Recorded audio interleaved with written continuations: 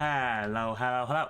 It's I, Darth Blue, Dinosaur Pirate VTuber. I'm here, extraordinarily, gonna go to space, starting a new life. Yeah, hit some music. Bam, bam, bam, bam, bam, bam, bam, bam, bam, bam, bam, bam, bam. Yay! Alright, who's ready to go to space? We're doing Space Colony Expedition. I'm gonna start a brand new life, away from creepy people. Oh wait, hi Zorgrim. Anyway, new game!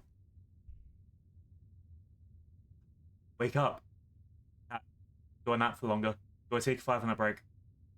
I think waking up is the best way to go. Oh yeah. I've checked out the stuff before. There are a fuck ton of spoiler, no, not spoiler. Well, spoilers if you haven't played this before, obviously. Trigger warnings. There's lots of death. There's abuse. Everything in there. If you're uncomfortable with this stuff, do not watch this stream. I mean, why the fuck are you here in the first place? It's 18 plus. I generally am unfiltered.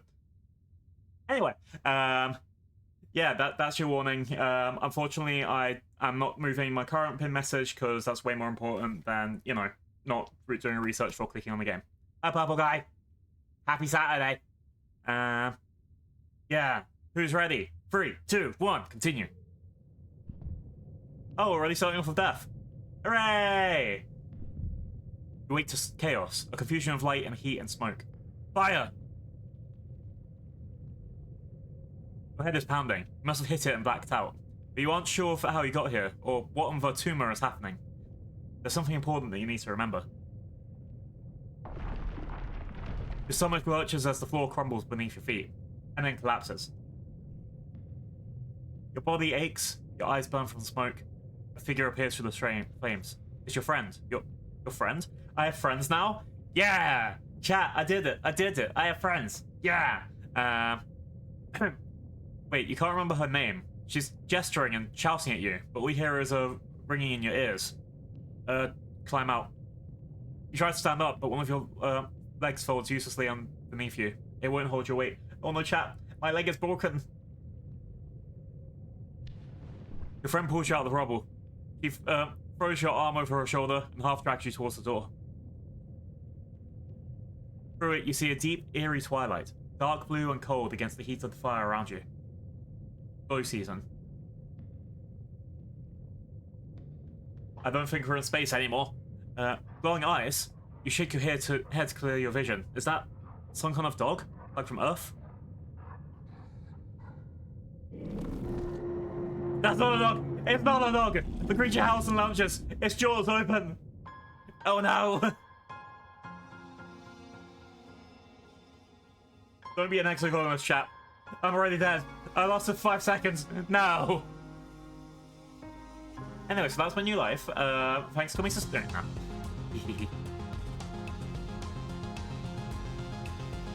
I can't wait. I wonder if that's something that's guaranteed to happen or something that may happen. Born in on the Stratospheric, Earth's first colony ship. Halfway through its 20-year voyage to a wormhole at the edge of the solar system. Your parents run the hydroponic gardens, which make fresh air and vegetables for the ship. Like the other colonists, they bravely chose to make this one-way journey to the uncharted planet Tumor 4 in the hopes that they could escape Earth's travels. They had you the old-fashioned way, merging their genes like they merged their cultures and traditions. They name you... Solanacier, Solana, Salone, or something else. I want to see what the something else options are. Oh, can I just go for it? Alright. Blue. Yeah, I'm blue. Badu dee dabu die. Yeah. Alright.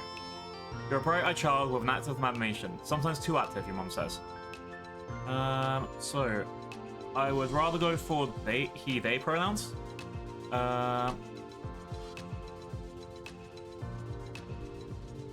Nice, it has all of them. Let's see. He, they, he, they, he, they. Well, that's a lot of them. They just stop and stare. Nice.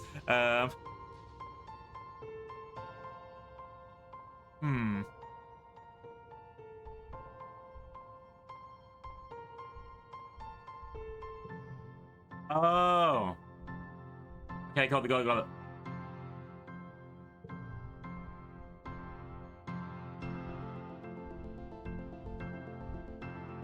So, they. When I'm a kid, it's kids. I think this is the... Yeah, this is the middle route.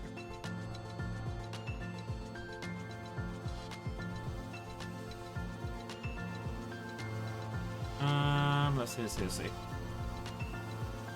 This could actually be a long time, just going through everything, technically. Let's see. So, I prefer...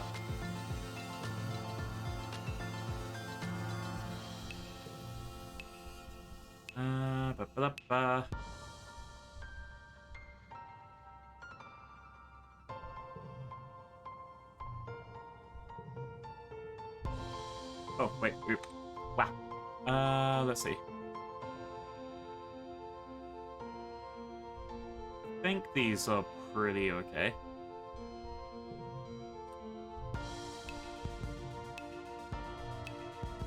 It's kind of the thing. I kind of prefer mix in some cases. And other times we kind of like nickname stuff. Yeah, we're doing good. I hope you guys doing okay too. It's a wonderful Saturday today. Yeah, I prefer to be called man than human.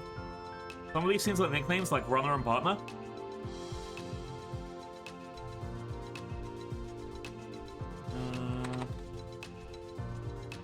I do love to do that. I feel people do that sometimes. Let's see. I'd rather be called son than child.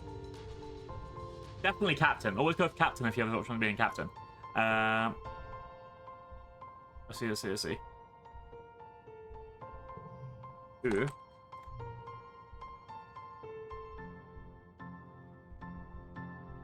I do believe that most of these are okay.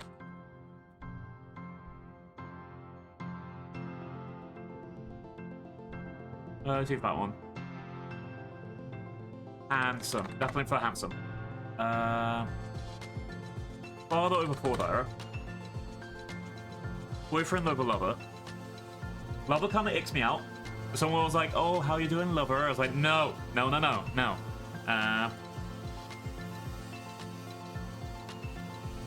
know that it's probably giving the options to like a custom stream too.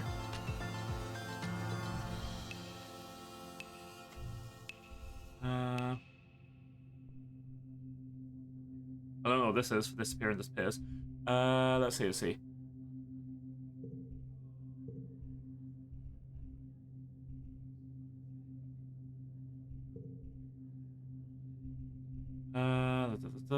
I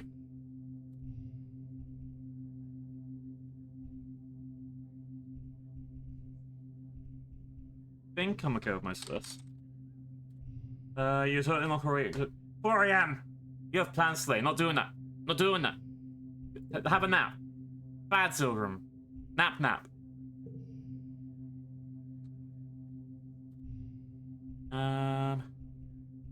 I think this is the combat strings.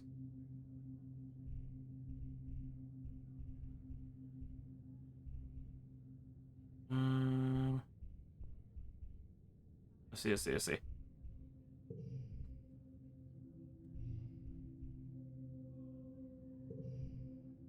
Deodorant, perfume, body spray, nah. Deodorant. I spelled that wrong, haven't I? Let's quickly... Thank you, Google, so I don't have to think.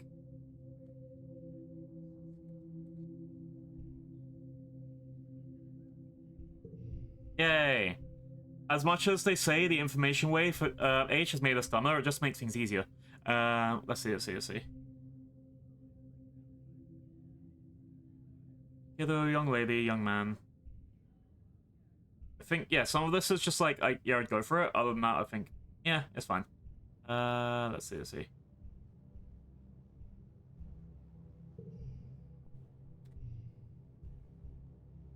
Wait, let's do fully fledged. Let's do good. Rex's special friend.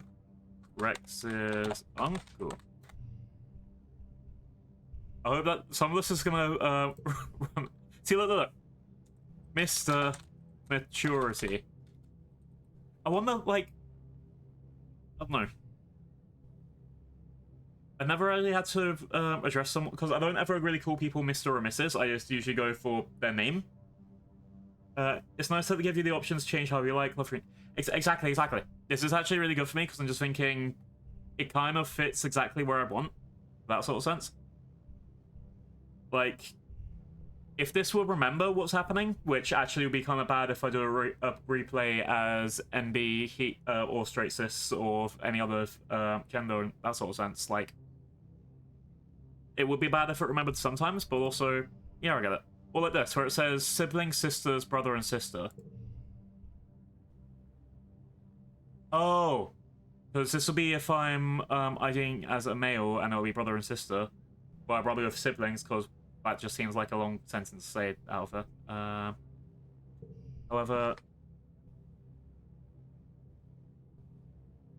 this one, I guess, context would be their lovers or their boyfriend and girlfriend. If it was said by a child, I expect it to be boyfriend and girlfriend, but if it was their lovers, then that would be an adult. This is the thing, you don't get all of the context here. Yeah, this thing, like, I was raised to, I was one of the people that was raised, oh, when you leave high school, you're gonna call everyone Mr. This and Mrs. That. And then as soon as I get to college, it's, hi, I'm Steve, I'm your lecturer. Don't call me Mr., it makes me uncomfortable. That sort of thing. He just stopped and stares. I think I'm okay with most of this. Could I just skip? Shit, I'm skipping. Ah! I know what's going. Alright. I accidentally skipped on the right side, but let's see. Masculine appearance in late teens, and they them. Yeah, we're good. So. You're a bright-eyed child with an active imagination. Sometimes too active, your mom says. You'll use slides on your left to choose pronouns and late teen appearance. These can be changed at any time. You have vivid dreams of things you've never experienced. Dirt under your feet, skies overhead, endless jungles, and strange animals. You'll know if this is what Votumen will be like. Every child on the stratospheric will be given one genetic enhancement. By age 6, you see the first signs of yours. Eagle eyes, extra fingers, absorbent brain, super strength, compact temperament, and nothing at all. You know what? Because they said that, what was it? Because they said that they had me the old-fashioned way by mixing genetics and cultures, I'm going to stick with nothing at all. I'm going to assume that my parents went for no genetic enhancement.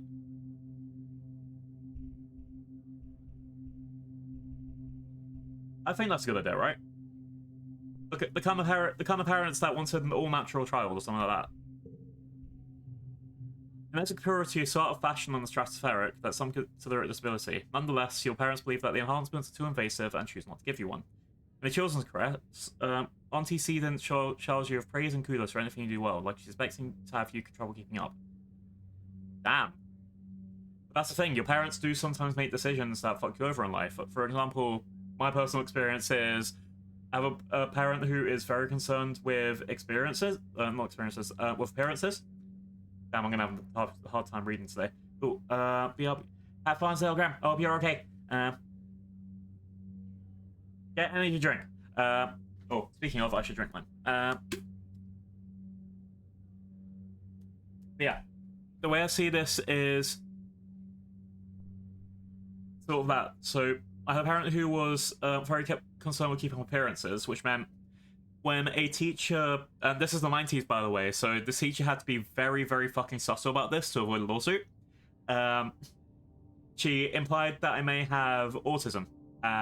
And my mother, darling person who cares about keeping appearances and all that stuff, and really did not want an autistic child, they went to a special needs teacher, got the tests, and did them herself instead of going to a professional. Which means that it doesn't matter what happens, because she's got a bias of, I don't want an autistic child. So if she helped me with the tests, I don't know. I would have been like, what, 5 or 6 at the time. if she helped me with the test, that means it's valid. If she changed the answer a little bit, if she didn't report it, if she did notice something, none of this shit matters because it, like, that means that since the 90s, if I have or haven't had autism, I will never know.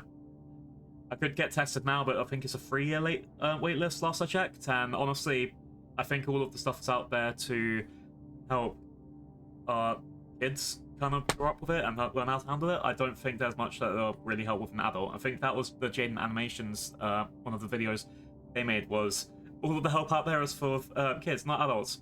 But at least you know. Which, yeah, maybe one day I'll look, but at the same time, it's not going to affect my life. And I feel this is the same sort of decision they've just made for this character. In that sort of sense, they want a child that's genetically pure, so to keep up appearances or for their own beliefs or whatever. And apparently, it's considered a disability on the ship, but they don't care. But it looks like the impression has already been made by Auntie Season. Well, you share extra kudos with your friends. Kudos. Alright, let's see. Oh, right, I'm picking a friend. So, there's energetic and loyal Anemone, energetic, tough and gentle Cal, bold and confident Mars, quiet and adventurous Dees, studious and mature Tangent, and shy and sweet Tammy. Let's see, I'd probably go for...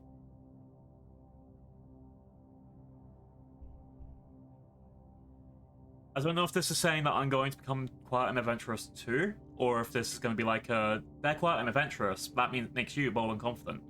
Because I know that a lot of time, if you've got a bold and confident friend, they'll either push you to go forward, or you'll be the opposite of them. You'll be the quiet one because, you know, they're more bold and confident. That means you shy away in comparison.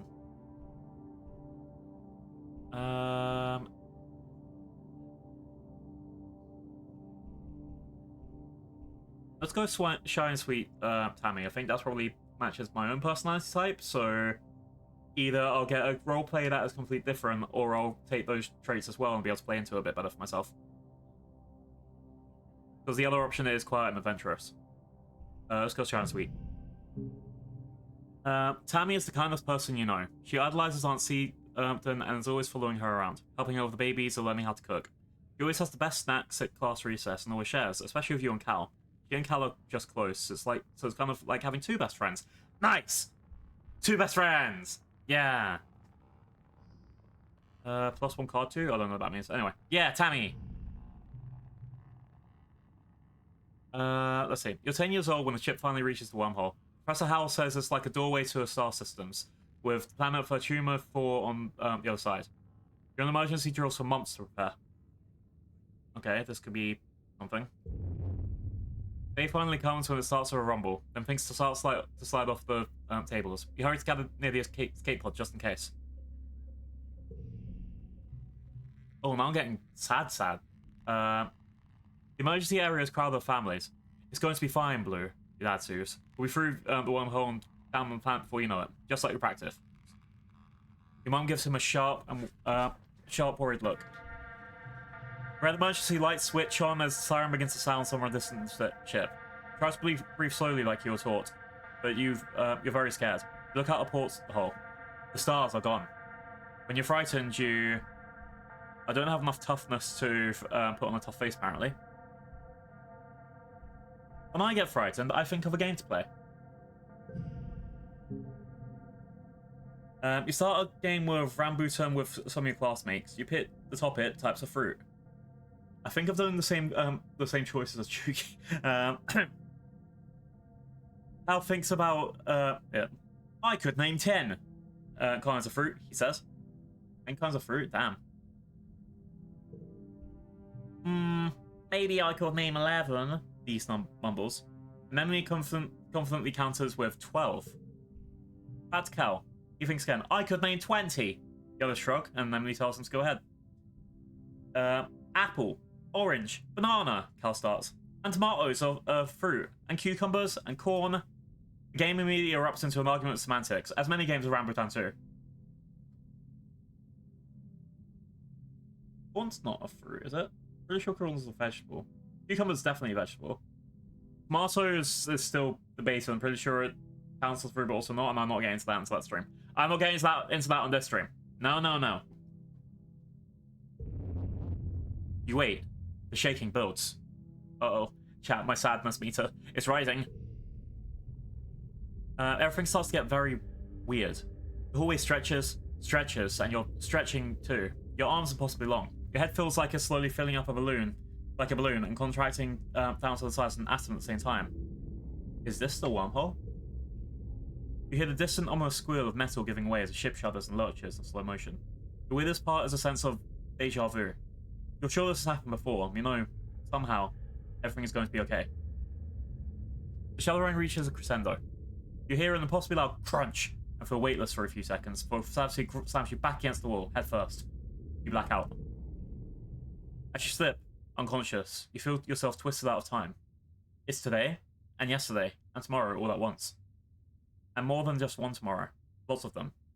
Different tomorrows. You find yourself in a place from your dreams. Till fills, dramatic ridges, and a stranger, but also not a stranger. She's grinning as she grabs your hand. Hurry up, she says. I'm not going to let you miss this. Distantly, you can feel the ship shaking has stopped. You hear your parents' worried voices. Feeling safe, you slip further into the warm embrace of the stars. Ooh. Blue, I sent something to you on Discord, but I forgot to send. Uh-oh. I'll check it out after the stream. Hopefully it's okay. Or I'll check out my break if not. Well, it should be fine. Let's see. You drift. Gradually, your consciousness reforms.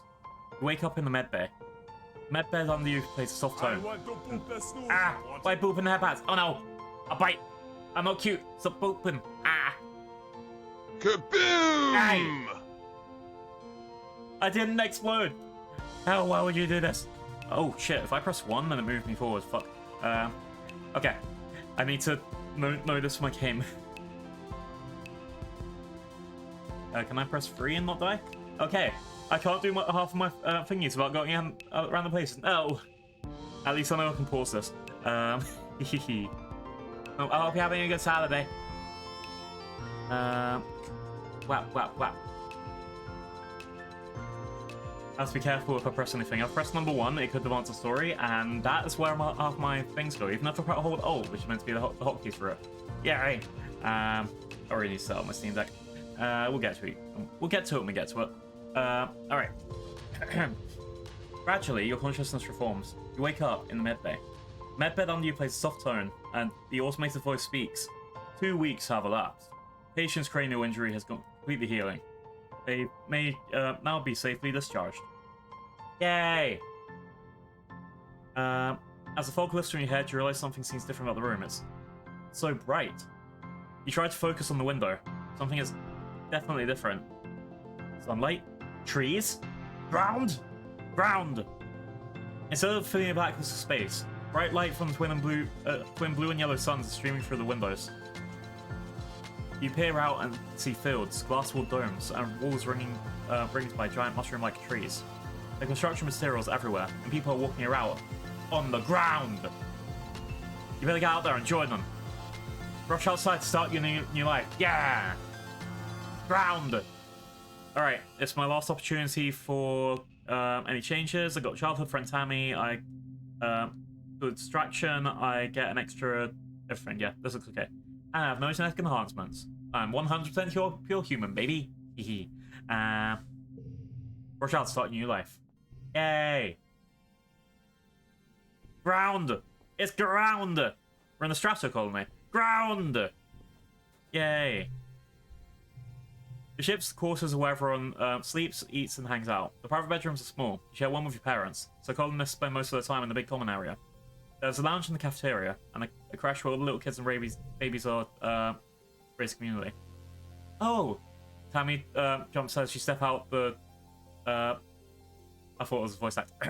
Oh, Tammy jumps out as she steps out the ship's quarters behind her. You're awake! You're all better! Better go see your dad! She points southeast towards some geodesic domes? Anyway. Click on the ground, click on characters to talk to them. Or just use my controller and run around. Hooray! Hi, Tammy. Tammy looks concerned. You slept for so long after you bumped your head, she says. I bet your parents were worried. Dad's over in geoponics. So, near those domes. They're called greenhouses. I'd go with you, but, it's as far as, I've been from the ship since we landed. Tammy stammers, blushing. It's really scary outside. Classic Tammy. Ooh, it's Dad! Blue. Your dad gives you a big warm hug. You're finally awake. Dr. Instance thought it would be best to keep you asleep while you're not getting healed. Your mother and I thought you might sleep away the whole year. My snoozy little gooseberry. He checks your head and looks relieved. He's clearly worried about you, but he covers it with jokes and smiles. Ah, you love your dad. Dad jokes! We love dad jokes here. Welcome to Vertumna, he says, gesturing around you. You've never seen the stratospheric from the outside, except in pictures. The ship has been separated in two, and parts taken off to form other buildings, and a big wall around the colony. The alien jungle creeps right up the wall. Only the geodesic greenhouses pass outside it, dotting their way up the hill. How did you do this so fast? You've been asleep for weeks, my dear aubergine, he says. And these geodesic greenhouses practically put themselves up. But some of it's only a quick temporary solution, he admits. We'll keep growing and improving things. One day, our little colony will be as big as a whole city. Oh, before I forget, he pulls a package out from his satchel and hands it to you. You blink and stare at it blankly. Don't you know what day it is? He asks. You honestly don't. You remind him that you've been asleep in the medbay for 2 weeks. Dad, you dumbass. Happy birthday! He shouts, wrapping you in a warm hug. Your birthday already? You feel a dizzying sense of deja vu. You stare hard at the wrapped package. You know exactly what's in there. You remember it. No, you dreamed about this package some years ago on the ship. Inside will be a small medallion in the shape of the sun that your dad made by hand. I have a sun medallion. Nice. Praise the sun, chat. Praise the sun!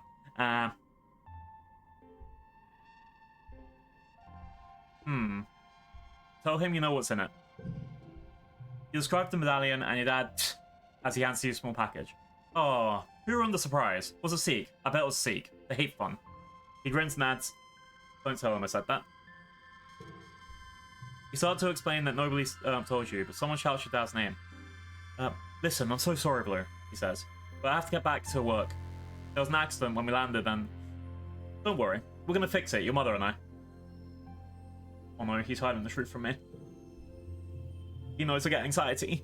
Professor House expects you in classes if you're feeling up to it. Your dad says, pointing west to the engineering wing, in the rear end of the bisected ship. Or he points to the large doors you came out of from earlier. Or you can relax in the quarters till you're feeling better. We'll talk later tonight, he says, and kisses the top of your head and ruffles your hair. Have a wonderful birthday, Blue. I love you. Ah, I have a lovely family. And he's got blue hair too, it's great. Love you too, Dad. Yeah! To enter buildings, click on the door or the flap beside it and get close and press enter on the action button. Choose an activity for the month to gain skills and advance time. There are 13 months a year and 10 years to the end of the game. You only have time to focus on a few things. 10 years times 30. I have 130 turns. Okay. I think it'll be fine. Hi. You see this sitting on the ground beside some bushes. Is he hiding from someone? He seems to be watching the gate in the wall to the south, where the grown-ups are coming and going. Kids aren't allowed past the walls, he says quietly, without looking up. You say there's nothing to be afraid of, but then why do we need walls? You stare at the gate and have a sudden rush of memory so strong that you think you might faint. Imagine something crashing through the wall, something enormous and dark and regular. Viewers in space, you've half-remembered nightmares of monsters, of your ship being destroyed, of sifting through wreckage that used to be your home, trying to find something. But Dad always told you that dreams weren't real. Breaking from your daydream, this whispers. I think there's monsters out there. Our parents will keep us safe. We don't have to worry. Maybe, Miss Numbles. He doesn't look convinced. He looks down at his feet. If you believe everything they say, I guess you could go to school now, like a good boy. He sneers. Hey, yo. Very cynical. You shake the vision from your head. It was just a dream. This must have made you imagine it was creepy talk. Why does it always have to be like this? Does this tell me what this is? +5 loyalty. Okay, so this is loyalty and... I'm gonna guess disorder? Chaos? Disloyalty? This is... Is there a thing that explains what things are? Friends. Wait, my dad's called Geranium. I'll call him Jerry. I'll leave character traits on. Memories.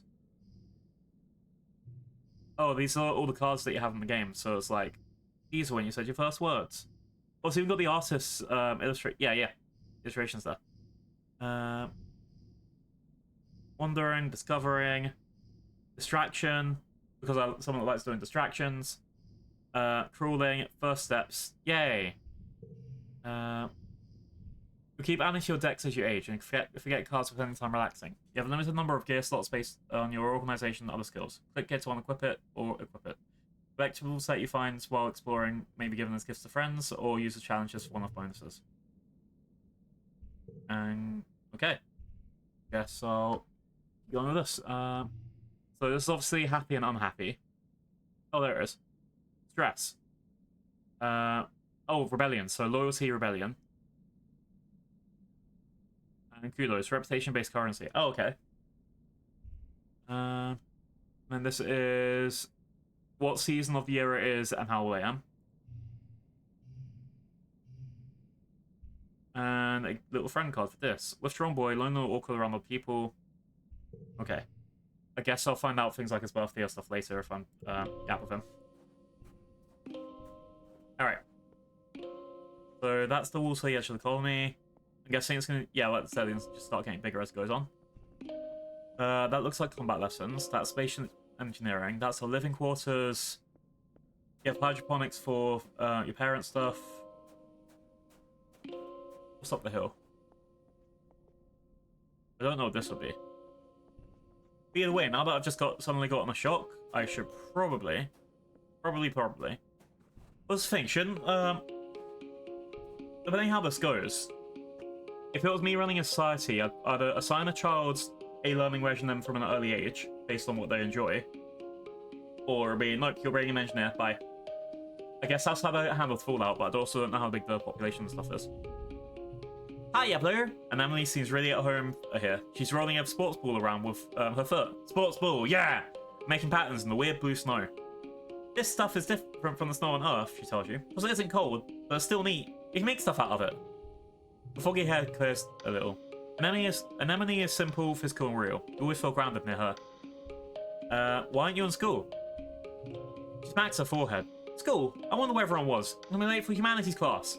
Doesn't look very worried to you. It's okay. Professor Howard, get chill. He won't mind. But we should probably go now. He grins and starts running towards engineering. Hey, I'll race you. No, they're racing me. I better get there first. Nah, I want to go over here as soon as I saw the weapon thing. I want to see what this does. If I can, like, go around and explore stuff before having to make a choice, I'll be actually way more happy. A small team led by Security Chief Rhett was enough to keep the peace in stratospheric. To stay busy, they also ran gym and exercise gym and sports ball courts. Even for a tumor, the garrison has expanded fast, building a huge wall around the colony and have an outdoor firing range and a big covered dojo. And best of all, a regulations-sized sports ball court. Yeah, sports ball. I wonder if they did that based on the meme or not. I like click on the outside. No, I can't go outside. Any other buttons I can press? I pressed all my buttons. There's nothing. Okay.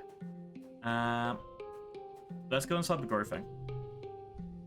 Hydroponics. The greenhouses from the greenhouses have different biomes inside. Growing plants from Earth that might belong in a desert, jungle, or temperate forest. Some are so delicate that you have to spray off any germs in an airlock before you can enter. The seasonal garden outside is dotted with blue nobodies. Little flowers which look like wriggling creatures stuck inside one another. A sign explains it's a decoy, meant to attract some kind of flying predator that comes to pollinate the flower. Okay. I guess that makes sense. This is command. Command is a warren of long hallways with doors off to tiny nondescript offices. Everyone you pass by seems to be hurrying off to do something important. The end of one hallway opens into a supply depot, which works as both a requisitions office and a general store. Beyond it are cavernous warehouses stacked high with supplies from Earth, now being gradually unpacked and distributed. Colony food short haul. Minus 100% low. We have no food. Colony security rating reevaluating. Upcoming event. We'll be hosting our first annual festival during the second month of Dust. Take precautions outside the colony boundaries. Xenophorn have been sighted in the area. Survey teams are investigating. Current Council Administration. Governor Udicott, command. Chief Administrator Seek, command. Security Chief Rhett, garrison. Chief Engineer Instance Engineering. Chief Cultivator Blue Geoponics. Chief Steward Antidescent Quarters. And Chief Surveyor Melatonin Expeditions. Okay. I guess that's your job choices when you get older. Let's see. So my two choices are go to class or go home. Knowledge is the path to power. Engineering. A low throbbing noise comes from the engine, which provides power to the colony. Other corridors lead to teaching labs in the medbay. You know the route to the classroom well, but the rest of the wing is off limits to children. Congruence, the ship's onboard AA. Hi, Congruence. Beams down at you from a nearby holoscreen. Don't forget to study hard, Blue. Pick an activity to do this month. So, I guess I have to use mouse for some of it. So I get 2 biology, 1 reasoning, and 15 stress. Or 2 creativity, 2 persuasion, 15 stress. Do I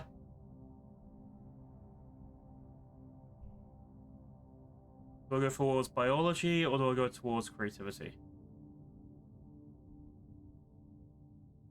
I think I like being a jack of all trades, so I'm going to pick biology for that side, and then I have a look because I already have a little bit of empathy stuff. I already have a little bit of creativity. I'm going to try and jack of all trades this. Life sciences, let's go. Good afternoon, my burgeoning biologists and upcoming chemists. Professor Howell welcomes you back into your classroom. This afternoon, we'll learn what it's like to call the wet sciences. He gestures to his whole projected lesson plan. Biology, chemistry, medicine, ecology, and geology. You'll learn a little bit of everything, with opportunities to study further in your favourite field. If you're looking for something a little drier, try resting for engineering classes. I probably will be up for engineering, let's be real. Today's lesson, Professor Howell tells you, we'll start with a fun group project. You'll be studying the mush tree, a prominent natural resource native to the... In the ideal conditions, it can grow at a speed of over a meter a day, and have a diameter of 30 centimeters. He stands on his tiptoes and gestures to illustrate. Your team will experiment to find those ideal conditions. But we're like 9 years old. How can we demonstrate ideal conditions? Oh no. You're teamed up with Tang and Cal, and are given a mush tree spore and a bucket to grow it in. The rest is up to you. Tang looks up Surveyor's notes on the holonet. Brush trees, she reads, are most abundant south of the colony in the stormy, moist regions in the subaqueous swamp. What if we use water instead of soil, like they do with those hydroponics?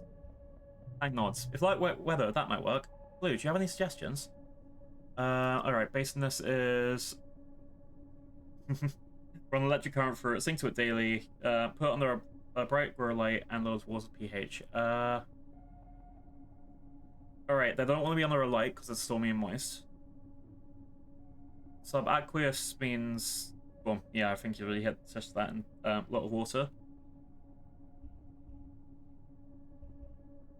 I think I want to take... run electric current through it? Because why not? What? Thank explains. Blue, how do you... Does that have any basis in reality? Just Cal's sport and he just shrugs. He doesn't look convinced either. Neither of you understand why you... Neither understand why you want to electrocute a plant. You explained that there are storms in the swamp. Electrical storms. And maybe somehow that will... Yep, that's exactly what I was thinking. Maybe Blue is right. It could make some sense, and if it is true, we could be the first ones to discover it. This is enough to entice Tang into most things. Discovery, got it. You attach a small battery and run a weak current through your bucket of water and drop a spore on it. The next morning, your spore is the only one already growing. By the end of the day, it's already half a meter tall. And the day after that, it's so huge it hits the ceiling you have to move outside. Yeah! I'm the smart party! The tree outpaces all others by a long shot. And by the end of the week, Tang proudly displays an editor's face hole that notes. Shows rapid growth when stimulated with mild electrical current, as discovered by a junior botanist. Yeah, I did it. So what we get? We got seven kudos, and we got an extra 1 biology. All right, getting to work. Early quiet biology. When you go to class, you'll pay a quick charge challenge. When you go to work or class, you'll play a quick card challenge as the month passes. Move cards for the 5 panes and make the best hand you can. Yes, all that matters. If your total in the circle is on the right reaches the goal value, you win. Depending on your cards, some challenges can't be won, but you'll still get a reward for doing your best. You get bonuses for flushes, the same colors together, bonuses for pairs, and bonuses for the same number together. Bonus for straights, increasing from left to right. More cards on the flush pair or straight, the higher bonus added to your total. Cards can also affect each other and can be rearranged to find your best total score. Okay. Well, that and that. 1, 2, 3. That's a mega win. Because, I mean, that's basically the only thing I could have done, right? Then I also have this, which I believe gives me an extra +1. Yep. So I was going to make that anyway. And then 10 for 5 of a kind. Oh, early life memories, right? And then 3 because they're the same color. Okay, got it. Yeah! You worked well this month. +1 extra biology. So I got +4 instead of +2. Nice. Your skills increase when you work or go to school, with extra skills if you win the challenge, and the kudos bonus if you make the highest scoring hand with your cards. Working also increases stress, which prevents you from working if it reaches 100. To relieve stress, take a month off to relax in the course's way. Got it. Probably need to take some time off anyway. Let's see. So I got 3 kudos, extra bit of stress, but also 1 reasoning and 4 biology. I need to show if I can get a way to increase my empathy at least to 25. That's probably 1 goal. Oh, and then I got 1 friendship with Tangent. Yeah. The parents have been working from first dawn to well after dinner each day. You know growing food is an important job, and it's vital to get crops in the ground right away. But there seems to be something more than that. It's such a strange growing up from the stratospheric, where you saw them all the time. You stay up and wait for them at night before going to bed. Though you can tell they're exhausted, and they make an effort to spend time with you. That's good parents. I'm sorry we haven't seen much of you, little gooseberry, your dad says. Your mum watches you as she works pebble out of her garden tiller, which also serves as a crutch. I've been holding up. I learned some stuff in school. I'm glad to hear that, your mum says. I want you to study hard, work hard, and stay out of trouble. Dad smiles. Professor Hal gives you kudos if you get good grades. Spends at the depots once it's open. You know, says your dad, raising an eyebrow at your mum. I think there's lots of different ways to learn, and school is just one of them. You can learn from working in a hobby or by helping a friend. Your mum shakes her head and sighs, though you can tell she's trying to put on a gentle expression. We both agree that the colony is an experiment, and that means we're going to do things differently than on Earth.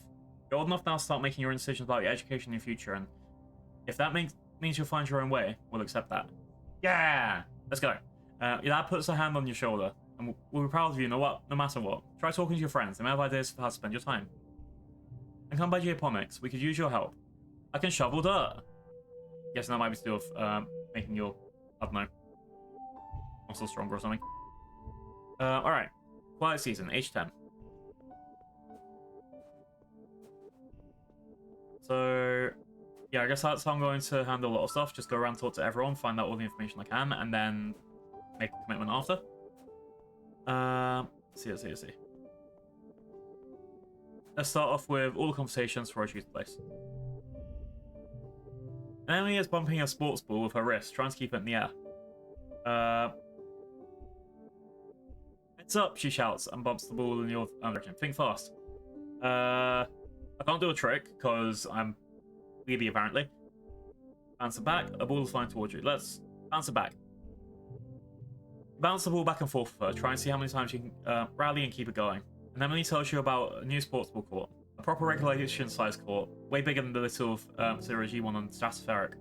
Her brother Com is coaching the junior sports ball team this year. He's so great, she says. He's good at everything, specifically spiking. He's coaching me to play awesome like him. You should come join us. Alright, we've unlocked sports ball in Garrison. Yeah! Alright, that's one. So yeah, just yap at everyone, and then that's the RPG element, I'm guessing. Alright. This looks at his feet and pretends not to notice you. Oh my god, I dare you to eat this one. I probably shouldn't. Well, I can't do that anyway. So he doesn't like me. Got it. The other friend up here. Yeah. A sharp whistle interrupts your thoughts. Hey, Blue! Mars calls out at you. Come here, I have a job for you. You walk over to Mars, who's sheltering from the snow on the ship's overhang. It's so gross here, she complains. The spark snow would have ruined my good clothes. At least we got one ship. At least on the ship we have climate control. Ugh. Tammy made me some soy sweets, but there's no way I'm going out there in all this weather, she continues. Since you liked running around in it, could you fetch them for me? I'm gonna do this because it builds character, and definitely doesn't make me a pushover. Good, she claps. It's probably just down the hill near our quarters. She's scared to take Mars' size. She's scared to take more than a few steps from the door. All she wants to do is hide inside and make sweets. Alright, I think that's my friend that I need to kind of focus on in a minute. Mother? Find your mum hard at work setting up the greenhouses with a small construction crew. You've seen that these plans pinned to the wall of your family's quarters for years now. These geodesic domes will house the more delicate plants from earth, spinach, tomatoes, maybe even fruit. She takes a swig of her canteen as you approach. Looking for something to do? She asks. Remember, Blue, you're responsible for your own schedule now that you've landed. You can decide how to spend your time, so long as it's productive. She points towards the engineering wing in the back half of the stratospheric server frame. Professor Howard still expects you in class, but a well-rounded education includes practical application. You're old enough to help with the work around here. She claps on her hand on your shoulder. I've got another minute. Is there anything you want to know? Can I join expeditions? Oh, you're too young to leave the colony. It's dangerous, she shakes her head. Your father will be worried. There's so much we don't know about the world out there. Let the adults find out, and maybe you can join in a few years when you're older. He gives you a stern look. She isn't going to budge on this. Now, inside the walls. Alright, what's going on in command? I think Seek said they need someone to deliver supplies from the depot. They're also setting up a shop there if you've got coolers to spend. And of course, that's what Captain Governor Lucelot works. But you shouldn't bother her. She's a busy woman and you don't have your mother's patience. Doesn't have her mother's patience with kids. You try not to giggle. Your mum isn't usually known for her patience. Damn. Alright, what can I do in the quarters? If you need a break, you can visit the lounge or see your friends. But I don't want to see you lounge around all the time. You need to work hard too. Alright, what are you doing in geoponics? She looks down and nudges at a sprout growing between her feet. It's green, the colour of earth plants. We're doing our best, she says. It has been easy. Let's hope the potatoes and corn can handle the weather here. She says, glancing up at the sky. I hear it rains like hell in the wet season. She takes a long look at you up and down. You're growing fast, Blue, but you're still too young for real farming. Instead, well, there's a lot of soil that needs to be hauled. Soil hauling, there. Seeing your disappointment, she nudges you on the shoulder. Don't pout. How does she know? Pout, Mum. It'll help build those muscles. You need them now and then when we're out in the real world doing real work. Out here, we have to rely on our physical strength. Flex her biceps. Mum is really strong. What's happening in engineering? Al's teaching class of life science, engineering, and humanities. If you pass all the tests, maybe he'll let you work there in a few years. Your father thinks you're old enough that school is optional. I don't agree, but I'll be honest with you. We do need every pair of hands we can get, she says, gesturing to the fields. If you want to work with me here in geoponics, I suggest studying life science. If you don't have a good grasp of biology and ecology, I'm going to stick you on shovel duty. Alright, what about the garrison? Security Chief Rhett is organising a sports ball team. You used to play, didn't you? Back on the ship? It'll be different here on the planet's gravity. Of all the ballots in the colony, Rhett and your mum are the most like soldiers you'd see in holovids. For a moment, Chief, you think your mum is going to suggest something else, but then she shakes her head. You're too young for defensive training, so don't worry about that yet. Just enjoy yourself and stay out of trouble. Alright. I think this time I'm going to go talk to Tammy by the, if there is a last quest I can do, it'll be Tammy. Because I'm going to try and see if I can, make her confident, I guess. Or at least be that friend that, that will help her out. Let's see what Dad says. Hello, my little potato, your dad exclaims, smiling warmly. What have you been up to today? Playing in the fresh air. He breathes deeply and looks around. Autumna is magnificent, isn't it? You nod. Seasons! He shouts, throwing his hands wide. I missed seasons! Back on Earth, it got much colder, and snow wasn't half as pretty as our spark snow. He sighs, stretching. Just wait till you see dust season. Both the suns will be high in the sky and it'll be really hot then. You'll see. That sounds like hell, Dad. Why would I want heat? Ah. Alright. Let's quickly run to command. Anything else on the notice board? I think it all looks exactly the same as it did before. Yes, okay. I think eventually I'm going to meet whoever actually is in there. But they said they wanted the runner or something. Alright. So, Tammy. Tammy is staring obliviously at the sky, smiling to herself. She's startled at your approach. Oh, hello, Blue, she says, putting her hand to her chest. Do you need something? I'm here for Mars's, soy sweets. Tammy smiles at you. Oh, it's so nice of you to help out Mars. She's a very important person, you know. She hands you a box of wrapped in pink and yellow scarf. One order of mango soy sweets, made fresh this morning, she says. Please can you tell Mars that she can have the scarf, she can have the scarf back, okay? She used some of her kudos to nanoprint it for me because it's so dusty here, but I think I'm getting used to it now. Tammy smiles again and tucks her hair behind her big elven ears. Mars is so cool, she says fondly. Sometimes she's kind of bossy, but I know she really cares too. Alright, let's give her sweets. Mars puts out her hand expectantly. Give it here. I feel like I want one of these ones if I can. I definitely need to go get some persuasion courses. I ate them. I'll be nice. Kind of sucks though. Here it is. You hand over the box of soy sweets with a smile. Mars giggles and takes it. You're such a good sidekick, doing everything I say. She opens the box and hands you a soy sweet. Your tip, she tells you. Oh, and administer to Seeks looking for someone to do delivery jobs at the depot. I don't want to do it because, like, ew, running around there? Nah. But just go through there, she says, gesturing to the door behind her. Tell them I referred you. That is an option to go for. Okay. So option 1 is... I need to go to talk back to her in a second. Option 1 is security. Option 2 is engineering. Option 3 is whatever I'm about to do with Tammy. And option 4 is command. You see Tammy sitting quietly near the entrance to the lounge. You've known her for a while. Well, your entire life. Back on the ship, you were a study partner. Tammy was awful. Awful at Earth history. She thought Europe was the name of an English queen. I mean, Queen Europe was the greatest woman of our times, but fine. And the Pacific was a famous ceasefire treaty. The ceasefire treaty of the Pacific did stop a lot of wars. Facts go into her huge ears and back up the other. No matter how hard you try, she never seems to improve. Her ears perk up when she sees you. Hello, Blue. I was hoping you could help me with some homework. Of course, yeah. Oh, thank you. I've lost 1 reasoning, but gained 2 friendship. Oh no. My reasoning. She made me dumber. Chat, she made me dumber. No! Do they even have any reasoning? I can't actually check to see the number unless I'm mousing over the wrong point. 0 out of 100. Oop. Wait, no, that's the reason I got from being good in class. No! Tammy, no! Damn it. She made me dumber. Oh, thank you. She bounces up and down. You spend a couple of hours trying to teach her the difference between exothermic and endothermic reaction. One makes heat and one absorbs it. Why is it so hard for her to understand?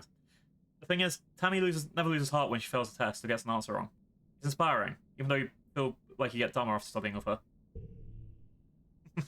She used all of my spoons. No! Oh, wait, hello. Tammy has barely left the safety of ship's quarters and lounge since she landed. She looks fearfully out from the doorway. I'm afraid of the outside, she admits plainly, with no trace of shame. My dad says I need to take baby steps, and it's okay if I approach things at my own pace. Alright, I'm going to perform a random act of kindness because I have empathy. Yay, actually wait, that was the entire point. I was doubling down on empathy before. Yay! Alright, random act of kindness, let's go. You start simple. You give Tammy an enormous hug, sharing the love. Tammy gets a lot of hugs, but just make sure this one feels special. She hugs you back, wiggling back and forth happily. She's surprisingly strong. I get 2 more friendship, 1 more empathy, and I get the memory sharing is caring.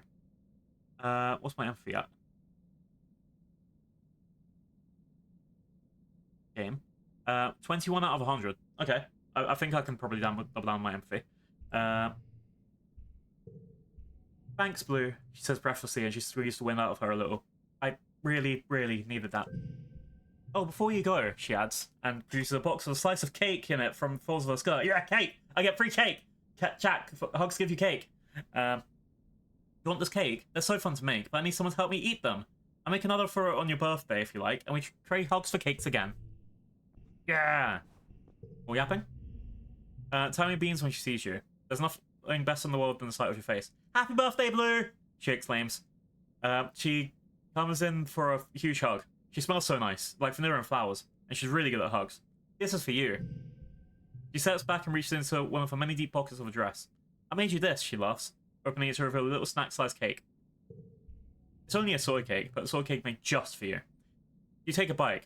Okay, it tastes like regular soy cake too. Tammy did what she could with the colony, with what the colony has. Tammy watches you eat the cake with a look of delighted satisfaction. You can share it if you want, she hints. But it's my birthday cake. Fine, I'll share. If that will make you happy. There you go. I was just kidding. I made my own silly Billy, she says, pulling out the second box. Let's eat them together. Yeah. Huh. Alright, chat, there is an ad starting in 1 minute. I just noticed I only have 1 snooze left. Damn. I need to really save that in case I get a raid or something, or hell, someone fun comes in and we have to be like, yeah, hi. It's kind of weird. I get why Twitch limits the ad break, so you can't just, like, you know, snooze them whenever you want. But also, it's only free. Anyway. If I talk to this... Hang on, let's talk to my friends again. I don't want to go to school, and Emily pouts. But I guess we have to. You know how to get there, right? Through the door to the engineering wing behind me. You know, that big thing with the rockets on top. She laughs. I was confused too at first. I've never seen shit from the outside before. I don't have toughness 20, so I can't do that. I think I need to go to do the sports ball just so I can get a little bit of toughness. Or any kind of combat, that sort of area. I was going to go back and try and talk to people again. So I can't talk to Mum again, I've gone through all of that. I can't help him with the animals, because the animals 20 or greater. I can't make him eat a worm because I don't have any great bravery. Anything with Mars? I can't tell her about my day because I have no persuasion. Damn. There's a lot of limits at the beginning of this, but I get it. I have all these kudos, so no one's spent them yet, Mars says. Zeke says the post store won't be open till next year. How am I supposed to show off how much better and hardworking I am than everyone else? It kind of sucks. Alright.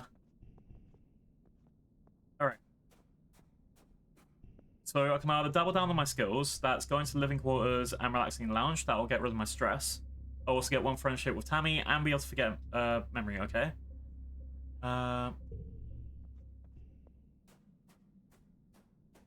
So anything I do before I go into a building is... I need toughness 10 or organizing 10 or greater. Okay, so I can't do any delivery for the command workshop then. That means I can't, like... What was it? I can't suck up to the big bosses until I do that then. Got it? I can shovel dirt, which will give me a friendship with Cal, 3 toughness, 5 kudos, and 15 stress. Alright, so that's currently my top choice. I need that toughness. If I go do sports ball, I get persuasion and bravery. Oh, sorry, toughness and bravery. Alright. I think that's my choice at the moment. I want the toughness and bravery. If I go here, I'll get... What was it? 3 toughness. Yeah, I'll probably go for the other one at the moment. Engineering. I can get 2 creativity and 2 persuasion. I think... And then I'm not smart enough to go for the engineering classes. Thanks, Tammy! Alright.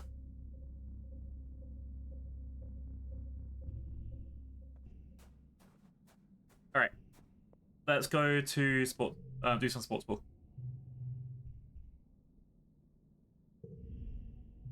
And then we meet you on the court. She's bouncing from one leg to the other in excitement. My brother Com's organising the youth team, she tells you.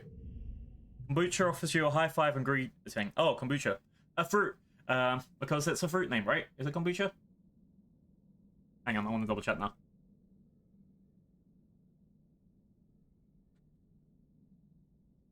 Kombucha. Oh, it's a tea. That means that kombucha is a leaf.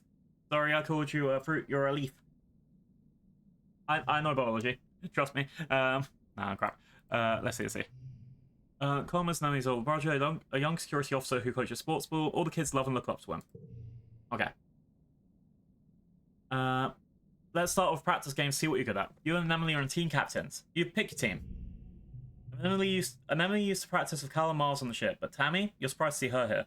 Come will fill in to even up the teams, but promise to go easy on the other side.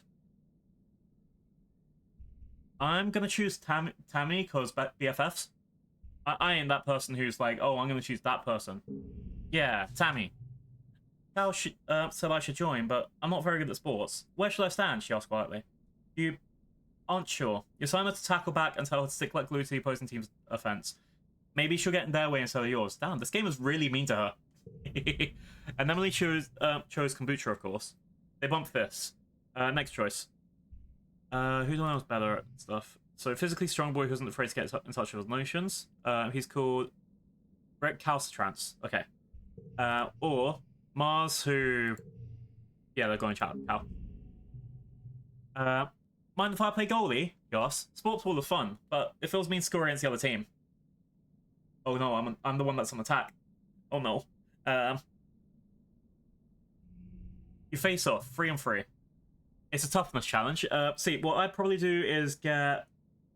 I don't know who's going to be goalie on their side, but I probably want Kombucha to be hounded by Tammy because he'll feel bad. He won't like, you know, push Tammy to the ground or something, unlike other kids on the team. Alright, toughness challenge. Let's see. Story challenge has 3 rounds instead of 1. After every round, you keep the cards that you didn't play and unlock an extra slot to play them in. Losing isn't always a bad thing in story challenges.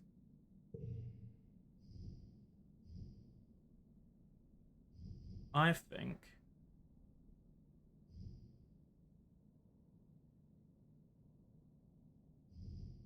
Oh, let's big brain this. Because that's already a win, right? Oh, the goal's 27? But yeah, that's already a win, right? Where I see it. Because I could get an extra...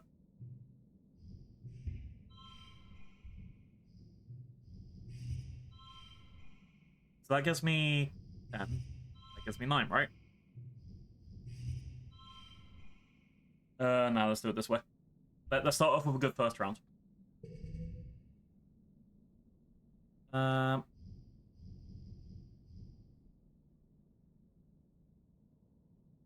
Sharing is caring. Giggling.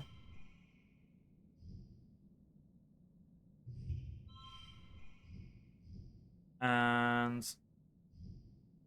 First steps. Okay, so that's taking 10 off the goal, which means that hopefully the last one's going to be fine.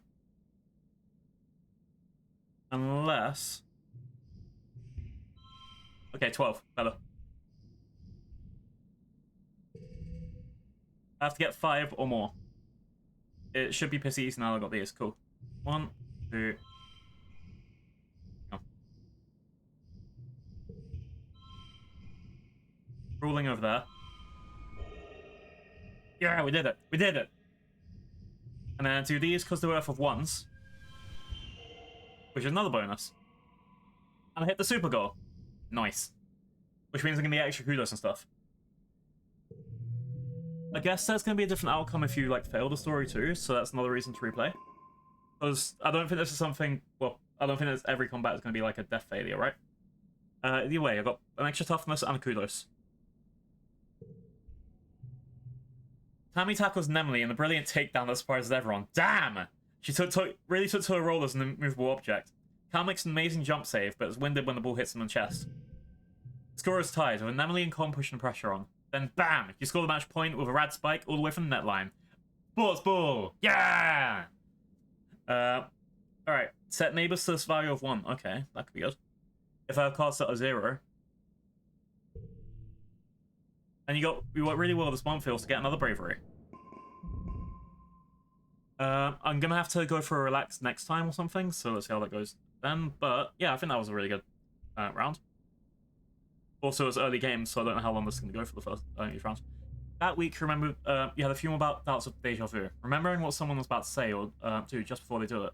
Sometimes they actually do it, but not always. Does everyone get the visions of the future? Anyway, this morning you're pretty sure that Professor Howell was going to trip on the uneven floor in the cafeteria and spills plates of fresh browns. You even told Mars to watch. He didn't, though. Professor Howell walked away. His hash brown's safe for today. Mars called you a liar and a dummy. Mars. At night, your dreams are all mixed up with stuff that you know can't be real. You're chased by monsters the size of buildings, only to be saved by strange people you've never met. You're holding the hands of someone you love. You're crying as you help lift the shrouded body into a colony recycler. That sounds harsh.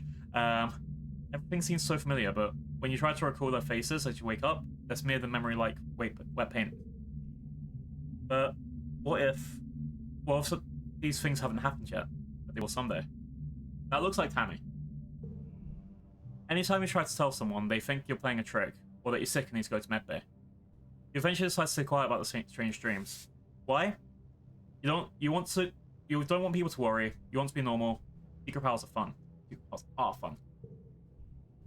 Start keeping a private journal on your holopalm, recording events when you remember something before it happens. You also write down your dreams when they have that feeling of being real. You like the idea of being magic and seeing the future. Some of the dreams are very scary. You hope that, like Fresher House hash browns, they don't all come true. Alright, it's mid quiet. Oh no, late quiet. It's late quiet. Oh, each of those are seasons. Got it. Okay, I'm gonna yap at people again. And then see where it goes. Let's start from left to right. Anemone runs up to you. Hi, Blue. She huffs, catching her breath. She grins. On the ship, adults are always saying, no running, Anemone, no running. But outside, there's so much room.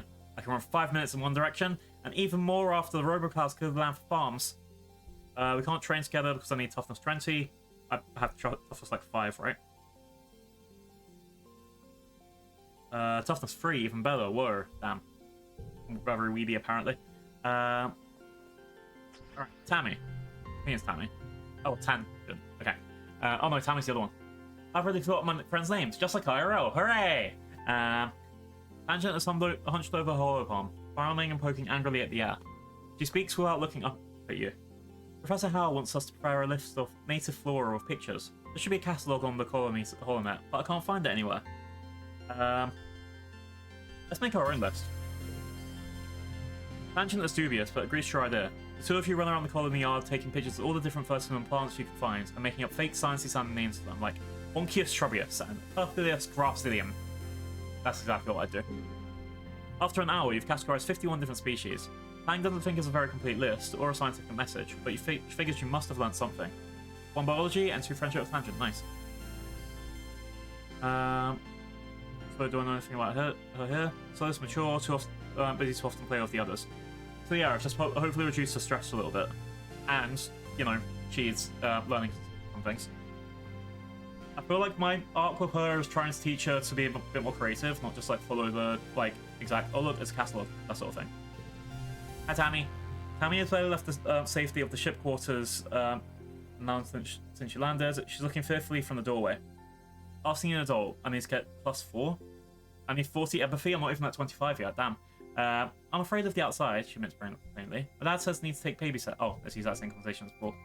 Alright, this kid, that one's make eat a bug. Need baby 20. Oh. Bravery 20. This is hanging out near the south gates, and he's staring into the... Makes sense. Expeditions. You step cautiously through the colony gates. Hey there, kiddo. Uncle Tonin blocks your way with a smile. I'm afraid expeditions off limits now. It's not safe out there for kids. You better toughen up so you can join the squads when you're older. I need 20 toughness and 20 bravery. At least see the map. Alright, you got Prosaic Plains, Subaqueous Swamp, Wrestling Ridges, and the Valley of Vertigo. Prosaic Plains lies to the north of the colony, where the higher elevation and natural planet makes the snowfall more regularly in every season. It's prone to southern storm flurries, and the plains are relatively safe safe place to explore, with a mostly herbivorous exofauna. The Valley of Vertigo is a low-lying trench to the east that's dense with pollen-producing trees. There's a wide variety of edible food here, both plant and animal products, leading some of the explorers calling this place the breadbasket of Vertumna. There are a number of animals here that geoponics would be interested in domesticating.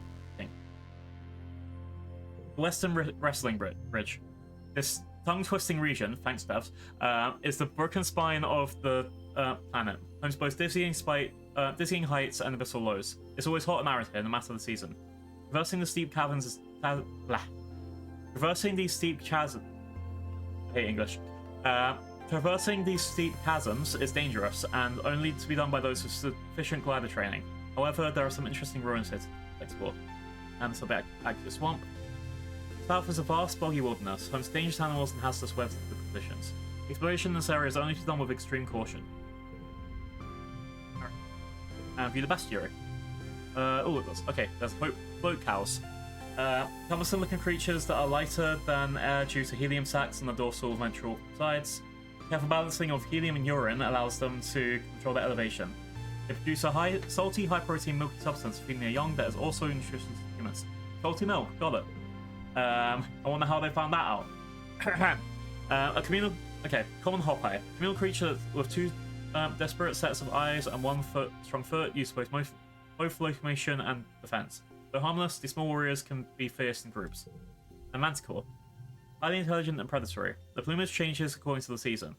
Their body is composed almost entirely of dangerous weapons. Do not approach. That sounds about right. Okay. One day I'll be able to go outside. Alright. Let's talk to Discord. Hal is riding aboard his around the geoponics garden in his hoverboard. The board suddenly comes to a stop on the rocky ground in front of you. Hal falls off but catches his balance before he stirs. Hi Blue. Real ground is way harder to hover on than ship floors. The bumps everywhere. We will have to adapt. Yeah, things are actually way better planet side. Hovering outside is rad. Have a look at this. He runs over a small depression on a nearby hill and presents it like it's something amazing. Look at this. It's a skate bowl. Can I try? Sure, but be careful. Mum says I'll break my hoverboard. We can't make another one. Oh shit. I don't want to do that. I want to be that person. But I've got toughness and friendship, right? 2 friendship and 1 toughness. Yeah. Doesn't say if anyone's birthdays and things yet. You take turns riding around the bowl, trying to get up enough speed going down one side to come back on the other. You don't land any tricks, and it's hard just staying on the board than even ground, but it's still fun. Yay. Alright, Mom. Got anything to say? Nope, nothing. And Dad? You're not Dad, you're Mum again. You catch your dad taking a break in the shade of the geoponics dome. Oh hey, he says, waving lazily. Taking breaks to the portman. Don't forget to take care of yourself. That's the point. What's my stress? 75. I'm going to check out what Mars has to say, but then I'm going to go for a rest break in this. I have all these kudos and I want to spend them yet. Yeah, that's what we were saying before. I don't have anyone that I need to talk to. I guess the next thing, I want to take a break and get some of that stress off, and then get one of those worthless skills. We're going to relax in the lounge for a month. Minus 100 stress. Hang on. I think I can do one more stressful activity.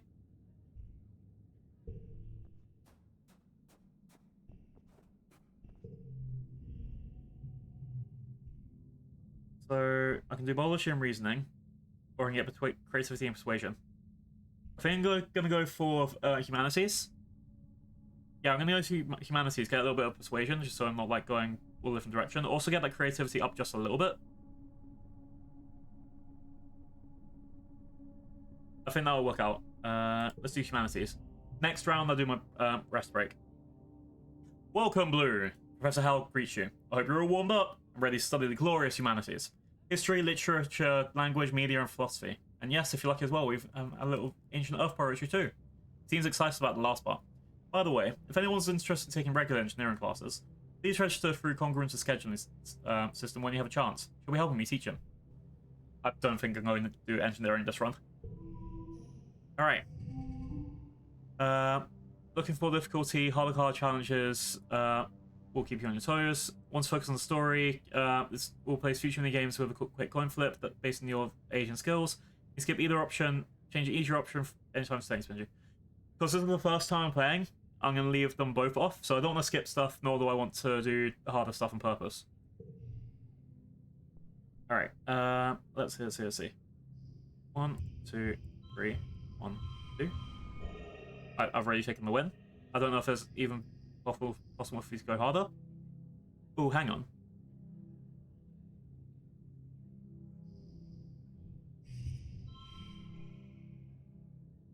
That helps in one sense. Alright, my options... Is there another way that I can do this cards better? Because no, getting a 3 and a 2 is the best way I can go on that end.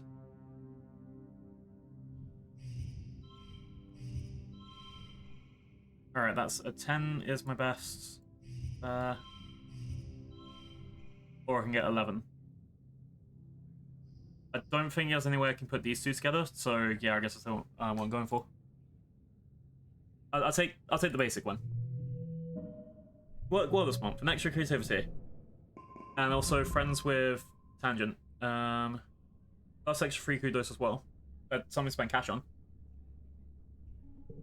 All right.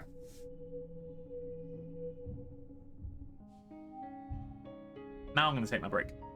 So yap to all the friends and go take a break. Tangent sniffs the air. It stinks out here. Not just one stink either. Every day is a new stink. Today it smells like wrinkles on nose. Like that time the waste reclamation unit broke down. Ugh. Yeah, I haven't noticed the smell, but she saw her sensitive. Or maybe she just doesn't like to sail air inside the ship better. I know a lot of us have genetic enhancement, so there could be stuff like that as well. Yeah, I'm taking a break this round. Alright, I still can't make him eat worms. I don't think I can train with you. Nemone is running around the sports school court, touching her hand to the ground at each corner. 18! 19! When she reaches 20, she claps into the grass and checks her hollow palm. I'm training! My big bro Com says I have to get my legs acclimatized to the planet if I'm going to be a team captain like him. That's good. Let's see. Oh, Tammy's finally gone away from the area. Because Tammy used to only stay around here, right? Yay, nice. Let's see. Man, I don't have biology to teach you that. I need to focus on what skill I'm going to improve then.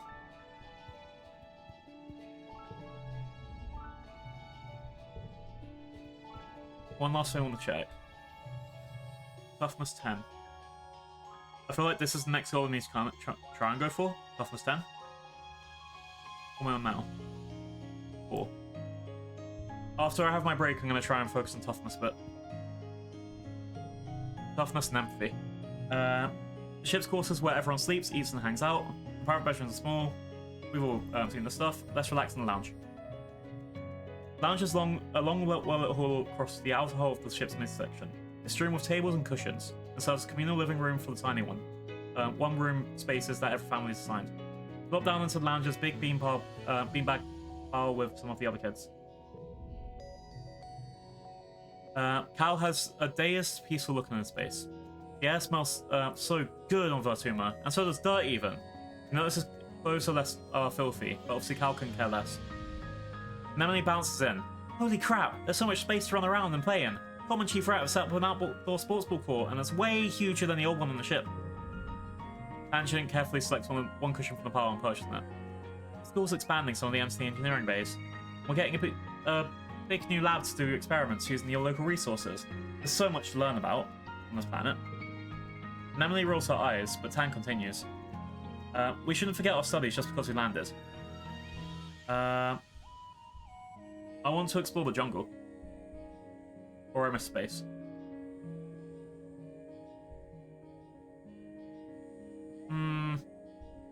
Okay, each of these is going to have an effect on what I do.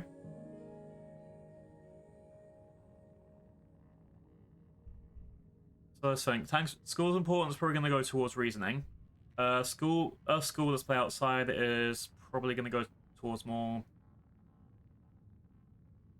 creativity, combat. Probably more creativity. I want to explore the jungle is probably going to go for bravery.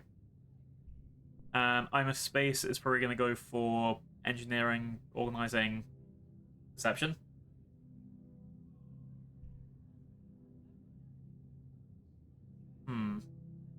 Let's go on to explore the jungle. That gets me. Oh, crap, one up. 5 rebellion and 2 friendship with this. Oh, that's definitely not what I wanted to go for. That's fine. Blue is right, you hear over your shoulder. And you've started to find this standing right behind you. When, well, how did he get here? See those huge beasts in the jungle when we were landing? This continues. Picking it, threading his sweater until it unravels. I wonder if there are more out there. You've had less of the deja vu. Dreams come to life feeling this week. You're starting to think you'd even imagined it. You get a prickling sensation in the back of your neck and remember Mars is about to enter the lounge and tell everyone to look outside. You stare at the door. Mars walks through it as if on cue. OMG, everybody, look outside. They're hoisting a flag over command. You know what that means, right? She stands tall with her hands on her hips. But Sumner is officially humanity's first exocolony ever. You look at the flag, feeling dizzy, and silently mouth the words along what she says next. You remember this moment so well. This is history, kids, she explains, wrapping an Emily and Tangent on the reached arm. And we were there. I took a month off. I lost 100% stress. Am I forgetting my first words or my discovery? I have like a lot of these cards, so I think first word's probably the way to go. But also it is 3 ones. I'd rather forget this and this. I'm okay with it for now. I'm keeping my memories. You wake from your afternoon nap. You squint into the pink-tinged light slanting through the windows. You must have fallen asleep in the lounge. Tammy's shadows falls across your nest of pillows. Oh, I'm sorry, Blue, she says, giggling. I didn't mean to wake you. It's so nice outside, with pollen sparkling in the sunlight. I wanted to open the windows. You rub your eyes blearily. Ugh, you're having the weirdest dream. Since you're awake, you should visit the cafeteria. Aunt Sealant is making new kind of candy. She says, it's made out of cotton. Isn't that weird? I have to go tidy the crash first, then I'll meet you there. Say something, okay? Tammy skips towards the crash, humming to herself. Chat, free candy, free candy. In the cafeteria, Auntie Sealant is cheerfully handing out masses of pink candy, puffy and soft like clouds. Oh, Blue, she says, handing you a wand with extra candy span on the end. Here, try some of this. We used to have it back on Earth. You pull up a piece and give it a taste. It's so sweet at first that your mouth puckers. Oh, is it like really... Like when you get like a really sweet lemon, right? Is lemon sweet or sour? Anyway, you've never tasted anything so sweet, and it's so real. It's not like the soy sweets that the kitchen nanoprinter can make. It melts in your mouth, leaving a gritty residue on your tongue. You wait until everyone is gone, but Tammy never shows up. You look down at the cotton candy in your hands. It spills a little from the humidity, but it's kind of like her hair, you think. Pale pink and so soft. You better give her some later. Relaxing in the family quarters after dinner. Your mom had to run off for some kind of council business, so you and your dad are playing a horror game together. When you're just about to ready to head off to bed, your mum returns. You can tell from the deafened slant of her shoulders that something has gone terribly wrong. Your dad stands up to ask what happened, but she waves him away and approaches you. She sits down and takes your hand, holding it between 2 strong, dark creased ones. Blue, I'm sorry I have to tell you this. She starts.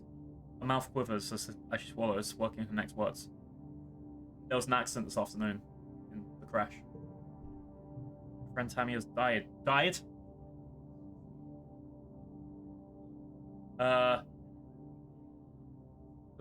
Just called me out candy like 5 minutes ago. You try to understand her words. Tammy? Dead? That's not possible. You remember the cotton candy you were saving to give Tammy?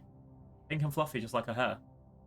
You put your hand out in your pocket to get it, but what comes out is a sticky, dark red lump of hard goo. You stare at it in your blank mind. What happened? Your mom tells you as simply as possible that Tammy was killed by an electric shock from a broken hollow projector. It was just an accident. You press her for more, for an explanation. A little girl is dead. Someone you've grown up with. Someone who's so much like you. She wasn't sick or anything. You just saw her this morning. She was right there. Why? Mums are sad when she tells you sometimes there's just no reason why. You aren't used to dealing with death, and you don't know what you're supposed to say or do. You sort of mumble, okay, and then get changed and crawl back into the cot. A full hour before your bedtime. You try to fall asleep. You toss and turn for hours. You eventually drift off into fitful dreams of that small sticky red lump of costly candy. God damn. Been for what, 6 months and my best friend died? How the fuck do you move past that? And then we get the upbeat music, of course. Tammy. Killed by an electric shock when you were 10. Damn, that's fucking heavy. And it sounds like everyone else just kind of moved on. Alright.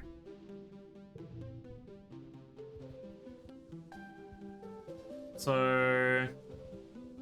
I guess first step is yap at everyone? Anga's pacing around the front of engineering. He looks upset.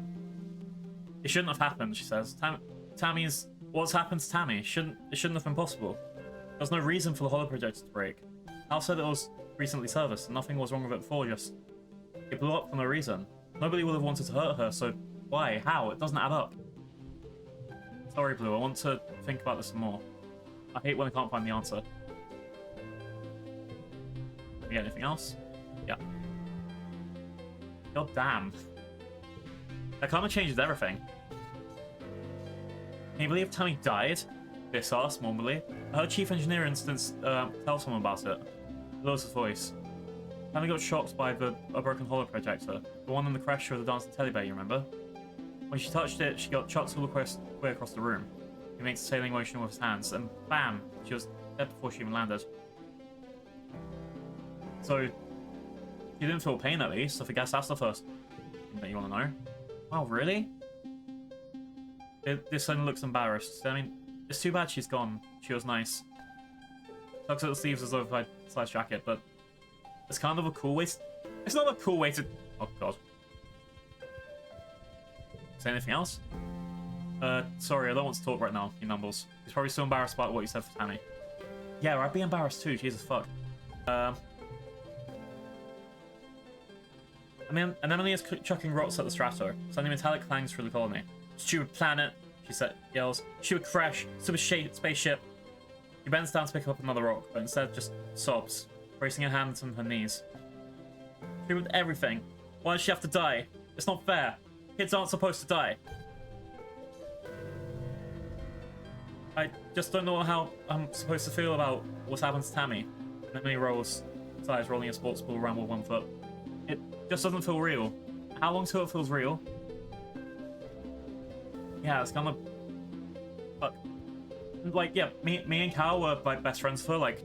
What was it? It even said, like, it was like having two besties at once. And, yeah, Cal's sitting in your mum's flower garden with his face in his hands.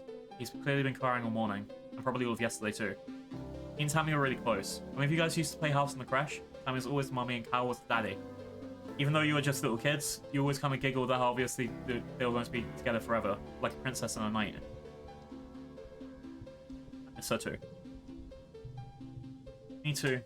He sniffs, looking up at you. You can see his how puffy and red his eyes are. Me really, really too. Tammy always liked these flowers, he mumbles. Sometimes I picked some for her.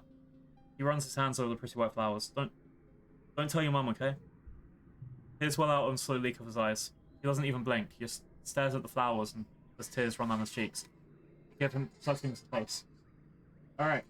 Work is trying to call me. So, in a couple minutes I'm going to have to go BRB. I'll check out what Hef sent me. I'll run ads, because hopefully it's just a quick parcel reset or something. Hey, I'm back. Yeah, so, work had a phone call. They were like, doing the whole, oh, it's the worst thing ever, it's affecting everyone, nothing's working. No one else is called, and they didn't even call the right person. But, yeah. That's hopefully been sorted, or I'm going to get another Angie call back from someone who doesn't stand in 10 minutes. Hooray! Okay, let's try and do as much for the game we can. But yeah, I've run 2 3-minute ad breaks in, what, 15 minutes? So that should mean that we get at least 1 hour ad free. I'm hoping longer. But fingers crossed. Alright, so we just talked to Cal, who... We lost our best friend, chat. There's no good way about this. Let's see what the adults say. Step cautiously through the colony gates. Blue. On good tone and size, he blocks your path. Looks like he hasn't been sleeping. I'm sorry, but you shouldn't be out here. Our children are so young and so precious, so fragile. Please stay near the ship. I think that's her dad. Alright. Meanwhile, my dad. Sorry for feeling blue. This motherfucker. This motherfucker. I know that that's only because of... I know that's only because I called myself blue, that's come off as a dad joke. But Jesus fucking Christ, this motherfucker. God damn. I'm screenshotting that.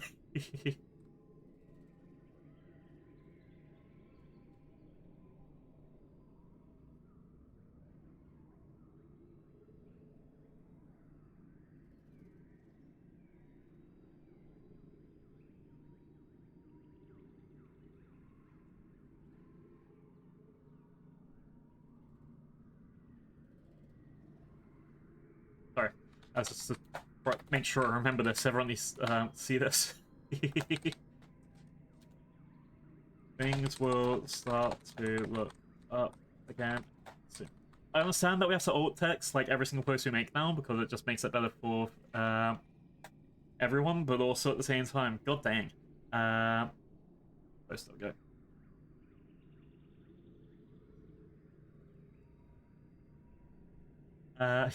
That dad joke. That goddamn dad joke.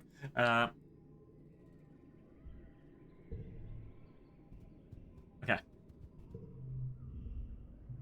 Your mom pats you on the shoulder, encouragingly. I'm so sorry, Blue. Let's see what Mars says. If she says Mars is staring at space, looking somber. She doesn't even notice you come up behind her and barely reacts when you say hello. I'm thinking about Tammy, she says quietly. She used to sit down the hill there, in that spot in the sun, every morning. You just sit there for hours in the sun, doing nothing, just being happy. You stare down the hill at the spot near the entrance to the waters. You can imagine her there, working on some craft project, humming to herself. She was so nice to everybody. And now she's dead, Mars says, making a face. How's that fair? Of all the people, how come it had to be my friend? That's very possessive. You don't have to answer her. You've never heard Miles call Tammy a friend before. Well, of course she was. Tammy was everyone's sacred little sister. Even though she was older than most of you. I think that's one thing people say about mourning a lot. You're not really sad that it happened to the other person. You're sad that you've lost someone. You're sad that it's your friends that got hit, or your person that you have lost. They're gone. Or they've at least gone to a better place. The people that are left behind are the sad ones. Mars clicks her tongue. Oh yeah, Administrator Seek is looking for you. I guess needs you to do some delivery jobs. Wave vaguely at the door behind her, distracted by thoughts. Is that an egg? Found a hefty red Xeno egg? Egg! Hi, Panna! I just found an egg! Also, my friend died. Hi, Panna! In-game. I hope you're having a good day. And I just found an egg. Can I offer you a nice egg in this exactly like that one. I also had a 15-minute break because work called me. It was very fun. Yeah,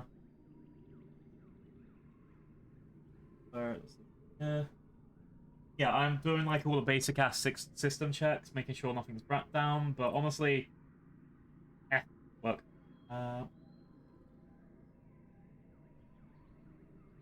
Let's see. I think my laptop's forgotten all the stuff that I've written down, which might be scary. Oh, that's fine. Okay. Yeah, I kind of hate this, these laptops, but it happens.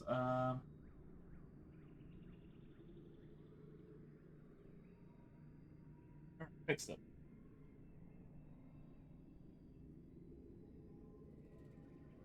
So they want me to go do deliveries. Yeah, I hope you're having a good Saturday. I can't do deliveries because my toughness is crap and my organization's crap. All right, chat. We're grinding toughness. We can make sure no one gets hurt ever again.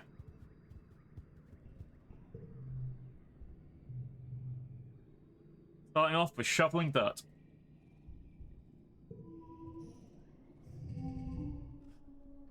Okay. Yeah. So you're in pain, but I hope you're okay. I'll send virtual hugs because I mean that's all I can do. But I hope you're okay. Hopefully I get to help relax you a bit or something.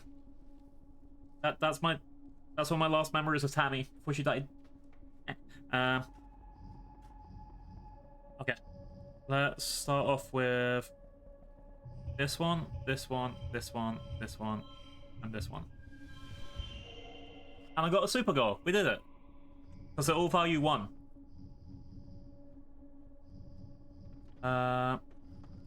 Poop. And I got a Xeno egg, which is change shoot +1 to a card, change shoot to toughness. I think I'm okay with this. Let's just quickly check what the next. You get a +3 for free, or a plus. Honestly, I've hit the super goal anyway, but I think.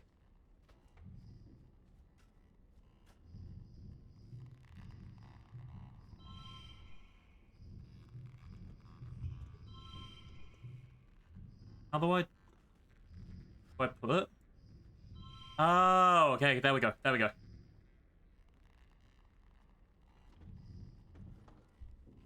Win. We did it.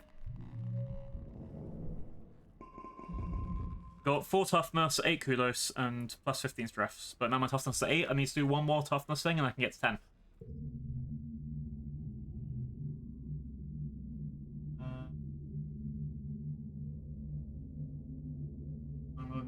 Size.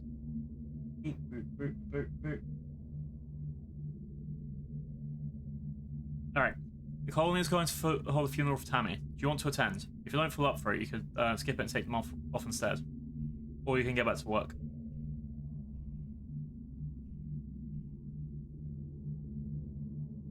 I went land. Yeah, we're in space. We're colonizing a planet. We're going to a funeral because my friend died. It's kind of sad, but yeah. The colonists gather in the recycling room. Bringing organics down to be recycled here is one of your chores, but you've only come here for a funeral twice. Both times, the colonists have passed from natural causes during the 20-year-long journey from Earth. It's the first time there's been a funeral in Vertumna. The first time it's for someone you actually knew. Look how sad everyone is. The mouth of the organics recycler has been polished, and the wreath of yellow flowers placed over the opening. Inside, you can see a shrouded figure. Tammy's small, fragile body. Tammy's dad, Uncle Tonin, is here as well as your parents and Aunt Sedan and the rest of the council. Cal is here with his mum and her partners, already crying in their arms. The room is packed full of people, and the feeling of grief is so thick you could taste it in your mouth. Yeah, this game's fucking heavy. Governor Udicott stands before the assembled crowd. There are no words to ease the pain we feel today, she begins solemnly. There's only the sad company of those left behind us to share the burden of that grief. Tammy was our child, she continues. One of the first to be humans to be born in space, and the first on an alien planet. In her short life, she exemplified the very arc of human accomplishment, bending hopefully towards the life beyond our very humble Earth. She is the first of us who could truly call Vertumna home.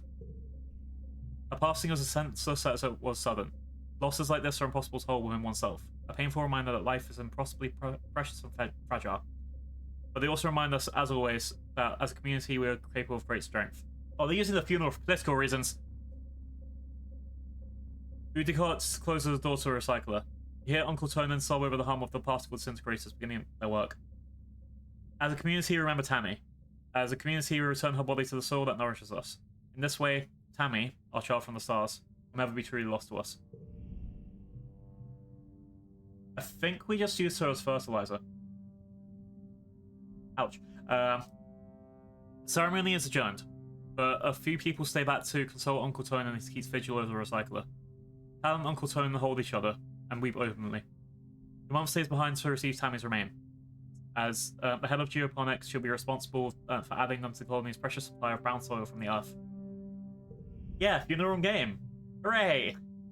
Your dad accompanies you out the recycling room. He clears his throat. I want you to know that you don't need to be okay. He says, clasping his warm hand on your shoulder. If you want to take off the rest of the month off, everyone's going to understand. We're going to go back to school and try our best. We're colonists. We need to move on with our lives the second someone dies. It's fine. I mean, I probably need a stress break, but we're fine.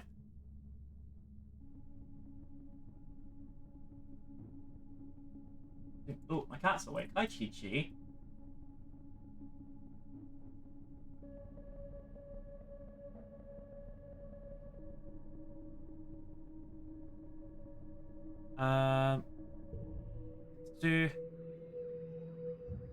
Yeah, he was already begging for his FOOD. We'll give him some in a bit. Okay. They asked if we want to take the month off, but I think... Yeah. In mourning, you're mourning the loss of the restaurant. All skill increases are reduced by 1 for 3 months. Some jobs and actions cannot be performed. Ouch. Alright. The next job is to try and get that toughness up a little bit. If it gets 10 toughness, then we're fine. Still... Oh. Lemony is unusually still today. She's sitting in the dugout of her sports ball pitch, fiddling with an ugly doll with red hair. Tammy gave me this, she sighs. I kind of told her to shove off because I don't play with dolls, but why'd I have to be so mean to her? Peachy Windlam says they love you, apparently. Peachy looks suspicious. Suspicious. How's the rest of your debut? I had to go because of work stuff, like a quarter of the way through, but I hope it's okay. It wasn't really a debut, it was a return, but, you know. I popped in where I could. You were on my PC screen the whole time, I couldn't pay attention because it was like, nope, you have to have a meeting. Bastards. Hal gives you a sympathetic smile. Hey, Blue, he says. We'll be okay. We love Cal. This who is a dickhead. Sorry, this mumbles. He mumbles uncomfortably and looks around you. Then we got Mars who... everything worked, nothing exploded. If something exploded, we would have exploded, right? It makes sense. No one would be around.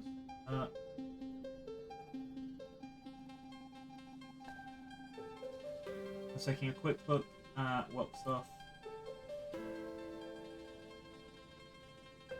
Everything looks fine in our systems.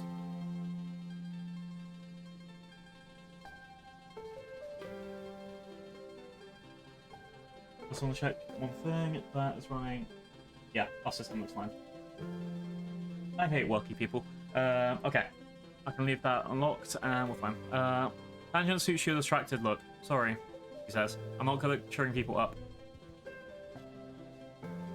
Lock PC. Close PC. I'm good until someone else calls.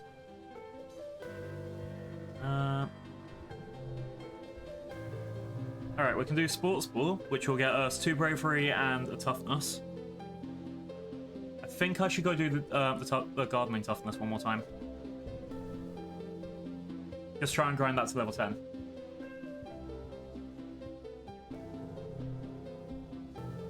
Alright, we're gonna shovel more dirt, chat. We're dirt shovelers now. Alright. First steps, playing Sports Ball. That gets a plus 1. Then sharing is caring, which gives us a thingy, and boom. Super goal hit. Yeah, I'm good at the card game at least. Oh shit. Hang on, did my... Because I used that Xeno egg, does that mean I don't get to...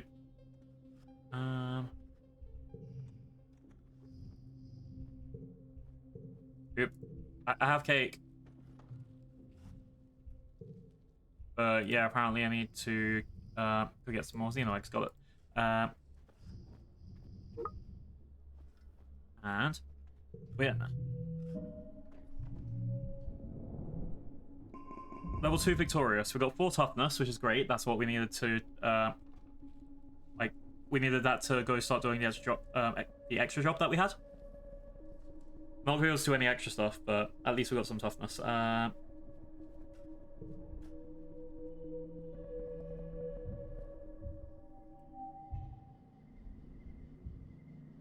Alright, so early dust. Dust this summer. Now it's starting to heat up. I wonder if they're gonna, like, give us different clothes per season or something. Alright. Anemone is lying in the dirt, sweating and gasping for breath. It's so hot, she complains. How am I supposed to run in these conditions? You know what? I'm gonna give you one of these cakes.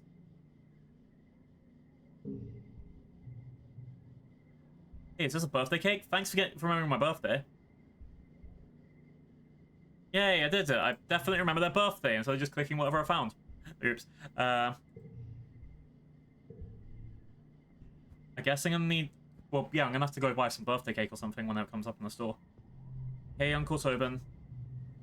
Okay, still saying the exact same stuff from before. Nah, let's see what these guys have to say. Your mum was hard at work breaking ground for new fields. Oh yeah, she's gonna say the exact same thing as before. Dad? You spot your dad playing cards with 2 of the other agriculturalists. You don't recognize the game, but you watch your dad throw down his hand and groan, then peel off his shirt and toss it into the pot. I'm literally losing my shirt over here, she says, and his two friends laugh uproariously. Your dad wipes his eyes and then sees you. Oh, hey Blue, you need something? Damn it, Dad! He's so embarrassing. Ooh, I got a dog. Okay. Got other stuff around that I can just pick up? I guess that was the thing that I was picking up around this level then. So. Cal. Cal's mom's hero is sitting with Cal against the makeshift fence that surrounds the gardens. Cal looks absolutely shattered. Tira rubs his back comfortably. He sees you and musters up a brave smile that doesn't reach his eyes. Hey Blue, it's good to see you. I don't know any biology facts. Okay.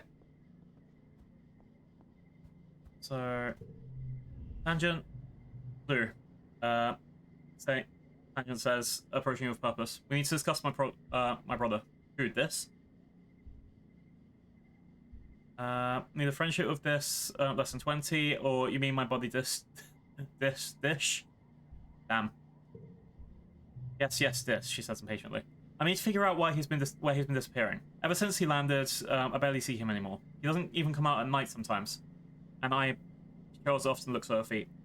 Well, I'm not very good on very good terms with my brother of late, and people are becoming worried. Get the feeling Tang isn't someone who's worried, but she doesn't want to admit it. I'll find out. Thank you, Blue, she says, looking relieved for a second before her expression hardens again. I mean, it'll be a ridiculous waste of resources if something happened to him, and no one knew where he was or how to find him. Right, of course, Tang doesn't get worried. I do anything else on the up there? No. So now looking at gifts, which means I guess the kiosk can be open soon. Let's talk to this. Tell this that assistant Tangent. Egg! Stop you now! We just had a funeral and you're egging me! Boom! That Topley has no tact. I see how it is. No tact. No tact. Oh, we're having a good Saturday. Apparently I can't just be like up front. Hey, what are you doing? What are you doing? We're being exocolonists. One of our friends just died. There's only like 6 of us left now. You tell Dis that his sister Tangent wants to know where he's been off disappearing to. His eyes fit briefly to yours, and he stares vaguely off towards the engineering wing, where his sister is reading her holopalm in classes. He doesn't say anything. Okay, I can either tell her that she's worried about him, or you better tell me or else. I don't think I'm strong enough to do that, because I have literally no combat stuff. You made out of bed? Or no? In this weekend? Oop. What's up? She doesn't care about me, he says suddenly. Tanya's just worried she'll get into trouble if I don't come home one day. He scowls and picks at the hem of his sweater. She doesn't care about anything but her schoolwork. Alright, you better tell me or else. This looks down at the bubble bod sprouting from the crack in the wall. He squirms. I don't have to tell you. Just leave me alone. See, that's what I mean. I'm not strong enough to be able to force people to do things. I have no persuasion, no bravery. I have some toughness, that's it. Have you gone outside the colony yet? Tang asked you. I hear all sorts of terrible things. Regardless, I'm not allowed straight from the gates unless we're on an expedition. Not that it stops my brother. Yep. It is a skill issue. Have you seen my skills on the left side? I'm just a child.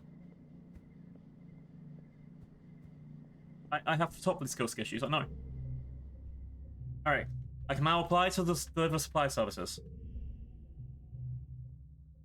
Chief Administrator Seek reached you at the depot. You looked up and down. Blue. You never struck me as a particularly responsible or organized, but children never are.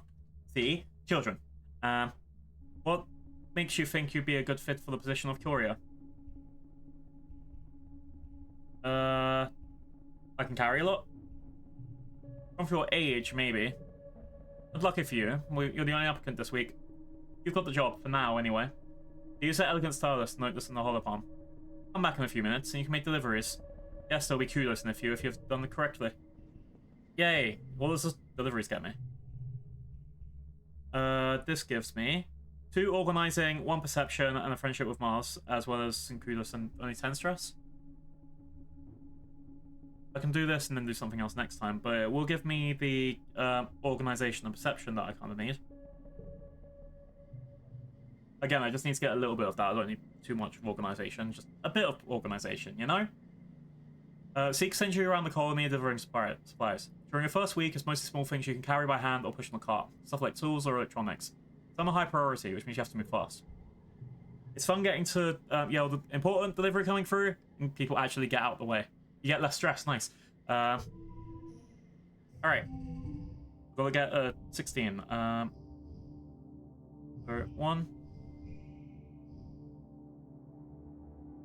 2, 3, 4. More. 5. And I hit the super goal, nice. If I use this, I add 2 to a card. I think I'll save the wood log for now.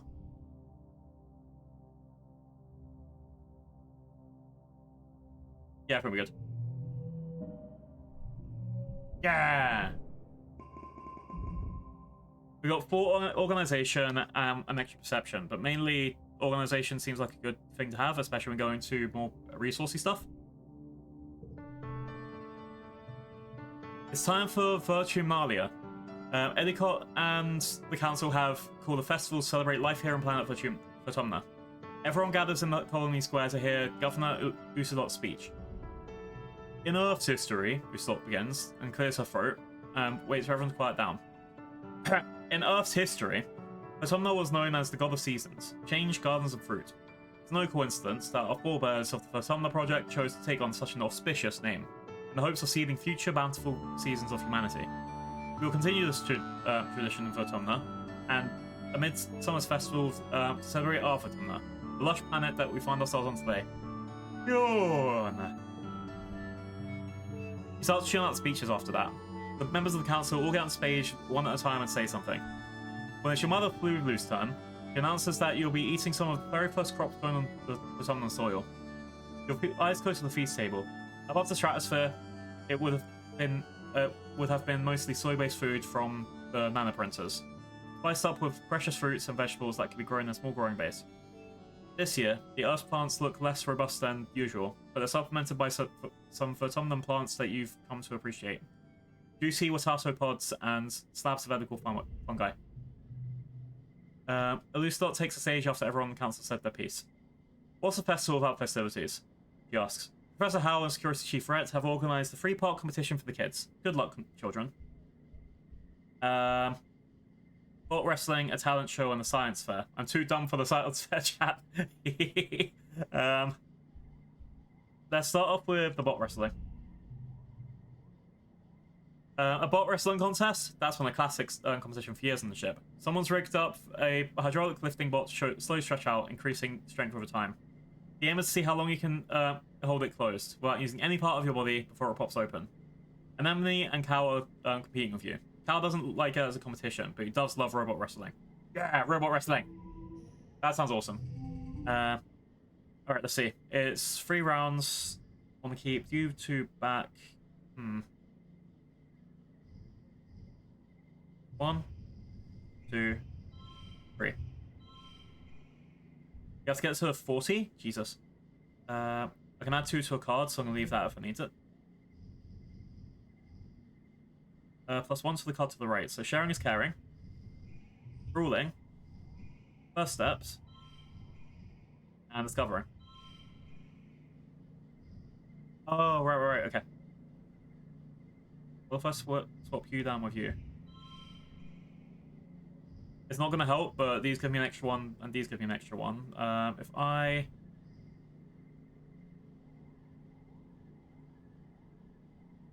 Alright, so that's...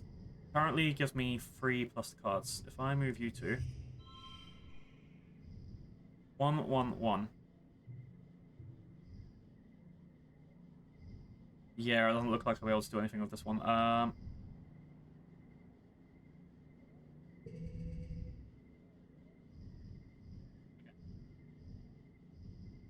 This.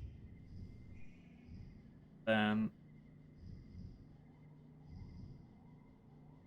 Oh, actually. This. And that gives that 3. And then that's double 3. That's not an extra 1 point. That one, because it'll get me an extra thing here. I'm not going to be able to do all of it, but I'm going to get as close as I can.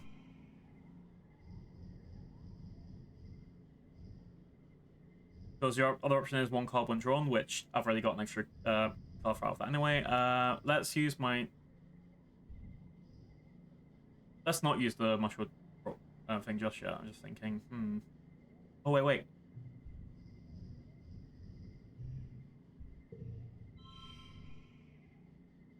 It's not the worst score, but it has a little bit better.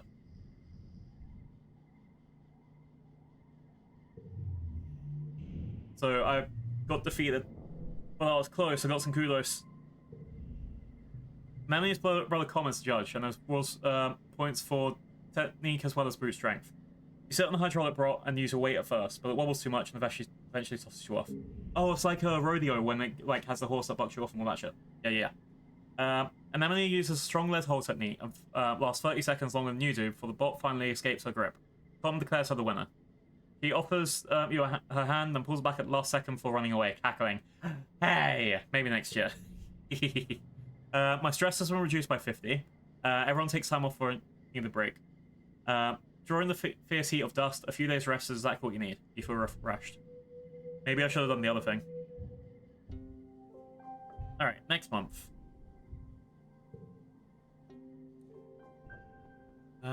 Let's see if I can yap to everyone first. Boy Blue, Miles says, looking up and down with a sneer. Your shoes are gross. That's what you get for walking around in the dirt out here. Not me. I'm sticking to the ship until they pave over all that icky mud. You wonder if she'll get more scared of more than just getting dirty. Let's give you a cake and see if it's your birthday. Miles takes it without looking at it. Fuck you, Miles. Hi, Cal. Cal's mom's hero is sitting with Cal against the makeshift fence that surrounds the gardens. Cal looks absolutely shattered and Tira rubs his back comfortingly. He sees you and musts up a brief smile that doesn't reach his eyes. Same again, but we don't have any collectibles. Got it. Oh, let's see if I can find anything in the dirt again. Anything cool? Anything cool?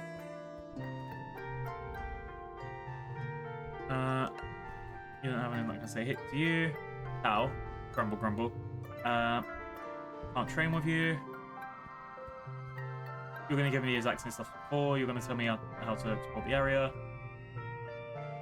And your dad takes a big breath of air. Ah, this is real living, he says grandly. Sometimes I wake up and still think we're hurtling through the space and Strator. I'm just so jazzed when I remember here. On a real planet. Slaps you on the back. Never take this for granted, kiddo.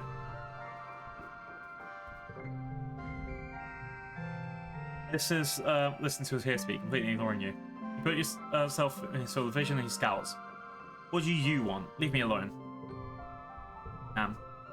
He hates me. Yeah, I'm not going to do anything with him. So Mama's just going to, yeah, do the exact same things. So I don't have any opportunities to talk to people right now. Job-wise, option 1 is to go and do the stuff for the command group. That'll get me organizing and I think it'll just get me really organizing and perception. I could try and do regular lessons, or I could try and do the sports ball stuff. 12 toughness. I don't have anything that can increase my empathy. Creativity will get me in inside there. That's only at 13. I guess my choices are toughness or creativity at the moment. Or I can go and try and get some reasoning, but nah. Let's do the dumb playthrough. At Garrison. And then you get 2 bravery and 1 toughness. Let's go. A small team led by security chief Brett was enough to keep the peace in Stratosphere, blah blah blah blah. Read that before. Compared with Nougat in practice, you make the mistake of underestimating her and she wipes the picture of you. Damn. We're playing sports ball, chat.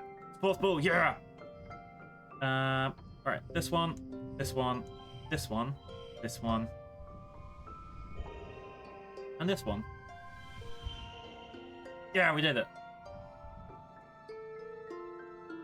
20. We got an extra bravery out of that. That's good.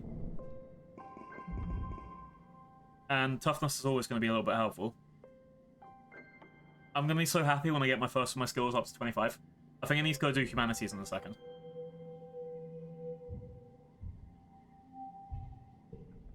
Alright, who we got to talk to? Cal. So then, I was trapped in my room, Nemone says. Then you, I just called Nemone Cal. I really don't know who I'm talking to off the time. And Nemone says, telling you all about the big bug she saw in her quarters. Its wings are as big as my hand, and her field is like, whoa! And it was bouncing all over the place like boing, boing, boing. She gestures decisively, swinging her arms over her head. The bugs here are so big, and they're everywhere. I was going to give it to Tang, she says. She loves gross bug stuff. But then she said I should just let it go, because if it stung me, I might get weird mutant powers. I mean, other than the ones I already have. And I wanted to see if it got more weird mutant powers, so I just started jumping around and off higher and higher things, and I was jumping back on the ship. And then I got in so much trouble, and I wasn't even that high. She stops in the tracks. Hold on, she says, stooping to rub irritably at her knees for probably the 100th time in the past 5 minutes. Ugh, I'm gonna die. I busted up my knees, and it's so itchy with my scales right back in. Annie, don't pick at it! Chief Stewart's antecedent's voice rings out across Garrison yard. Pleasant but firm. He instantly transports you back to being in the ship crash, tugging her skirts, calling her auntie. And then when he jumps and stands up straight, her hands flying to her sides. But Mom! Anemone whines, digging her fingers into her as Aunt Sedence approaches you both. It's so statistically itchy! I know, lovely. Aunt Sedence soothes her, patting down her righteous red hair. But the more you pick at it, the thicker scales your scales are going to grow in. And then he tugs at her hands on her armpits to keep from scratching. But we want to have cool scales. Auntie Sedence smiles indulgently. At the rate you're growing, you'll be covered in them before you know it. There's no need to rush. Anemone's skin is also a patch of protective glue and green scales, wherever she gets a cut or a scrape. She rubs the patch on her jaw indignantly, the one that she got when she ran headfirst into the food synthesizer back on the ship. So she gets extra armor if she gets hurt. Got it. Auntie Sealand opens up her shelf and pulls out a bundle of clothes. The queue for the nanoprinter is over a week long, so patch your pants are scraps from your brother's clothing. Please try not to put any more holes in them, or yourself, okay? He hands the clothes to Anemone and kisses her on her forehead. Anemone sticks out her tongue and gags. Yeah. Anemone evaluates the clothes as her mum walks away. Galactic, she breathes, as she runs her fingers over the odd-coloured patches. And right there, in the middle of the yard, she unashamedly squirms out of her pants and pulls on the new ones. Wow, I look like a jet fighter from the Hollows, she exclaims, putting on the new pants. Like when they'd stencil your kill count on your plane. Or like a really cool scar. Yeah, you get it. My pants are scarred, just like me. Friendship. Hi, Blue. On the ship, adults are always saying no... Oh, wait, she's already said that. I can't do anything with this. I need more toughness to be able to get that card. Alright. Tammy. Tammy looks up at the sky and shades her eyes. It's too bright, she complains. And it's too hot. And the nights are cold. Even as stratospheric meant we never had to experience this comfort. Remind me why we aren't putting on all our resources into repairing the ship? Damn, she wants to go back to space. Yeah, I think I'm going to do one of those classes over there next. Ooh, Cal. Actually Cal this time. Looking for Cal in the garden when you hear nearly trip over someone else. One of the younger kids in the blindfolded. Hey! They exclaim, ripping the blindfold off of their face and throwing it to the ground. It's Sirius, one of Anemone's brothers. They have a lot of brothers, Jesus. I was almost done, he glares at you. Al jogs over and gives Sirius a friendly headlock, ruffling his messy red hair. Dude, you're so close. Sirius stamps his feet and complains that he got in his way. It's not their fault. They didn't know we were playing a game. Give me a sec. I want to teach them how to play. Cal turns to you as Sirius leaves. Sorry, Blue, he says sheepishly. I was teaching Sirius a new game. But he's more like an Emily than I thought. Real competitive, you know? He stoops to pick up the blindfold, brushing off the dirt. I've been trying to come up with different kinds of games. Games other than a sports ball, he says. No winners or losers, just want to have fun with friends. Cal looks at you hopefully. You want to learn how to play? Yeah, fuck yeah. Games. Cal's smile looks like it's going to stretch right off his face. Radical, he shouts, jumping up and down with excitement. Alright, so first put on the blindfold. The blindfold is a bit scratchy and smells like dirt. Gee, I wonder why. You can feel Cal's big hands in your shoulders. I'm going to spin you around, and when I let go, you got to listen to my instructions. We're going to walk all the way to the cafeteria, okay? You nod, and you can't see Cal's grin, but you can hear it in his voice as he spins you around. Counts 10. 1, 2, 3. First, Cal says, you got to walk forward 10 steps. Do you follow Cal's instructions as best you can, or make things difficult for him?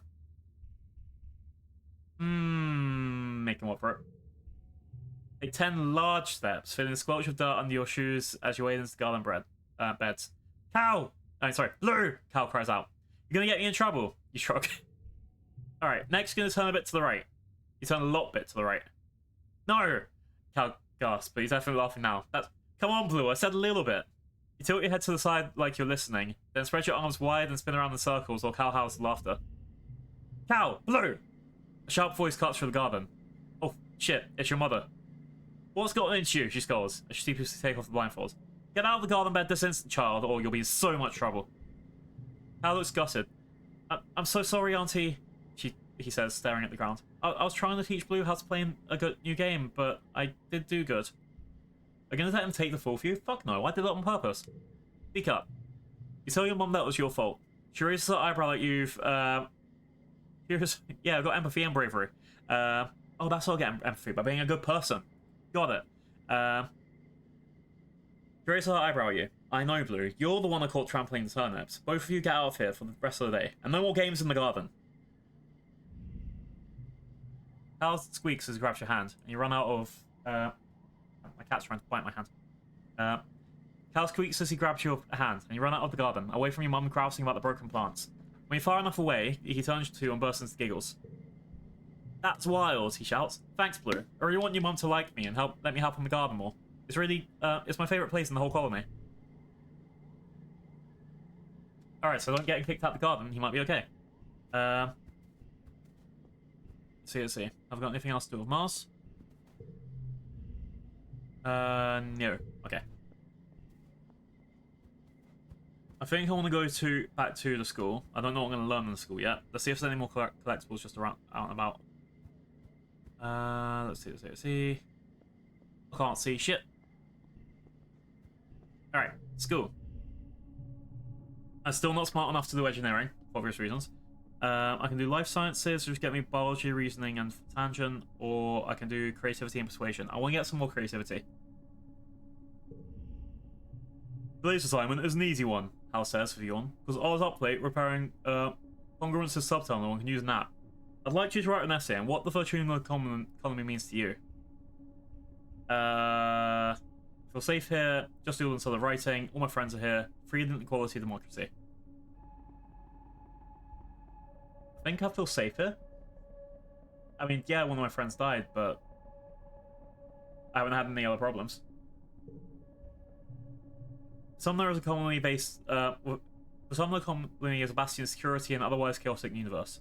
You don't know how to put that politically, but you write about its big strong walls and steadfast guards and how much you like your bedroom snug in the belly of the ship. Alright. I do that and that. That's a straight up 2 for everything. And then I put you 2 here. I haven't got a super goal. I don't know if I can even do that at this point. The other option is...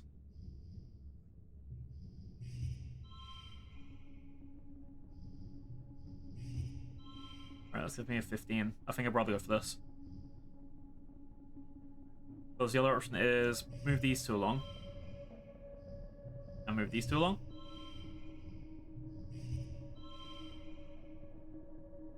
Which, yeah, I don't really think I can do that. That's going to be a 14. There we go. I'll stick with the 15. It's not the best, but it still was okay. Alright, let's see what I got. Creativity is 16.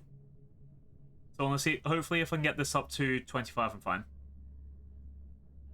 Persuasion, if I get that to 10, I guess that'll be okay too.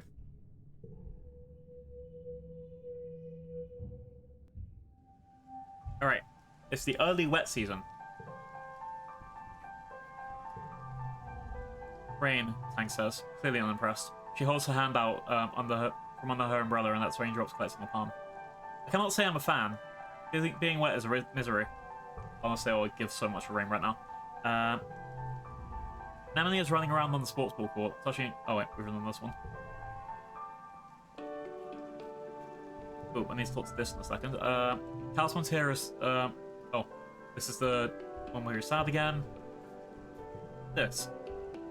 It's pouring rain, and everyone's trying to stay dry under the grass roof palpers. Everyone except this. Off in the distance, and out near the wall, near the sport field. He's definitely skulking.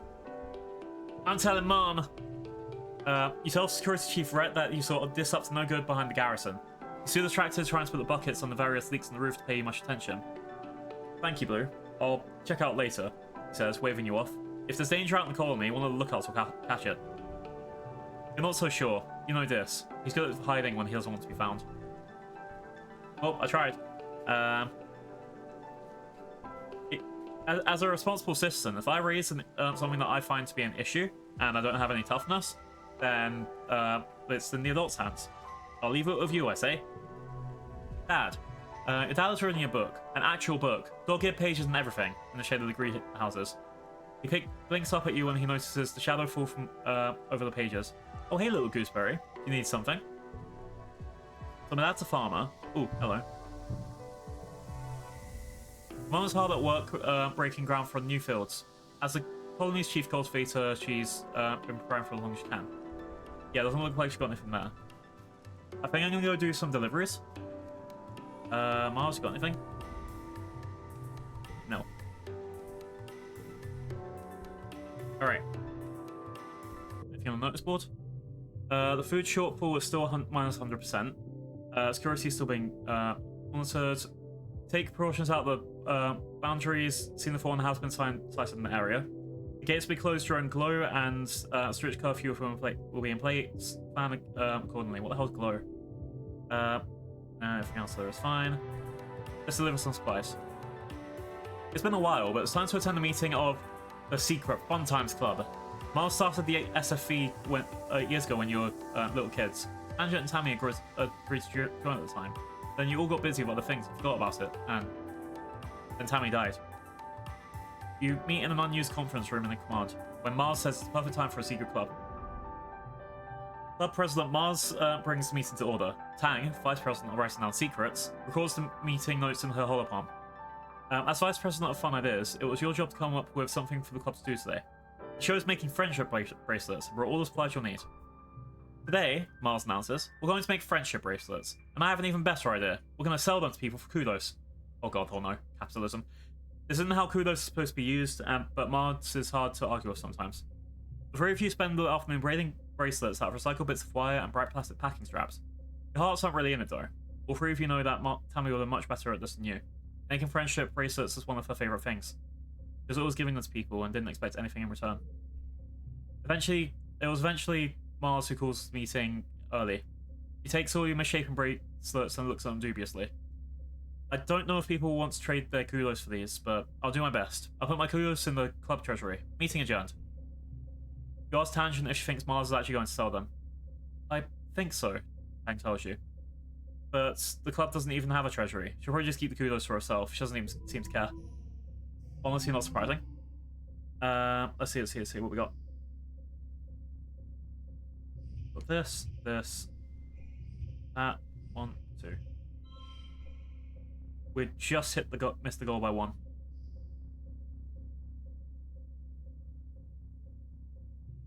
Which means I'm going to add...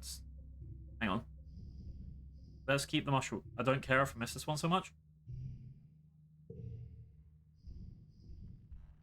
So if I swap this one for this one. Yay, did it. I don't think I can do any better than this though. Yeah, let's go. You worked well. +1 at organising. So got 3 organising, 1 extra perception. My organising is now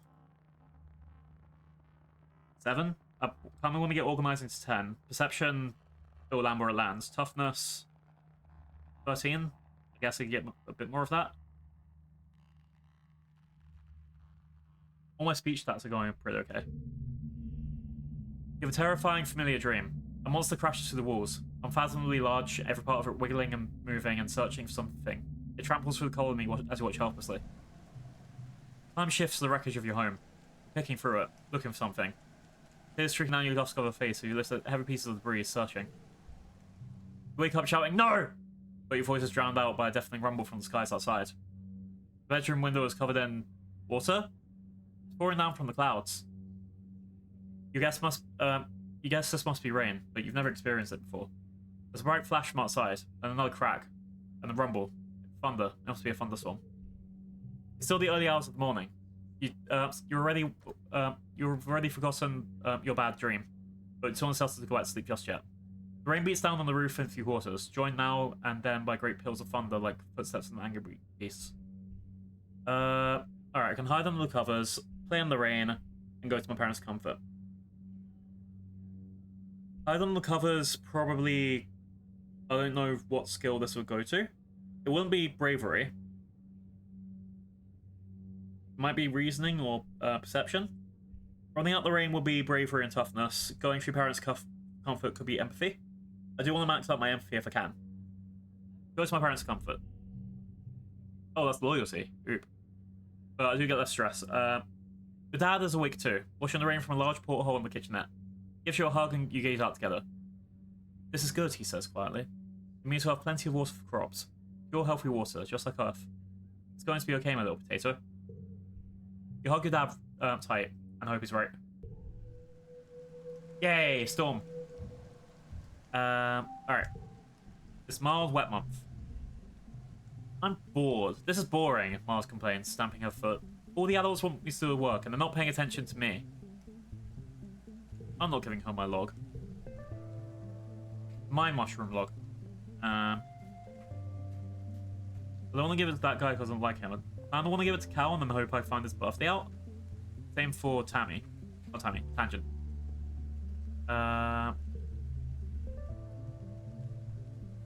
Let's try and increase friendship with you. Probably should just keep it. I don't even know what to do with that.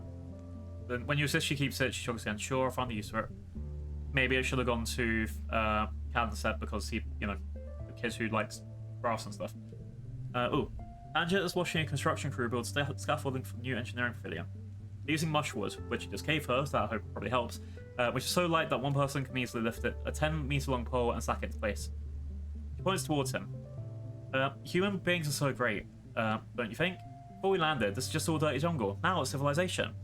I've been learning about adaptability in writing and biology class. Books say what sets us apart from the animals. Like, we don't need fur because we can make warm clothes, and if it's too hot, we can make air conditioners instead. Maybe the animals have neat adaptations.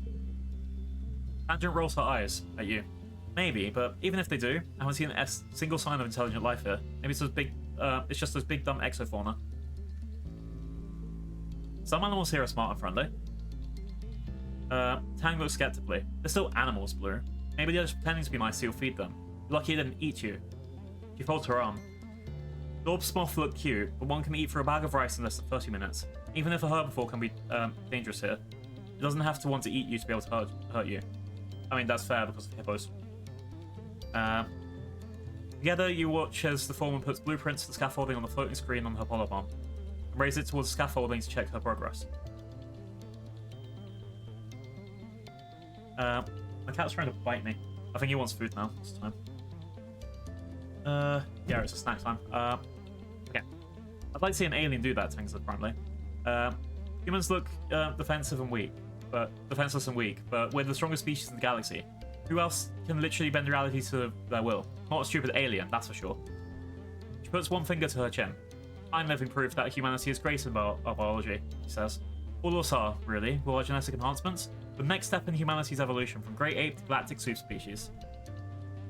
Okay, so she's a human first activist, got it. Can't do anything with you. Is there any more collectibles around here that I can pick up? I don't think I'll be able to have a conversation with anyone else for a bit. Usually it'll give you like a little floaty thing. I guess it depends on your friendship level. I don't need to worry about stress. Okay. So, option 1. I can try and get a bit more organization and perception. Option 2 is try and build that creativity to 20. Or, you know, get any reasoning. Apparently I'm done with the thing. Is this game seeing resurgence all of a sudden? It's I have so many hours in the game, it's nice to see someone new playing it. Hi, welcome in, Love Fairy. I'm playing this for the first time. It's been on my wish list for a while. I'm very happy to try it out, so hopefully I'll have a fun time. I've already gone through the first big story beat, which I think was Tammy, which I don't know if that's someone that I could have saved, but we'll find out on the second playthrough. It'll be fine. Apparently some deaths you can't prevent. Obviously, you would know that. You've had hours in the games. Yeah, I'm trying to figure out what's best for me to go for next, because I'd like to get toughness up, and I'd also like to get my creativity up. So I think I'm going to go play sports ball this time.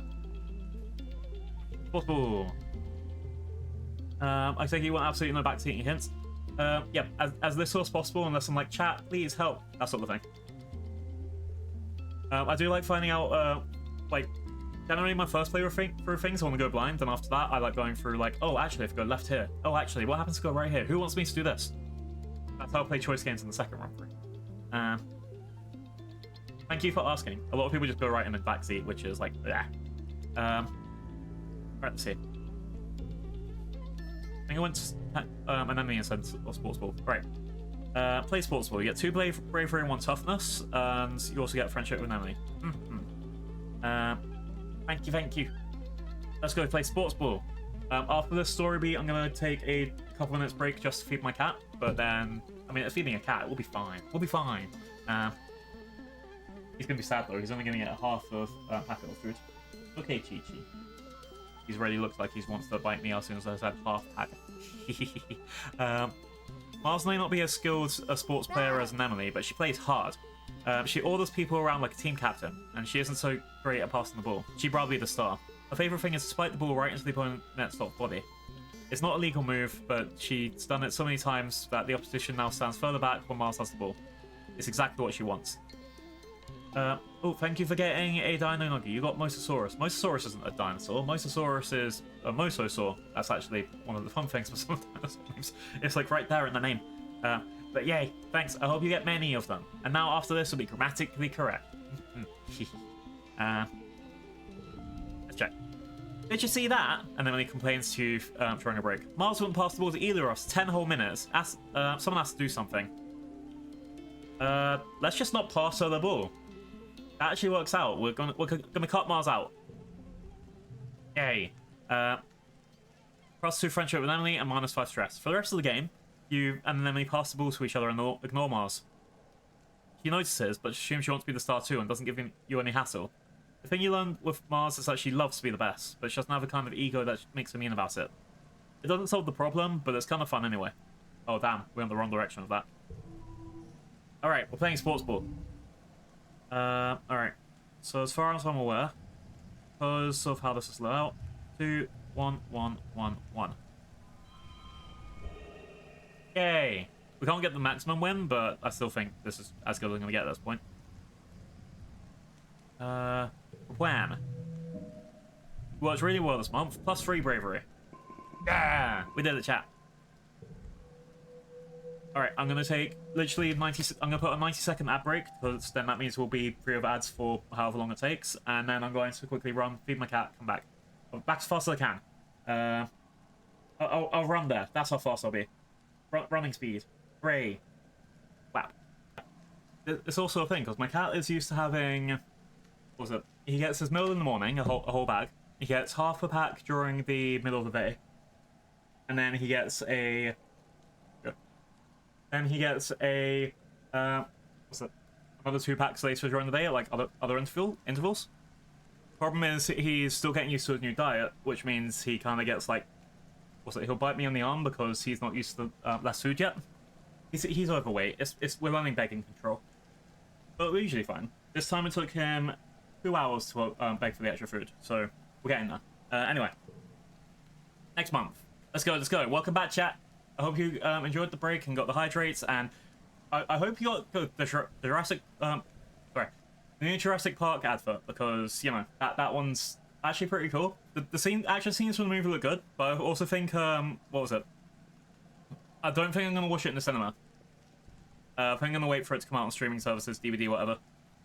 I technically have to buy it, however good it is, on DVD, because I've got a collection already, but we'll see how it goes. Let's see. If I can get with people. Oh my god, it's Emmy? Is Emmy the adorable one? Hi, Emmy.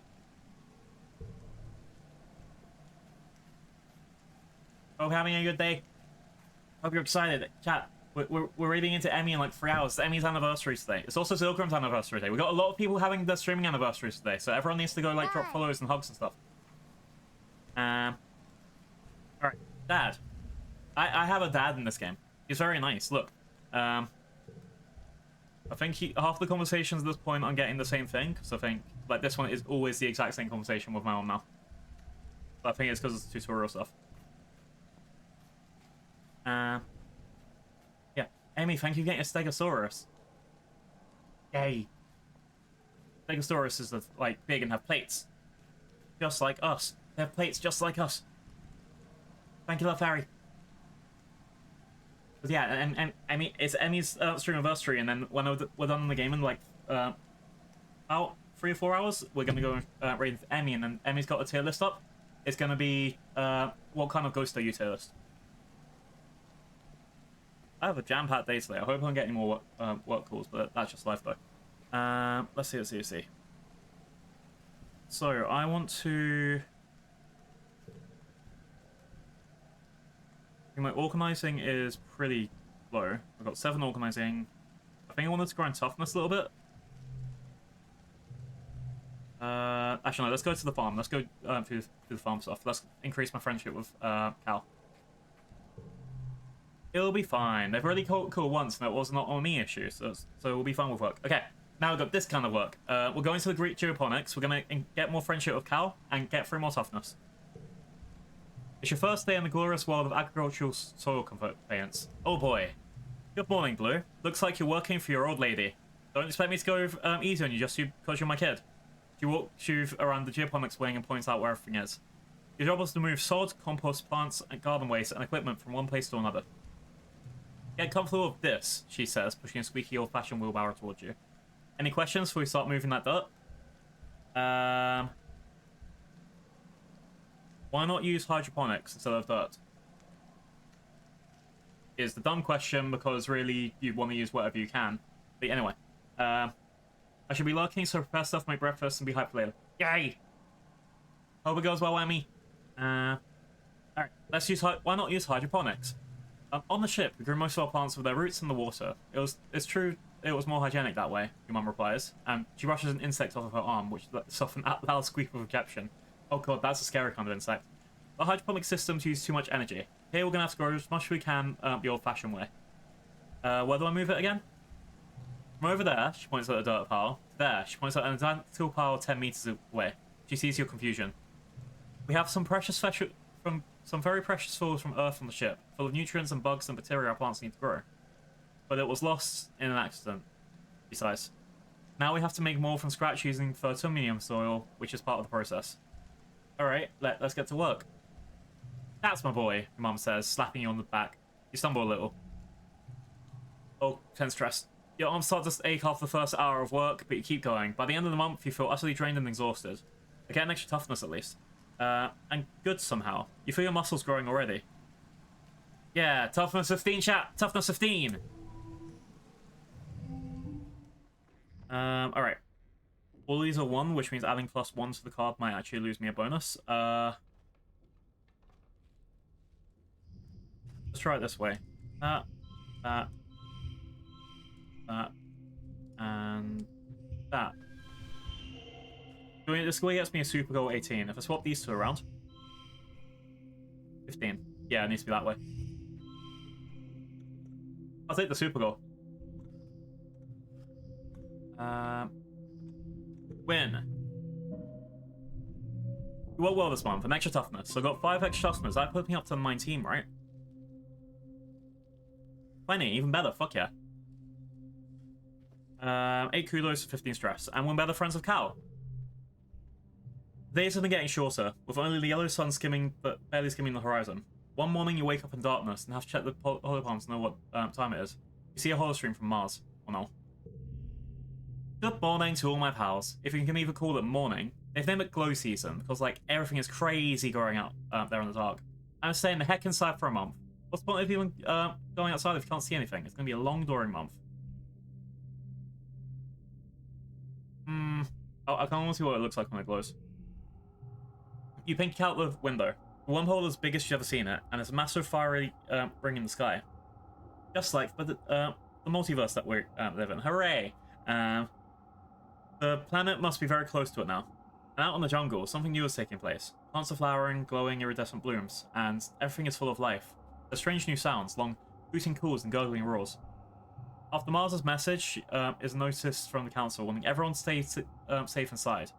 Family's dad and other surveyors have been called back, and the gate's closed for the month. There's tension in the air, as if everyone's waiting for something. I guess this is going to be like the scary month, but it should be okay. I don't even see anyone, like, around. Okay, here's this first. This is staring off into the wilderness outside the gates. Feels different, he mumbles, just don't know how different. You ask him what he means, but he just shakes his head and stuffs his hands in his pockets. Alright, yeah, I'm gonna have to take a nap break in this game. This is, for me, a 50-50, because on the one hand, I feel like they're the grungy, you need to go for like a rebellion arc, but also at the same time, they seem to just be the young person that's against going out the walls. Then you have Anemone, who is just wild. Like, they're the person that's going to probably just make you, like, everything's now a competition and stuff. Even from this little bit of the training. I don't have any collectibles on me, so I guess I don't have anything to give to friends. I don't, like, this seems like they're going to become, like, the proper soldier type. Not this, Anemone seems like they'll become the proper soldier type. This guy seems like he's going to either become a rugged explorer or some kind of roguey, fiefy person. Oh, there we go, crystal.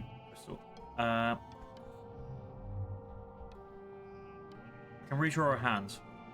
I'd rather give that to someone as a gift. Mother. Blue, your mum stops you as you walk by. What are you doing out of our quarters? It isn't safe out here. But it doesn't seem very dangerous. Ooh, I did the rebellion up. She narrows her eyes. What you should be afraid of in here is me. If I don't do what I say, Blue, we don't know what's going out there at this time of year. So you and the other kids are going to keep your butts in the ship. You know, there's no sense arguing with her when she makes that face. She mumbles, as you walk by, and are just out of earshot. You hear her mumble, stars, it is beautiful though. This is my very, very, very first playthrough. I watched like an hour of someone playing, and then absolutely nothing else. I tried to go in blind because I saw one of my friends playing it. I think she might go back to it again, so I'll give her a shout out. Rector_Chugi. Wham! Well, excuse So me, Chugi princess. was playing this before, and then I was like, oh no, I can't watch because I don't want to get spoiled. So I'm hoping, fingers crossed, they're going to go back to it and we can start discussing. Hi Dory! Happy Saturday! We've got so many events today, and hope you're excited too. Hey! We're doing a visual novel, but not like the ones that you played before. This is an adventure one, not a romance one. Actually, there could be romance in this. We'll find out, but right now I'm 10 years old, so I hope not. Let's see. Life sciences, humanities. I think I want to go do the humanities again, try and get the creativity up.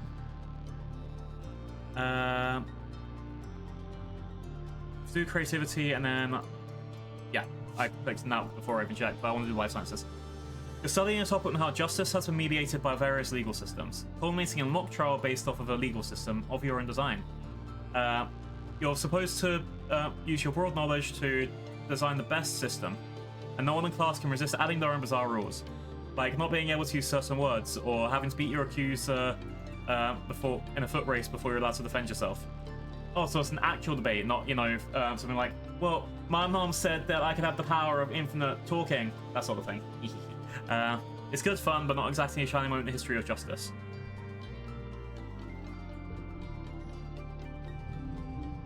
Alright, what we got? I can grab this, then this, and this, and this. Already hit the goal, come on, one more. Yeah, 20, I got a super goal. We did it, chat. What does this do? That lets me redraw the hand. I don't want that. Win. Got 4 creativity and 2 persuasion, and more friendship with Tammy. So that means my creativity should be 20 something? Exactly 20, nice. So toughness 20, creativity 20, empathy is also 20. 22, even better. So I'm hoping I'm kind of patient holding myself into a good role with that. It's daytime when the sirens start up. Well, we'll pass us for there. It's nearly pitch black except for an eerie glow twilight on the horizon. You look towards the gate. They're open. Wait, the gate shouldn't be open. I've just gone past my stress horizon, minus 50 stress. 100 out of 100, oh no.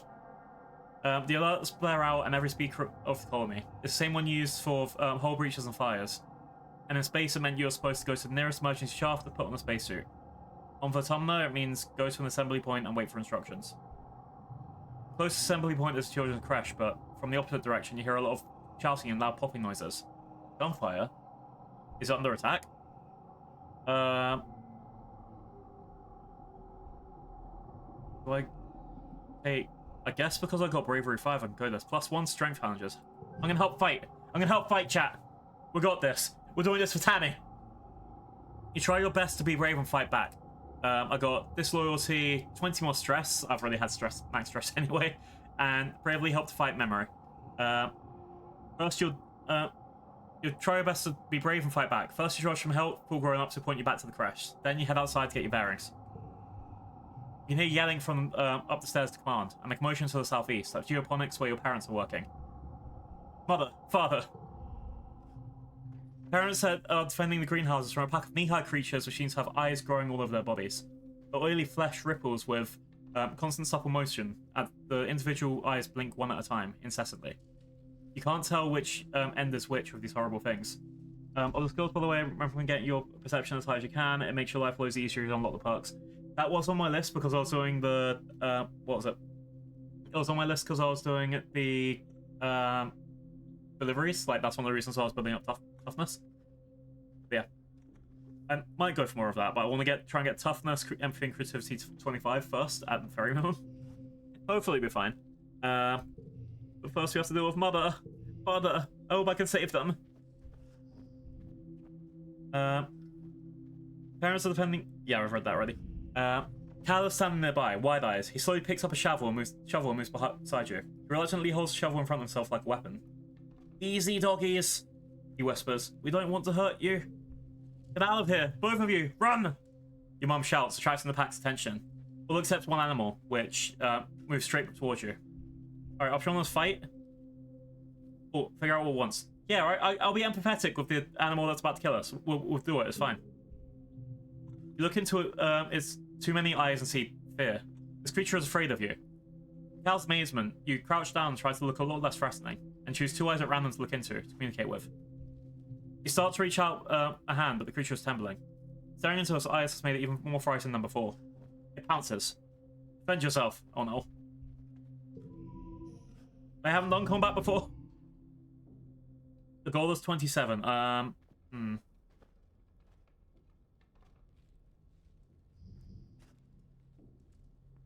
Okay, I can get a bonus for using the candy. Or I can try and get a... Try and double that bonus first. We got an 8, that's not the best, but it's something to go for. Then... Boom. 1, 2, 3, 4. That should be fine after the next one. And I can redraw a hand after this with the crystal. Okay, I've got a 5. That adds +1 to the card to the right. +1 to all strength ranges. This.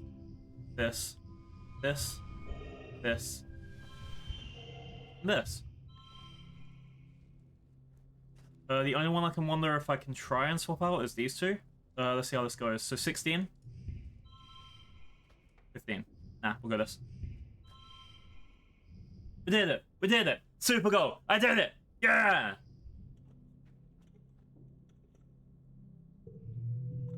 I'm somehow good at some card games. I only got 1 star for it though, but I'm somehow good at card games. Yeah! Take that, people that kicked me out of the Magic Gathering group because I didn't know how to play. I mean, what? You killed it. With nothing but a rake and thrust deep into several of the creature's many eyes. The rest of the pack scampers off the moment it falls. Yeah! Good job, nice play, yeah! Thank you, thank you. You never killed anything before. The body of the creature that was so terrifying a minute ago now looks strangely small and harmless. All its eyes have closed for good. Al crouches beside it in shock. Oh no. It wasn't exactly that, but it was just one of the things where I was like, yeah, someone told me that they were going to teach me the game and then went for absolutely the most brutal plays ever. Like, other people at the table were kind of shocked with that. Like, they were like, well, you're meant to be teaching them. And that's the group that I never hang out with again. MTG's kind of okay, it's just more of a... I also know it means a lot of cash. I have all of the Ixalan cards on me, though. Or the ones that I collected. Oh. I told you to run, Blue. Uh-oh. Your mum looks furious that you put yourself in danger. She storms over and you think she's going to slap you. Suddenly she pulls you into her arms and hugs you. Keeps rocking you and saying, my baby, over and over. God damn. It's pretty surreal. Almost as weird as those dog things, which... with the eyes, honestly. After 2 more weeks of darkness, with the blue sun barely skimming the horizon, it begins to move higher in the sky and daytime returns. Yeah, we did it! We did it! God, I felt that I had to drop Lorcan after the second set. Obviously, it's pitch. Oh no, they're really mean. They're like they know that we're gonna pay a lot of money for these cards, so this can keep increasing it. And then, I mean, with the amount of people scalping Pokemon cards, I have a lot of problem with that with some of my friends too. I think it was like one of the shops here. I'm not sure if you're in Britland or another place, but the shop here called Game. It like was charging £20 delivery. Like they were scalping their own things for something that charged £5 delivery for anything else off. So it was like they were scalping their own supply because they knew gamers would pay it. And I was like, no, disgusting. I'm people were paying it, and that's the actual worst thing. What's it? So I get Facing the Eye Beast, which gives me a free. That's actually good. Okay. The council admits that they don't know how the gates were opened or how the creatures got in. Some of the attacking creatures weren't thought to be docile, but others are species no one has seen before. It was like something had driven them to assault the colony. At least no one was killed this time. Is game still a thing? I thought they'd gone bankrupt ages ago. Last time I checked, it was put into all those shops with JD Sports or something, and then I haven't heard anything since because, well, I just stopped going. Steam is so much better. There's so many more alternatives as well. I guess they were right. The upstart of digital games did kill physical gaming. But yeah, happens. I'm second Monolith content. Yeah! I love being second Monolith content. Honestly, I feel awkward when everyone's like, "Oh, your main Monolith content," or when I'm like, "You're on the big TV," because I'm like, "No, I can't handle the pressure. Please." I do like being phone content though. That means, haha, you have to listen to me while you're walking out and about. Going to Audi with me in your ears. Yeah, no one's killed this time, which means it sounds like it could have been really bad if I didn't go out and fight, right? Childhood is fleeting. The game will end when you reach age 20. You should focus on a few skills to improve and friends to spend time with. Your skills and friends spot on the top left to keep screen of the screen to keep track of them. Good luck. Alright, so my first year of life, I got 99 kudos, I got a lot of stress, and plus 10 loyalty overall. I got a little bit of empathy, a little bit of persuasion, a lot of creativity and bravery, and a fuck ton of toughness. Organizing biology is okay, perception and combat is also okay. I'm better friends with Cal and an enemy, a little bit of friends with Tangent, Mars, and Dis. I haven't lost any friendship, that's always good. Yeah, we're going ish. Okay. Also got quite a few good things. So we got the candy. We got the candy. Sharing's caring. Yeah, I think I'm happy with a lot of this. Now we're 11 years old. Hi, Tammy. Tang. I keep saying people's names wrong. I'm so new at this. Tang. Hi, Tangent. Tang follows her brow as you approach. You again. Says, why'd you keep pestering me? It's not as though you've done anything to impress upon me and your usefulness. At your blank look, she rolls her eyes. What I mean is, we're not friends. Damn. Yeah, I think I'm going to have a break after this one. In-game, not IRL. Oh, we can train with each other, okay. And Emily rolls a boba fruit down her arm and flicks it to you with her elbow, then munches down on one of her own while she watches construction crews work on the walls. Kinda cool, huh? Soon this place is gonna look like a real colony. Wanna train with each other? So that takes a -2 to neighboring cards, the social cards. I guess that's one of those, it depends on what card I put next to it, it's fine. On your way to the sports bridge, and Ellie shares a story about her time her brother Con once spiked the ball so hard that he broke Utopia's nose. Back when he used to play sports ball too. He describes it in gory detail.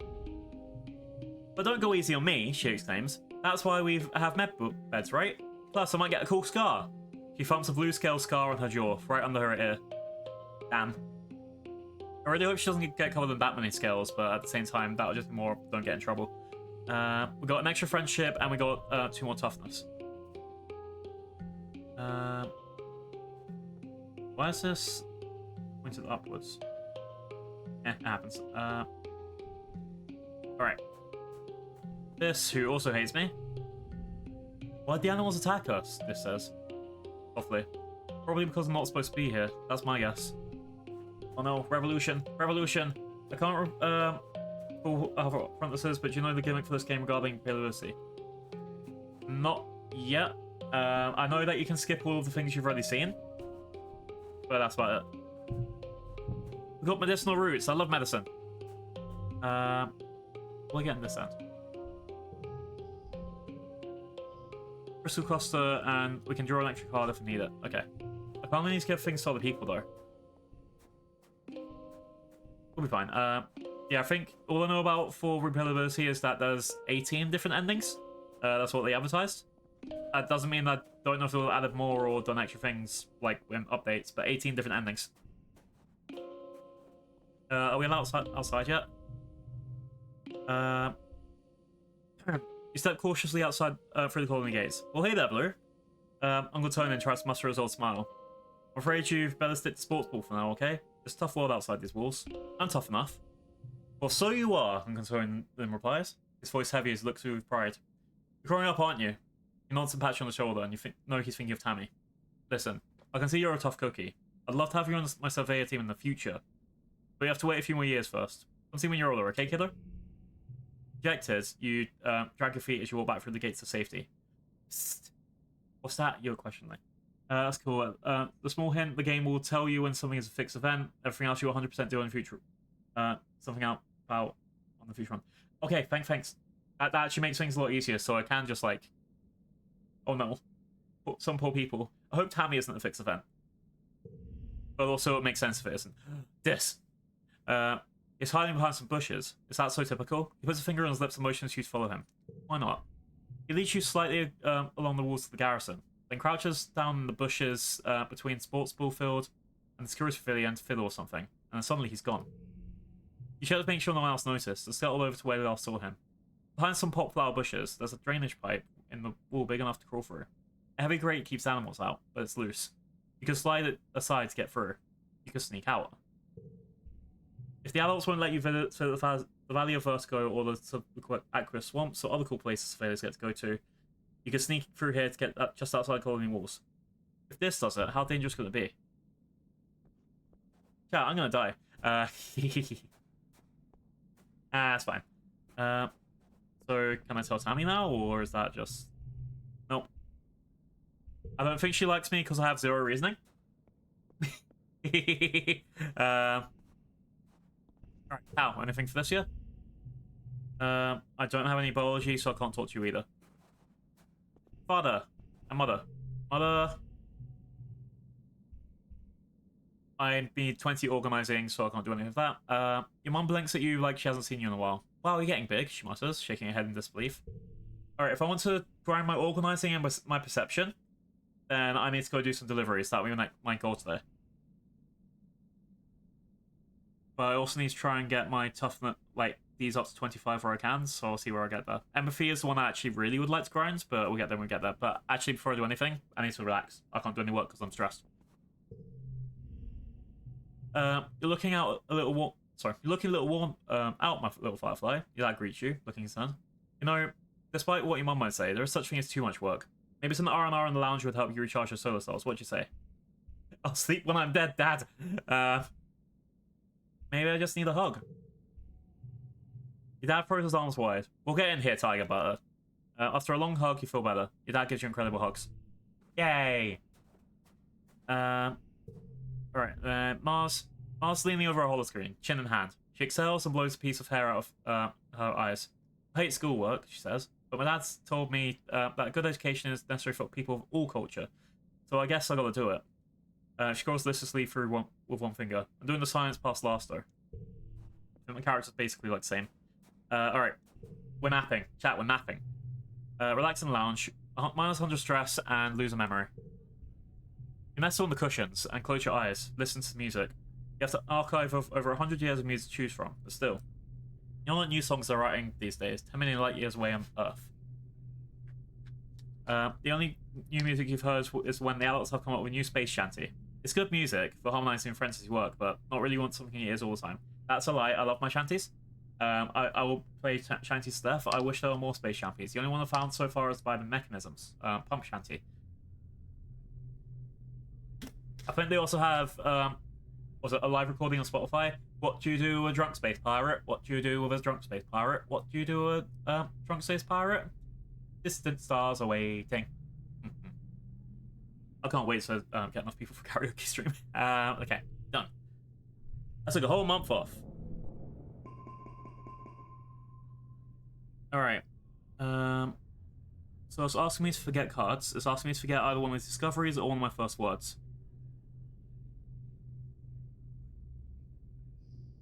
I think I want to get rid of the first word, because it will give more chance for one of these social cards to come up. I don't need words. Who needs words? English thinky.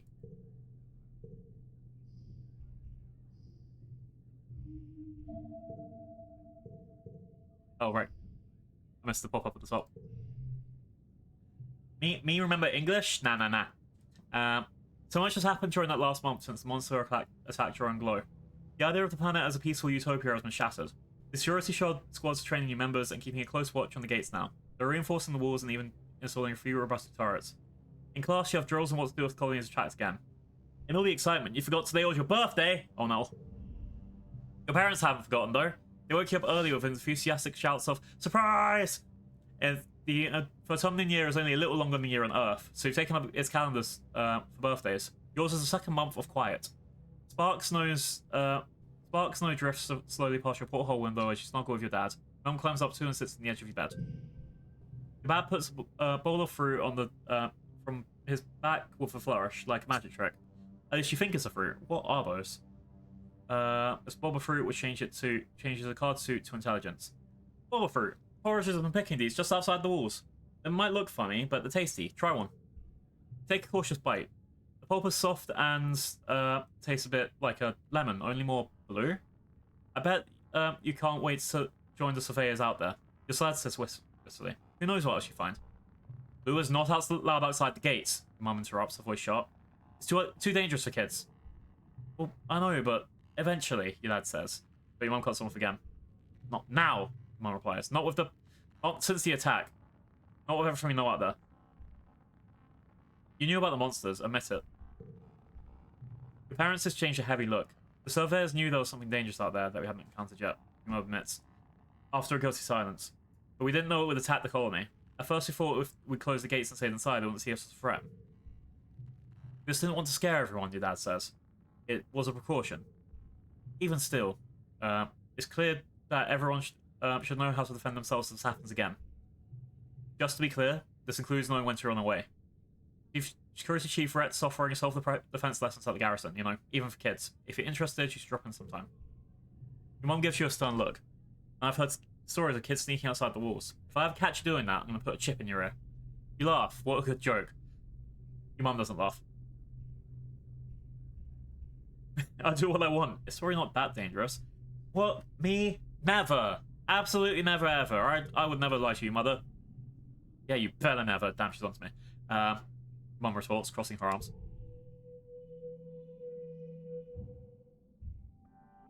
Alright, next month. So what we got for this? Got no stress or worries, 10% chance to get a +1 when doing skills. And you're still pumped from the last attack, +1 physical skill increase for 3 months. I think I need to go for something physical then. I'll see what the self-defense course offers. I won't click on it just yet. Plus the other physical I can get is perception. +2 combat, +1 animals if we go there.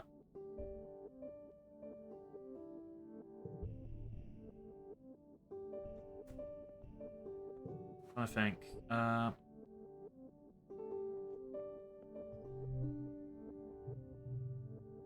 I sneak out to explore. +2 bravery, +1 perception.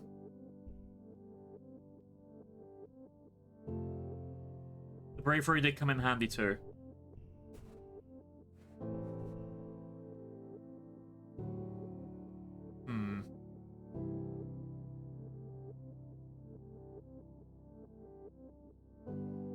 Let's go sneak out for the first time. I just lied to my mom.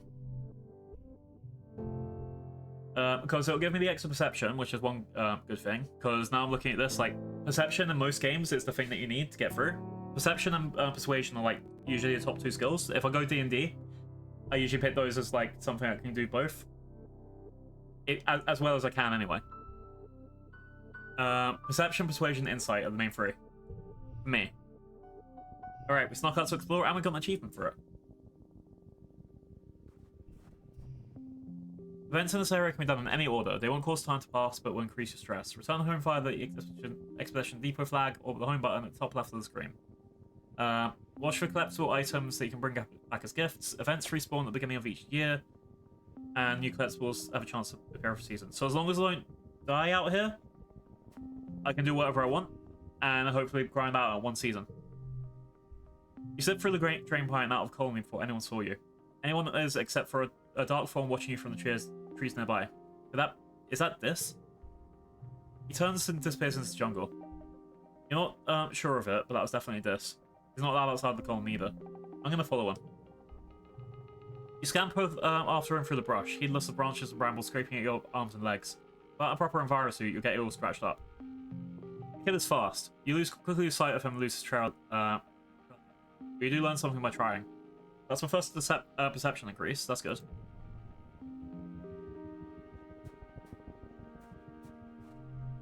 I want to keep exploring. Okay, so don't go over there. What event is this? You leave the path and sneak through a strand of musk trees to one of the little sawmills just in the area. It's small but a busy operation. 3 people feeding musk tree logs in some kind of machine, while a 4th directs a 4-legged robot with a plasma saw mounted on the front. We're going to stay behind and see what they're doing. You stay out of sight and watch how they do it. When one tree crashes down, it almost seems like the others are wincing. It's probably your imagination, though. Is this the Avatar planet? Is everyone, like, connected with, like, weird spiny things? That's probably it. They're not planting new ones, leaving any behind. You know, musk trees regrow every year, but can they still regrow when they cut down everything down like this? Even the smaller trees, bushes are getting ground up for mulch. It's with a big, scary grinder that sounds like a roaring beast. The entire process makes you uneasy, but you're proud of how industrious the colony is. And that's more perception. So it sounds like going outside the walls... Oh, hello, is that pet? Going outside the walls makes you perceive things better. I think I probably chose the best mob to do this. Yep, colony outskirts. Your way is blocked by a small, strange creature with a foot and 4 large eyes, 2 of which blink sideways on top of its head like frog eyes. Oh, this must be a hop eye. You've heard people talk about them, you've never seen them up close. It's running around and in circles, but stops if you take a step forward. It hisses at you. You didn't know they could hiss. What's its deal? Let's give it a shot. Goal is 27. Pick you, and you. That's... What do I have for this? I can draw an extra card, I can change to a brain, and I can redraw the hand if I want.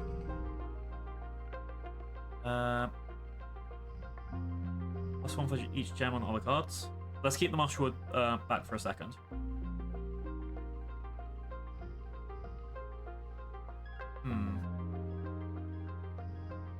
Alright, let's do 1, 2, 3, 4, but let's swap this around with this. Oh, actually.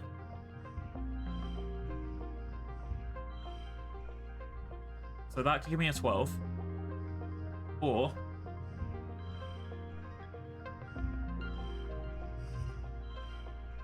I can get 13. That's 1 extra. It gives me this one as well in case I do get a gem card, and yeah, I think we're fine with this. My goal is 4. Easy, easy. 1, 2, 3. Nice, super goal.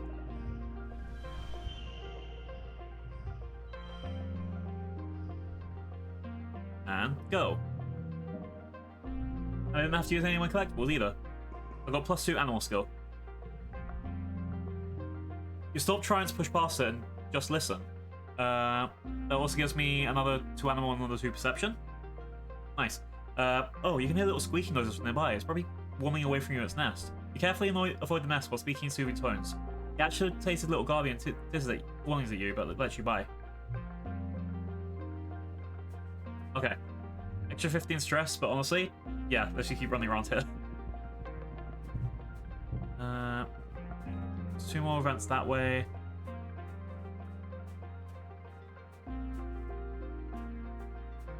And I can give people some presents when I go back in. I think this is what I'm going to do. I'm just going to keep trying.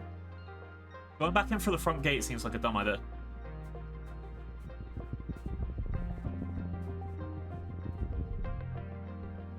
You pause in your tracks, hearing a terrifying sound. You strain to listen. Is it a manticore roaring in the distance, or something even more dangerous?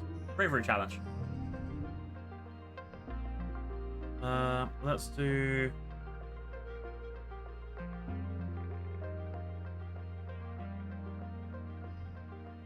that one, that one, that one. I'll go this way. That works. Let's see in the first round. Boom. Do that one, that one, that one. Let's swap these two around. And then that one. Because now we should be fine for this last one, which is that one. That one. Swap these two around.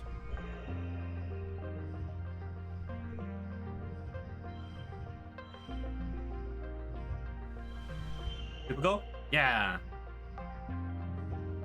That one just does lots on there. Victory!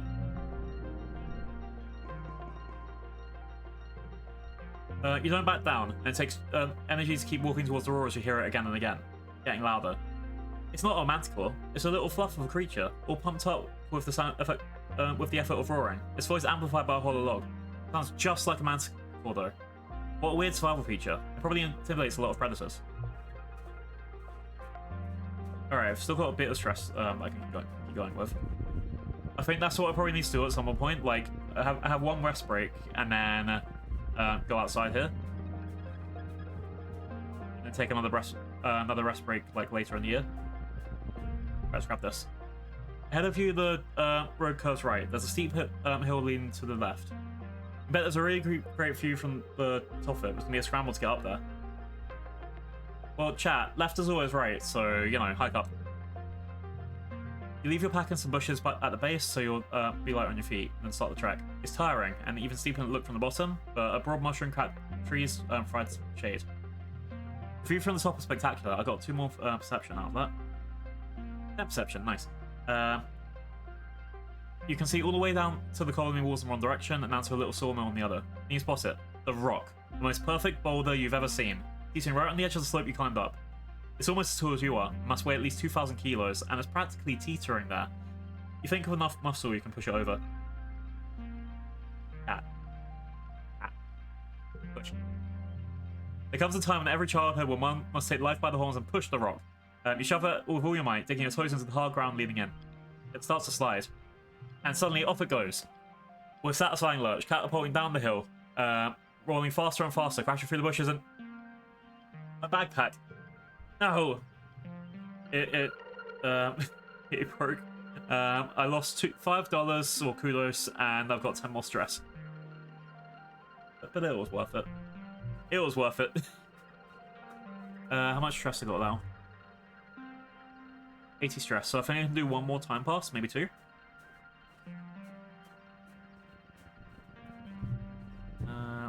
Mush log. I don't think I can go past this bit. Okay. A stream cuts through the path here. There must usually be some stepping stones across it, but the water's too high to cross safely. Jumping across. Bravery! Let's see. So, first up... Doop.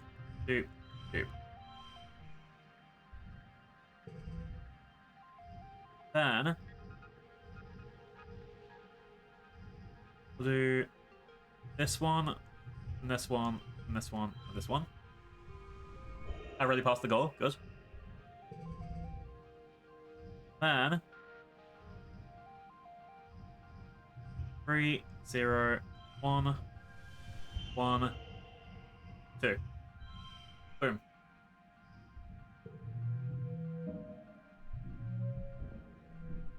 We got an extra bravery. Wasn't much, but still bravery. You bravely fall in and get wet. Damn. You floundered to the other side, soaked but victorious. You're too worn out and tired to go continue. You have to go home now. That was a fun trip out. Just, you're back. You spent the month exploring. +2 bravery, +2 perception. And more friendship with this. This finally isn't going to be a dickhead about stuff anymore. 12 perception. Got a lot more bravery. Now we're on 16.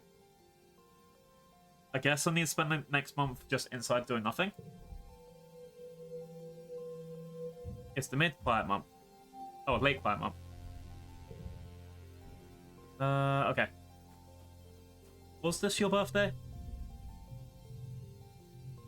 Early dusk, that's next month. Okay. This... You don't see this at first, but you do hear rustling followed by the screech of metal. After a few minutes looking, you spot this placed in large rocks in front of a piece of carbon metal leaning against the wall. He stops and looks at you. You didn't see anything, he says. going back to cover his tracks. Let's give you a mushwood log. Thank you, this says. Unsure how to react. I'll find something to do with it. Alright, at least we got another talking point with him.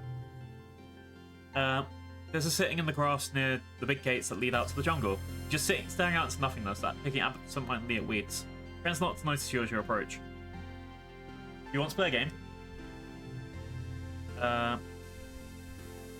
Not really, he mumbles into his sleeve.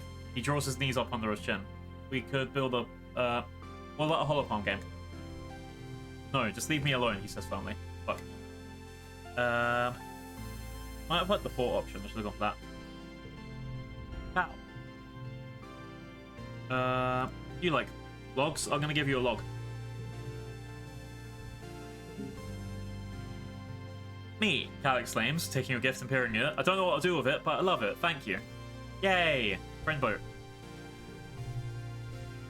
Hold this to your head now, my darling. You hear as you enter the garden looking for Cal. You'll help with the swelling.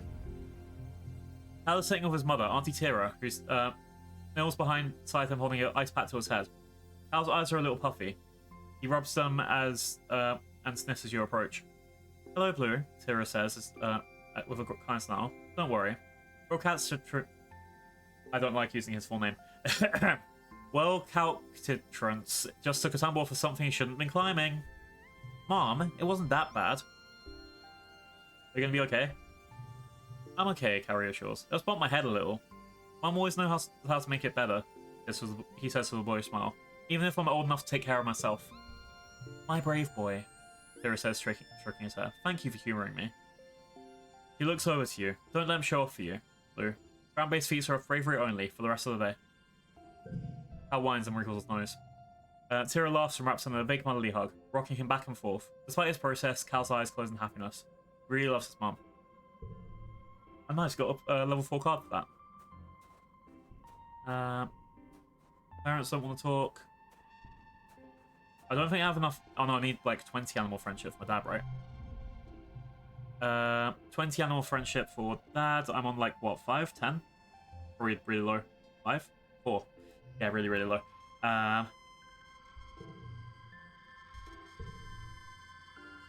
Mum, I need to get organised in 20 for that. Anywhere else I can run? Mars. Let's give her the boba fruit. Actually, no, let's give that to the other thingy. Let's give you a medicine root. What do you expect me to do with this? Let me put it where it belongs, outside in the dirt. Alright, Mars doesn't like medicinal roots. Got it. I wonder if that stuff stays forever. I kind of hope it does. But it wouldn't be too bad if it doesn't, because then I think, depending how this goes, based on how I play Catherine and other things, I'll come back to this like after a little break, and then that's how you should go for visual novels, because my game after this is Goodbye Volcano High, and then, at least for visual novel wise, then I want to go to Stray Gods, because I found out I have a copy of that. I want to like kind of just rotate and go between games like that, like over and over. Maybe at least one day a week. But then there's other games I want to play as well. There's collabs, there's everything I need to get fucking sorted. And build a Sundays. Schedules are kind of awkward as well. I don't want to be too rigid. I don't want to be like, no, I can only play this game on this day. Alright, I'm going to give you a crystal. Time shrugs. You probably should just keep it. I don't even know what to do with it, but maybe I'll find a use for it. I'm hoping I can win her over friend-wise. And I can't sneak out with a drain pipe because it's my month off. I guess I'm done with all the conversation options for most of these guys. Guess it's time to have a nap. We're gonna relax in the lounge. Oh, hello. Approach March and Master this, or I can get a hook on your hollow palm. That will give me a nice free card. I mean, that would be helpful. It's nice to take some time off to work, to chill after the stress of school work, not to mention the mental toll of this unpredictable planet. Looks like you're not the only one who needs some downtime. Some of the other kids are relaxing in the lounge. Friendship card. Friendship card. Friendship card. I'll stick with the holopam. Sometimes the best company is yourself. You find a quiet corner of the lounge and curl up into a cozy egg-shaped chair with your holopalm. You check that you check your holonet notifications, nobody bugging you. Good. and watch some vids from the archive. Ah, maximum relaxation. It's kind of what I'd probably end up doing most of the time anyway. Yeah. Let's go check out my cards. I think I was going to get rid of a blue card at this point as well. But then... That's the thing, it's only giving me options to get rid of my first words or my first words or my discovery, which are ones of value. Small value, but still value. I want to get rid of the blue card because it will, again, give me more chance to get one of the nicer cards. Actually, no. Go for it at 6. Let's get rid of the first words. I don't need English.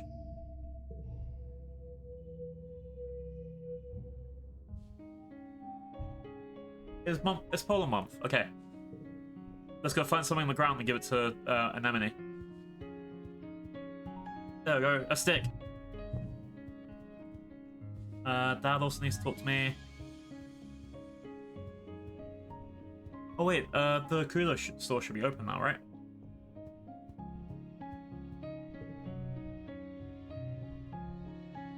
No.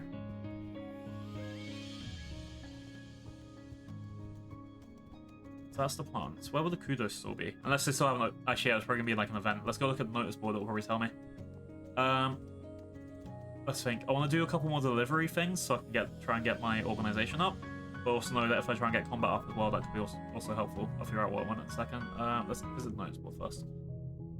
Please wear your masks outdoors during pollen season. Particles may trigger runny noses, water your eyes, and mild cough. They'll be hosting the annual Vertumnum Festival during the second month of dust. Let's leave that then. If I was a store... Yeah, I guess it's none of these places then. So... Yeah, if I do anything... If I do literally anything, that'll get my toughness up. That's 25. I think I want to go try doing some combat lessons in a sec. At least see what that is for the first time. First up, Mother. You meet your dad's adjusting watering pot in your mum's flower garden. He's having a sneezing fit. His eyes are running and red. You're alarmed. You've never seen him look sick before. People are hardly ever ill in the stratospheric, except when the zero-G rooms made them queasy. Not to worry, my little beanstalk, he says, nasally. I'll be fine. It's just supposed to make my head a little stuffy. He wipes his nose with a handkerchief and looks around. Everywhere you turn, the air is soupy and tinged with pink from all the floating pollen. On Earth, we used to call this hay fever, your dad tells you.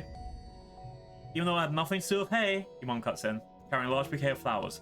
The native flowers seem to be in full bloom at this time of year. She buries her nose deep in them, and they smell fantastic. Your dad smiles kindly and agrees that they are sure beautiful, and he blows his nose loudly. Sniff the flowers tentatively. They do smell good, and they look harmless. Dad's eyes look so sad, but maybe it's just the allergies. Hey Blue, I know the last few weeks have been hard for you. This might be a good time to relax and stick around in the quarters ring. No, I've got enough. I don't have to worry about that. I want to do the delivery thing, I think. Cal is kicking a ball against the garden fence post, cheering whenever it bounces back to him. Let's think. Can't talk to you. Okay. If I want to train with you, I need toughness 40. And Emily is running on the sports ball pitch. It's your birthday, so I'm going to give you a boba fruit. Emily looks at the offering. Thanks. Did I miss your birthday? No, this is your birthday. You and Emily are playing in the Garrison Yard. Hang on. Yeah, early dusk. I didn't even get a thanks for remembering my birthday. How dare. How dare. Anyway. You're chasing each other with sticks around, pretending not to be sword fighting. The adults are training nearby are patient with you as long as you don't go near the target dummies. But sometimes stray too close. Watch out, Annie! One of the security personnel calls out as an enemy bumps into her. You kids stay behind the fences, okay? It's an anemone, she retorts, and as you both retreat to a safe distance. And then he throws the sticks to the ground and pouts. Just because everyone else shortens their name doesn't mean I have to. I like being an anemone. But having a nickname is kind of cool, when mysterious. But having a cool sign, you know? What would you call me, Lucifer? Well, I mean, I am Lucifer, not blue. Like, it does make sense.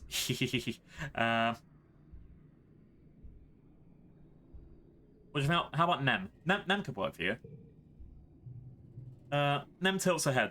Ah, I never heard that one before.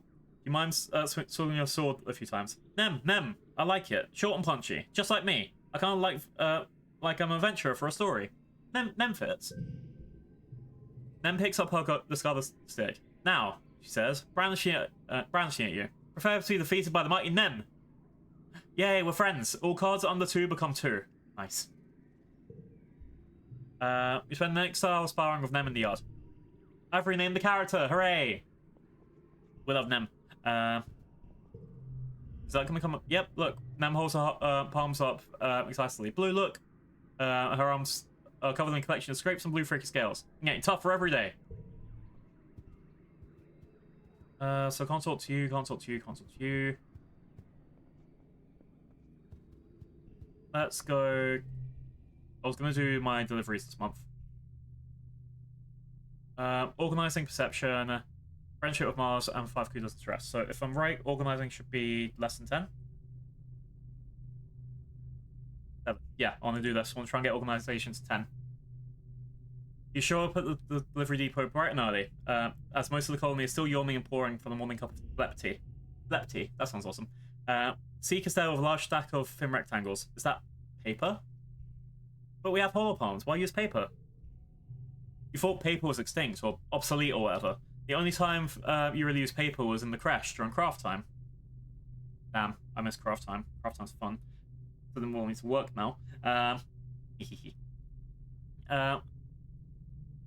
Seek pushes the bridge of their glasses up.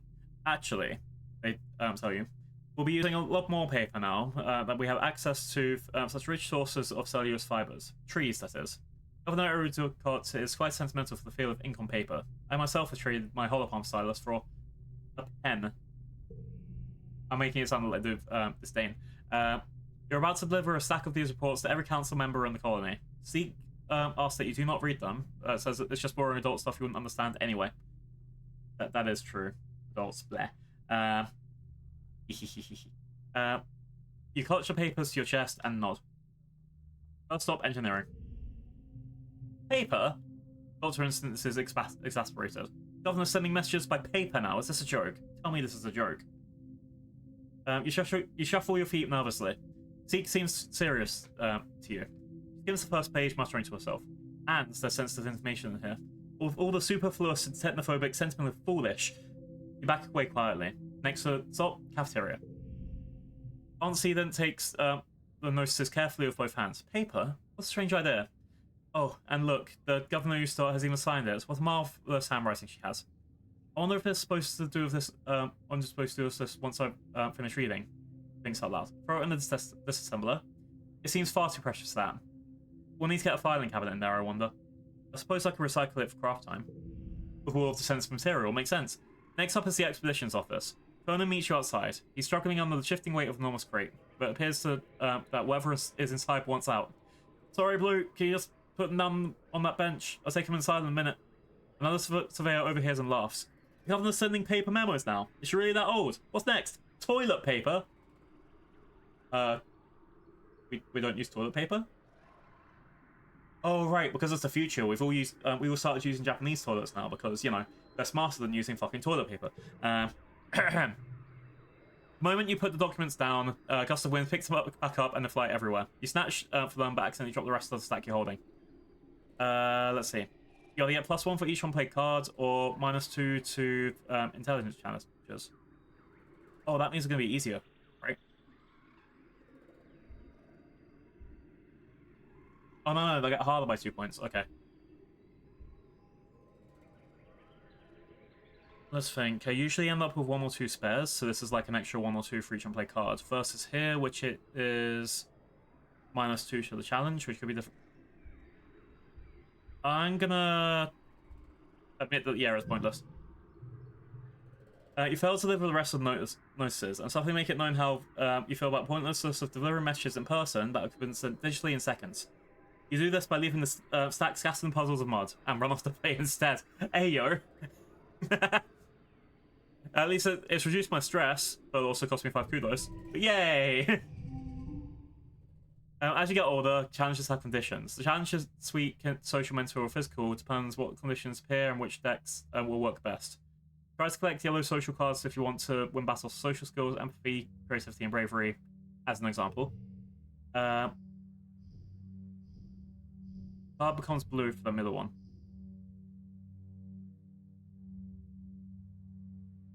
Let's do this, this, this, this, and this. Nice, a victory. And then I can use this log to try and get...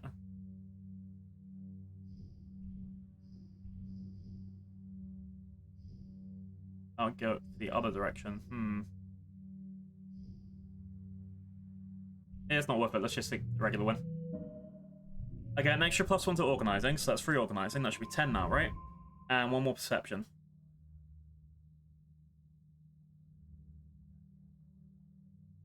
Yeah, 10 organizing. Hooray, we did it.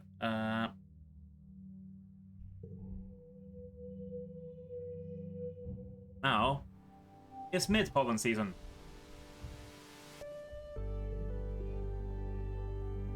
Is there anything cool that I can pick up? I want to go for something for my toughness next, so empathy, something that will just get me up in that extra level. No one seems to want to yap, so I don't know if I'm going to me yapping to everyone will at least get me over that point. Nope.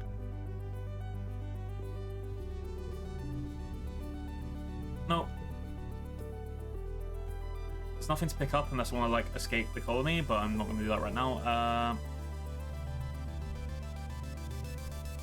Nope. I guess, yeah, I'll just go and focus on here. Let's do defense training.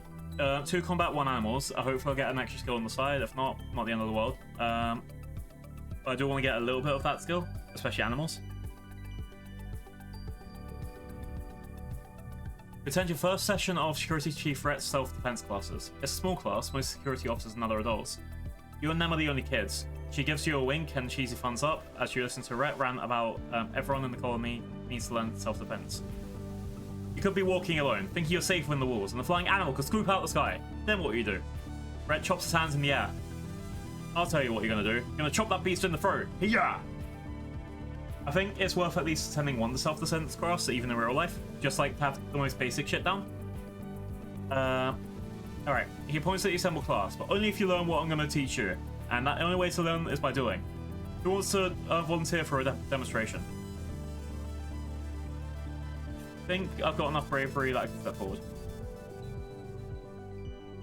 Yay! Hope that's okay at 17 now. Let's see. Security Chief doesn't scare you, or so you pretend. Rhett is like the biggest adult you know, and he's intense. You step forward, and Rhett nods as he crouches down. Okay, I'm a manticore, stalking you for the forest. What do you do? It's a manticore, which I know is covered in weapons. You need to run away. There's a snattering of laughter among the students, but you have to live your truth. If you see a manticore, you're out. Rhett doesn't laugh. That's correct, he says proudly. Only engage with an enemy when there's no other alternative. No one walks away from a fight without getting hurt. So the first rule of self-defense is not put yourself in a situation you need to fight. Exactly. Once you learn the situational awareness, I don't have any of that, we'll move onto hand-to-hand self-defense, drawing on a variety of martial arts. Only when I'm confident that you're ready will we advance to weapons. There aren't that many weapons in the colony. Mostly stun gloves, batons, a few plas rifles. You hope you don't have to use them, but we got to know how. Alright. 1 slot card at the end gets +1. That means the eye beast should go into the 4th thing. So you,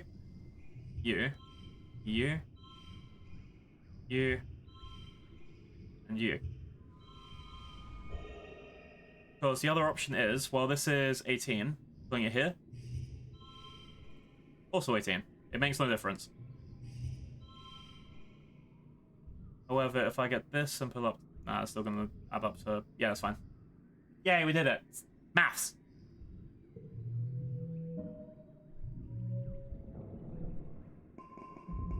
got a little bit of stress, but, you know, free extra combat, always good idea. What we got? I think that'll be 5 now?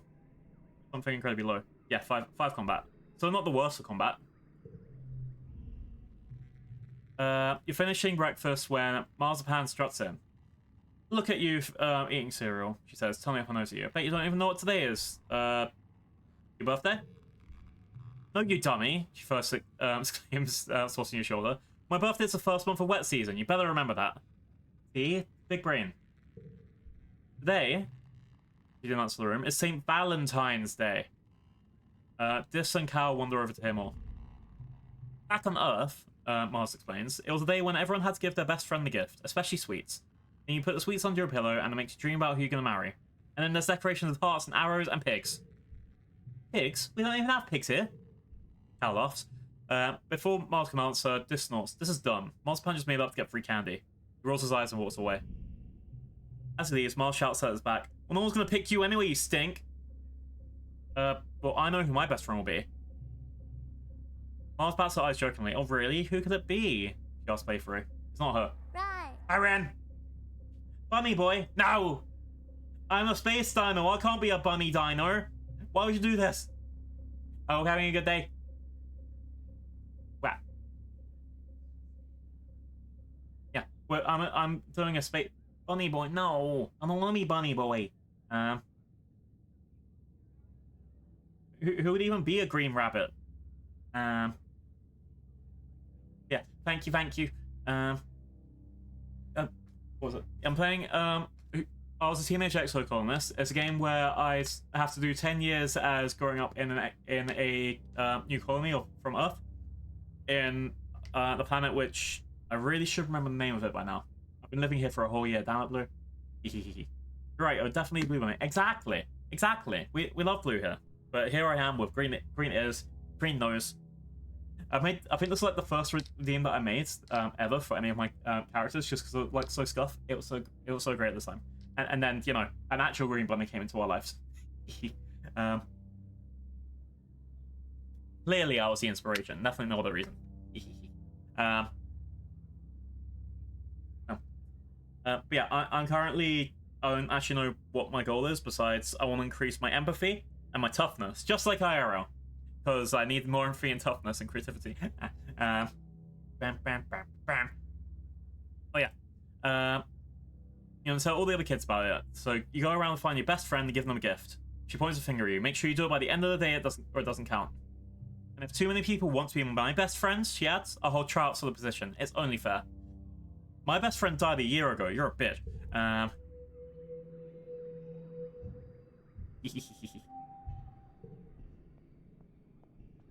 Alright. Who will I actually choose? I guess everyone here is for yapping, but I guess maybe Amy will be my best friend?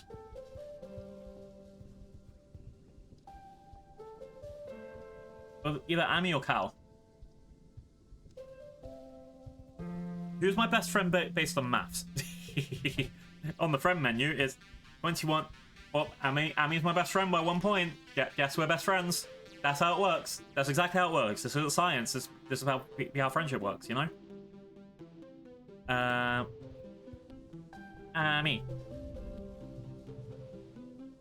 Oh wait, no, we need them Nem now. I'm gonna have to use that.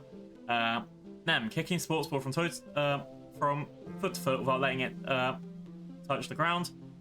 She fakes like she's gonna pass it to you, then kicks it away sideways. Open runs over to catch it before you get there. Too slow, she giggles. You really want to be BFFs with this silly girl? Yeah. You offer Amy some soy sweets, and she stuffs one on her cheeks and bumps you with her shoulder so hard you nearly fall over. Sounds cool, she says. You rub your arm. Okay, best friend. Tag, you're it. Best friends chat. We got best friends. Yeah. Always pick the silliest one on the crowd. You're gonna have the most fun for the rest of your life. Right. Then rolls a boba fruit down her arm and flicks it to you with her elbow, and then munches down on one of her own while she watches the construction crew work. Yay. I can't do any more of the friend stuff with this bit. I'll talk to you. I guess I've yapped with everyone as much as I can. These people don't like sticks. Yeah, everything gifts with you. Yeah, I think my next thing is picking another thing to get. I think I need to actually go for toughness now. If not toughness, then I want to get my creativity up.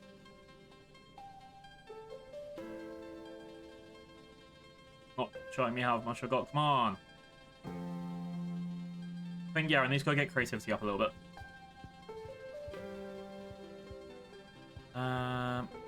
Plan. So, the humanities. There's some sort of emergency in engineering that requires house attention, so today's class will be taught by the ship's AI. Congruence. Good morning, Congruence chirps. Today we're going to talk about the formation of the Tumnur Group and our decision to leave Earth. It's a very exciting topic, and we think you're finally ready to hear about it. Let's dig in. You know how it started. Economic and environmental instability, coupled with deeply entrenched hatreds, and had thrown Earth into chaos. That would be a weird future to live in. I'm glad I don't live in that future. Anyway, and you know how it ended. In that chaos, your parents formed the Tumnur Group and planned to leave Earth. 20 years later, and they and their starborn children, you, slid into a wormhole and ended up here, on a planet you call the Tumnur. But there's so much you don't know. Congruence pulls up a holoprojection of this unassuming human with a firm and eternal gaze. This is Planktonic Ascendant Wog Bonfer Schmidt, says, the spiritual leader of the Tumnur movement. They were what people called a speculative fiction writer. The Tumnur project proved that their writing, though speculative, was far from fiction. Wait, so, yeah, it was... Yeah, are we a cult?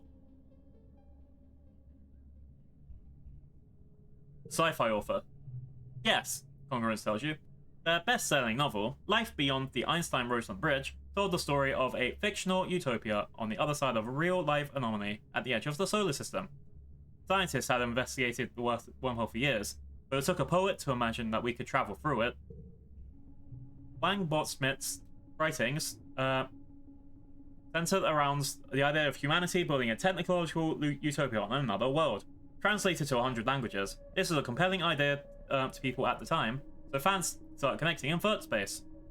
Far from just a book club, these people bonded over mutual aid amid the increasing unrest of their own countries. They were committed to Wang Bofer Schmidt's idea of the future where everyone is treated equally without prejudice.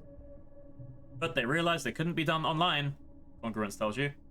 Though committed to social justice, the group saw the impossibility of forming a truly egalitarian society while also reckoning with their own implicit biases, and the first context of their real lives.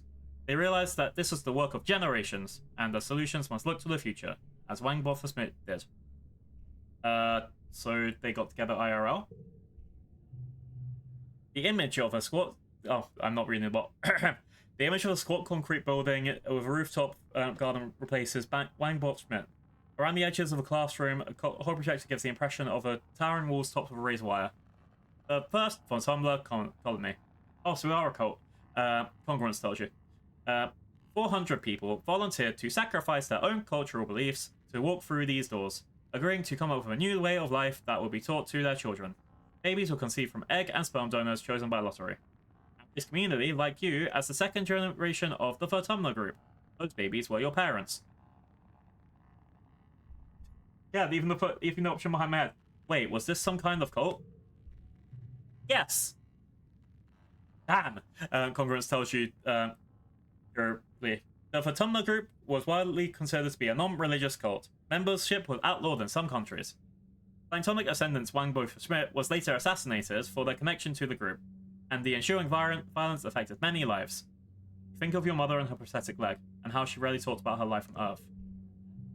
The holoprojector now shows the compound under siege. As more colonies were founded, word got out of the Tumnur Group's social experiments. Congruence continues.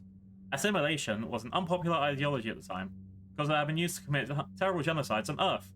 This, combined with panic that the Tumnur Group was destroying my family unit or raising an army of genetic super soldiers, brought the colony under attack from all sides. Jesus motherfucking Christ. I don't even know what to choose for this option. Cultural information is horrible. Everyone fears what they don't understand. Do I be the agreeable, loyal child, or do I go for rebellion?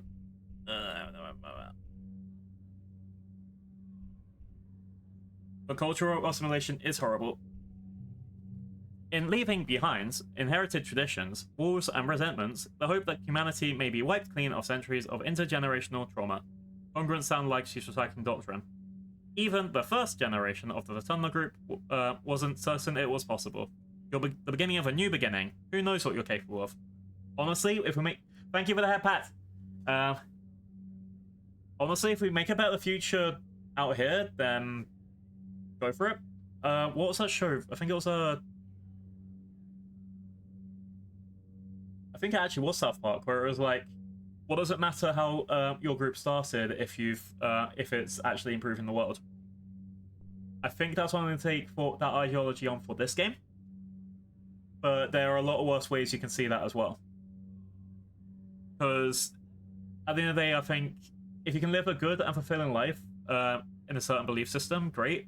As long as that belief system isn't funding stuff like, you know, outside the walls, suddenly it turns out they're doing horrific crimes.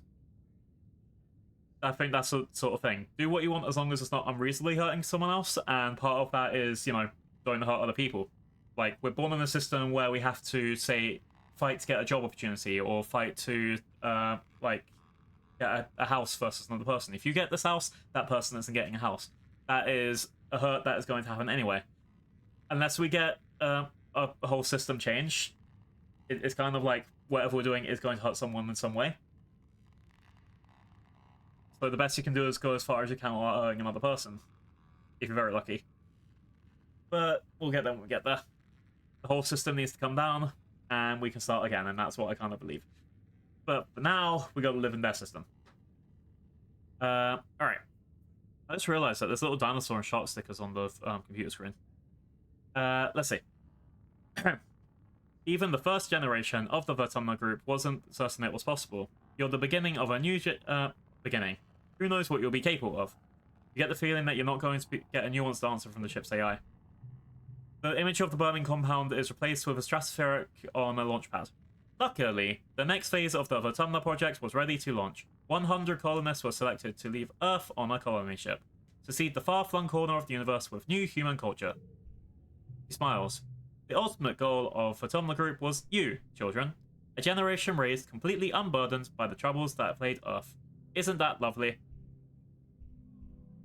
What was Earth like when they left? Terrible. Congruent shows you some dire demographics. The problem with the system... White ball pin! Zilgrim! Are you ready for your event? I hope so. But yeah, so one issue that, before I see all this stuff, because these are the ones giving you the information, they can control whatever information they're showing at you. So if I was going to be like, this is how Earth is completely factual, I can still change the graph to make it look for my benefit. That's how a lot of people are, and that's a very shitty thing that people do, but they still do that. They'll change whatever facts they want to fit their own agenda. Which is why anything that she's showing us right now, definitely going to be from a skewed perspective. That's why when someone's like, oh, just use AI for whatever, AI can literally be changing your, like, what it shows you to fit someone else, like, whoever programmed it. Who programmed this thing to tell you this? That's one of the secrets behind it. It's another tool of fascism. So, yeah, fun. Anyway. Yeah, you're ready. Yay, Zilgrim, let's go!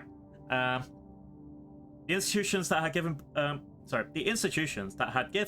illusion of safety were torn down, and wars were rampant, both resource-based and ideological. Large parts of the Earth were rendered uninhabitable by climate change, pollution, nuclear war, especially the critical food-growing region of the world. The Vatumna group were not the only ones trying to escape Earth, but as far as we know, we were the only success. So nobody else on Earth was like us? The Vatumna group has a unique culture, Convergence replies, but it's formed of a combination of many heritages from Earth. Even the language you speak, Esperanto, was invented to bring people together. And don't worry, Congruence explains, you've brought the best heritage with you. You're humans! How did they build the ship? Orbital voyages were a hobby for the ultra-rich in the earlier century, bastards. So there were several relics to be found in museums, Congruence replies. The difficulty was not in acquiring a ship, but in making it space-worthy and the logistics of the launch itself. The group crowdsourced enough funding to purchase and repair a ship. Congruent smiles. As for logistics, well, you're speaking to the solution right now. I was acquired by connected group members, along with the genetech that created you and your parents. The Stratospheric was the first manned vessel to navigate the wormhole at the edge of the solar system. Given the state the Earth was when I left, it may have been the last. Fuck. Your head is so stuffed with ideas that it might burst. Professor Howe and your parents never mentioned this stuff before. They would want you to tell you because they wanted you to grow up without feeling different based on your genetic makeup or family history. Okay. So, yeah, it sounds like this entire group was it got a bunch of like-minded people from around the world based on the science fiction authors' writings. But the wormhole did exist. It wasn't someone just being like, there's a wormhole out there. Yeah, there actually was one wormhole out there. This is my current interpretation. I don't know if it's right or wrong. But the idea is this dude wrote about a life going on the other side of the wormhole, which would be free from all bias and prejudice, and we'd be able to make a technological utopia. But also, we've had stuff go wrong. We've had, like, this feels like... What's the best way to put it? Did any of you ever watch that movie, Don't Look Up? I think it was on Netflix. Kind of feels like the ending to that at the moment. Just a bit less disastrous. I wonder what kind of people managed to get their way in the spaceship, for example. Apparently it was a second generation of people, but whose second generation of people? Anyway, it's hard to imagine having a different culture than your neighbors. You wonder what it's like. Everyone celebrating different holidays, eating different food, speaking different languages. Are you missing out, or are you better off without it, like the original colonists believed? It's hard to say, as the decision was made for you before you were born. That's like all the rest of the ones we had. All we can do is be the best blue you can be. Exactly what I was saying during the ad break. Do what you can without hurting others unfairly is kind of what we can go for. Alright, let's see what we got. Card here gets a +1. So if I put... Okay, this one has to go last.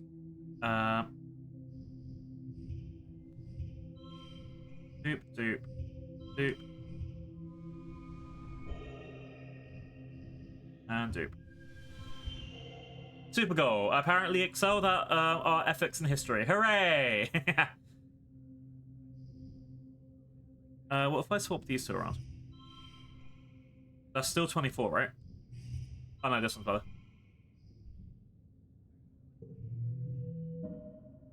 Well, this month, +1 extra creativity. But yeah, it's one of those things.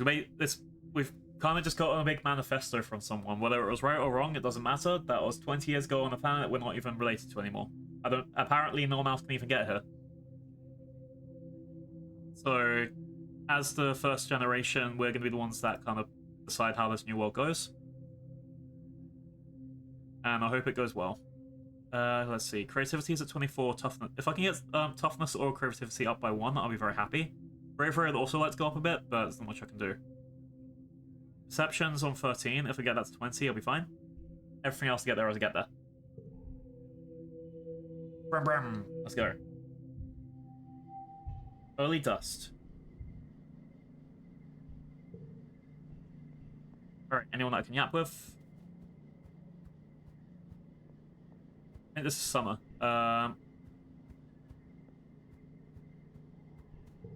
When was your birthday again? Oh, this is your birthday. Okay. Have some wood. Cool, thanks. I guess it is my birthday this week. I kind of forgot. Yay! Friendship. So I can't do that until I get tough for. Okay. Father. That's such a hot, dry season. Both suns are high in the sky, baking the usually lush for autumn jungle. If there is a breeze, it's warm and, you guessed it, dusty. Your parents are up every day before dawn, which comes far too early for your liking, and they're usually gone by the time you wake up and home after you're asleep. You have to visit them at work if you want to see them. Good morning, Gooseberry, your dad greets you cheerfully. Have you come to see the harvest? Your mum and I are gathering crops for the actual autumn and dirt this week.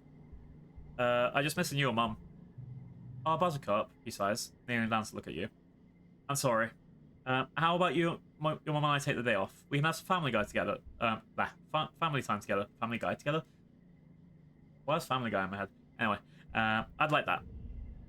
As promised, your parents leave work early for the day and spend it with you. They take a long walk along the colony walls and have a picnic overlooking the mush tree jungle beyond. Then you head back to the lounge to play a vert space game, an old one where the three of you play mice and you have to build things to solve puzzles together. As your parents tuck you in that night, you think this must be the best day you've had in a long time. Yay, we did it. We had family time. Let's see. Anything cool that I can pick up on the floor? Another log. I think that's probably it for now. Okay, so I can go to school again for creativity and see what the fuck else they're going to try and teach me. I can go to play some sports ball and get some toughness, or I can go to do some greenhouse work and get some toughness.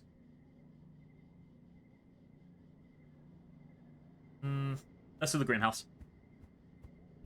I just made them take a day off for gardening, so I should also do some gardening, right? You're pulling weeds from the garden beds when you see Cal scurry past you, moving about with a purpose. Doesn't even stop to say hello before he disappears into a barn. I'll follow him. You slip into the barn behind Cal. He so absorbs in whatever that broken storage box is that he doesn't hear you. You can do it, he whispers. Come on, go. Creep forward, but then the barn door creaks closed behind you, and Cal jumps. Blue, he says, moving between you and the box. What do you need? What's in the box? Cal clenches his fists. Nothing, it's nothing. Whatever it is Cal is going to say next, interrupted by a chopping knife from the box. Cal grasps and wheels around, and you both rush forward to look. Inside the box is a pink caterpillar-like creature about the length of your arm, blinking up at you from a big multifaceted eyes. Its mouth parts wave at you and make a classic clicking chirping noise. It's hatched, Cal says. Hey little baby, welcome to the world. What is it? Dunno. I looked up in the survey archives, but no one found anything like it before. It's true, you don't know what this creature is. You knew about this thing? Yeah, it showed up in one of the first shipments of mushwood, he says, rubbing its little nose. It's curled up in a little cocoon. It's like a dried up leaf, but warm. I didn't want to just throw it away, in case, well, whatever was inside was still living. And no one wanted using this busted up storage box, so... He's got a little caterpillar pet.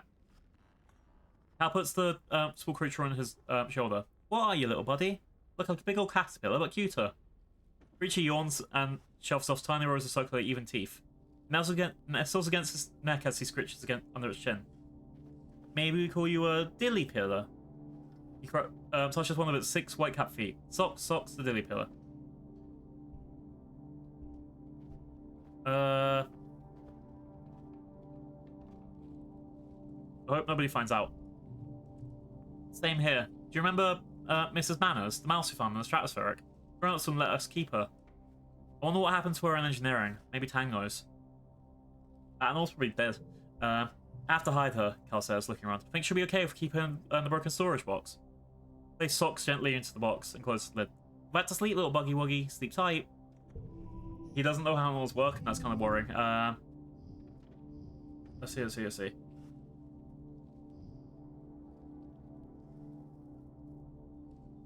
What if...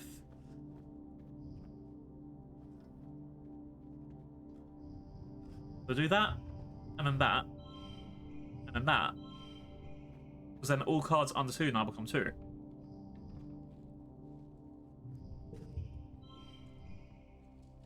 Oh wait, it's only to neighboring social cards. Okay. Got it.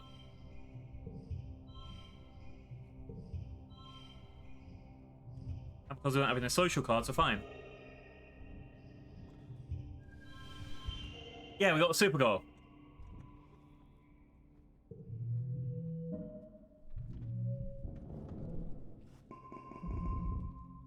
Nice. 5 more toughness, 8 more kudos, and 15 strength. So now our toughness has gone past 25, right?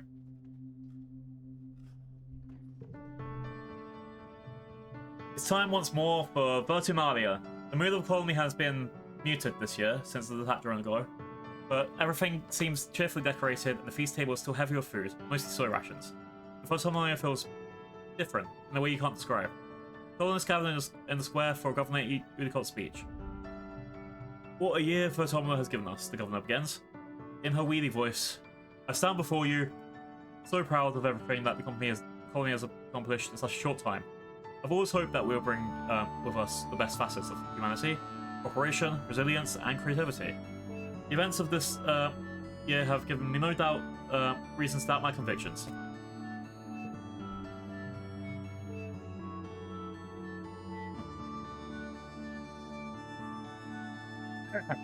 The creatures were unexpected, but I urge everyone to consider what it means for life here. If autumnal can sustain megafauna, then that means conditions are good for us as well. Our friends in geoponics are already working on the logistics of domesticating wildlife. The dad, a second cultivator,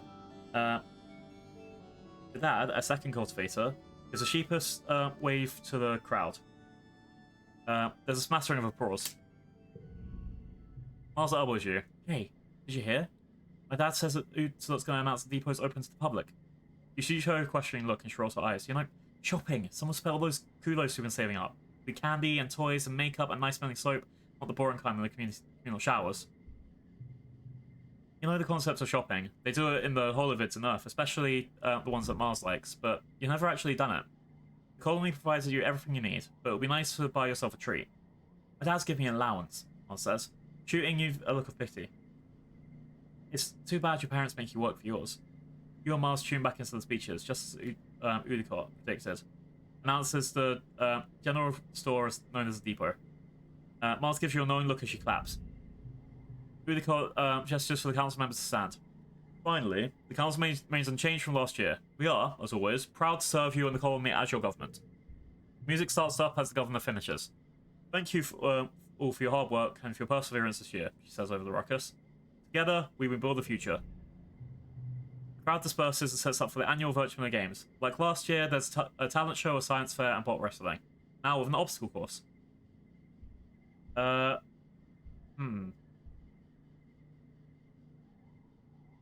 do a talent show this year, because I've got toughness up to 25, so that will be the rule weight. So creativity is 24.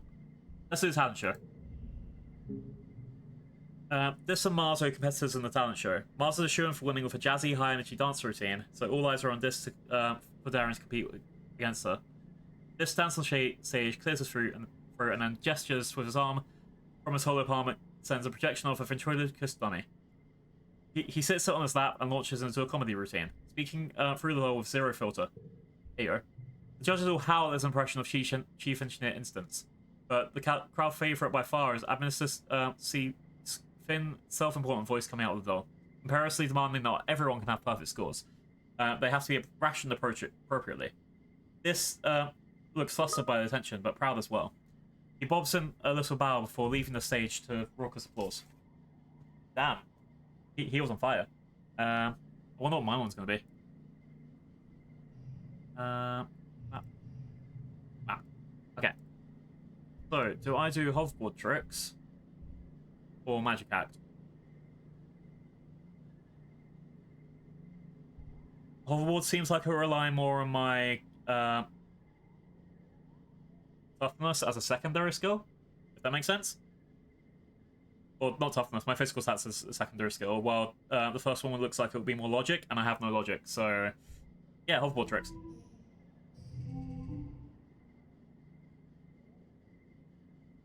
Sorry, I'm getting messages from work halfway through as bastards. Okay. Let's do this one, and this one. Will we get a goal of 47? Ish. Okay.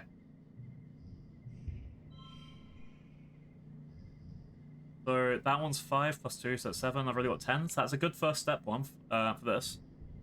I'm going to save this plus 2 for the mushwood. Okay. Next up will be...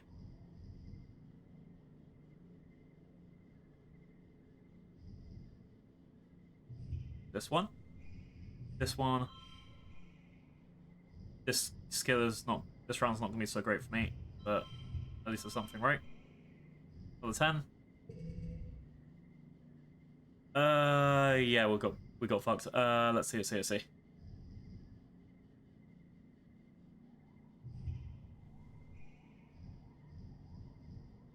How am I gonna go through this one?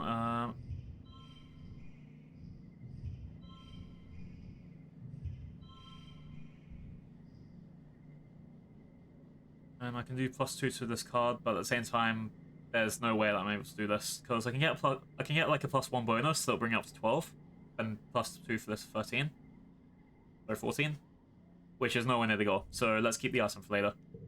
We didn't get through. Of course, I wasn't going to challenge her. What was I thinking? I suck. This wins by overwhelming applause.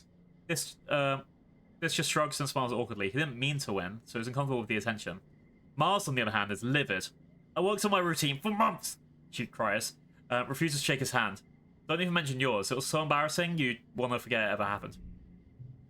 After the necessities are over, everyone takes time off for a much-needed break. Mars organizes a water fight that takes over the whole colony, even the adults. It brightens everyone's spirits, even the thick heat of dust. We've unlocked relax on the walls in the garrison. You end up on top of the western wall of this, with launching water-filled proof shrooms down an unsuspecting enemy in the sports ball court below. The walls seem like a neat place to hang out and relax. Much quieter than the lounge if you're looking for solitude. I'm not going to use it right now, but I would like to see what it does.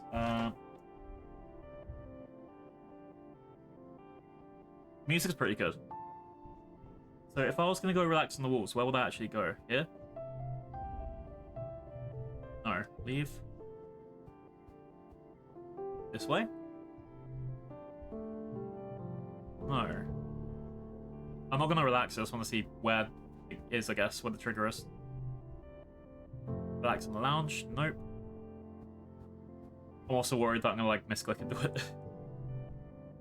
So these are the supply deliveries. I still need to get my creativity up, so I think I need to go back to the school for that. Where is relax on the wall? Shovel dirt. This one? No. I guess I'll see it when I see it.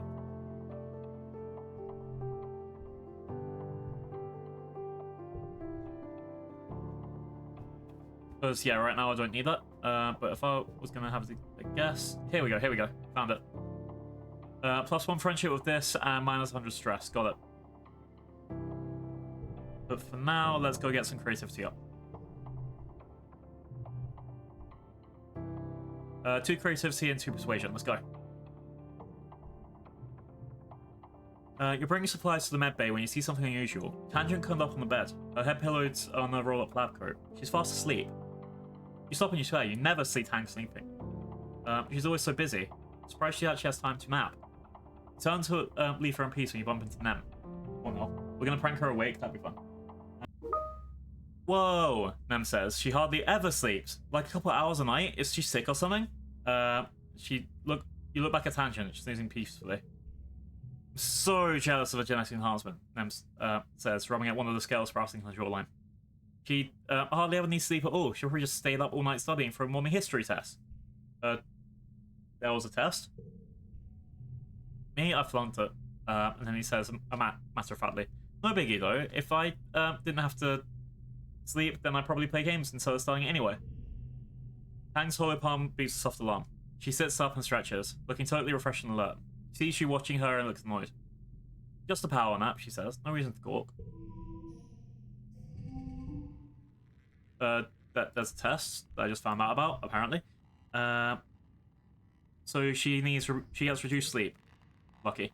I'm 11 years... Oh yeah, I haven't read this. You're 11 years old and doing just fine with no genetic augmentation, thanks. You can take a beating or drop a brick on your foot without cursing, and creatively, you're in a class of your own. They, them. Yay! Wait, hang on. There's a lot of people I've still got... well, I mean, the game is going to be over 10 years, but yeah, there's a lot of people I still haven't met. That's like a good quarter of them. Group. Alright,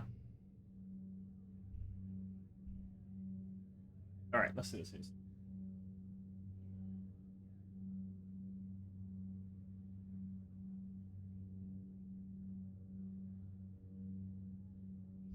So this card becomes a 2, whatever goes there.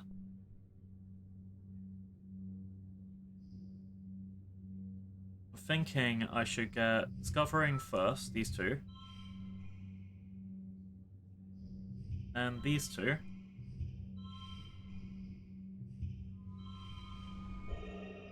That? It's a regular goal.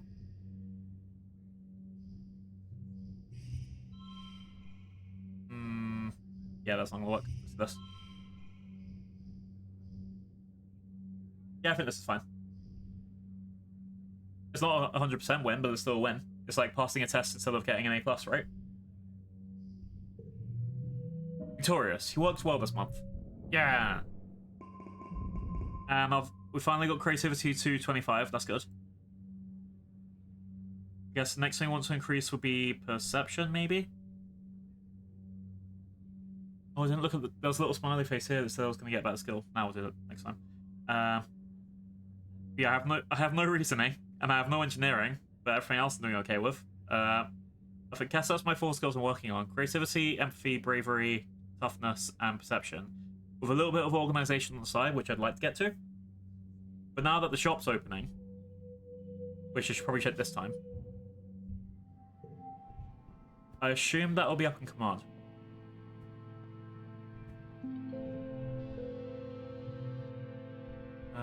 Alright, notice board. Only shortfall is still minus 100%, and our security rating is still 0%. So we're fucked times 2. Hooray! We're not producing food, and we have no security. That sounds either way that I go for job, food or security. I'm gonna have to deal. Thank you for the head pats. Yay! And my care package. I'm blessed. Whap whap whap.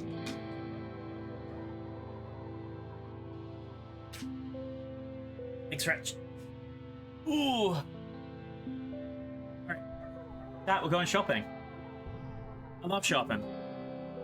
Get my cake. An animal book. And then these are free cards. I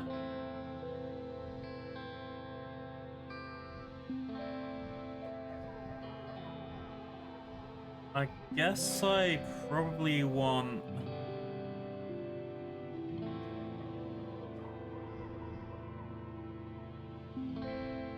Five to animals. I think 5 to persuasion would be a good one to have as well. It's hard to choose. Fuck it, let's buy a birthday cake.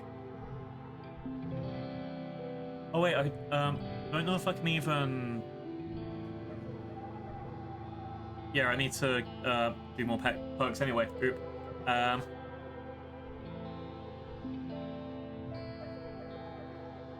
Alright, so yeah, let's get the organization up. Yeah, we love cake. Cake's the best. Alright, my job is going to be doing more delivering supplies. Hopefully my organization goes up by a bit. It'll help with my perception a little bit too.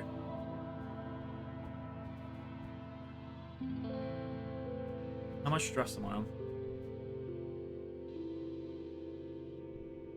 Yeah, I think next time I go outside, it's gonna have to be like after I do another stress break.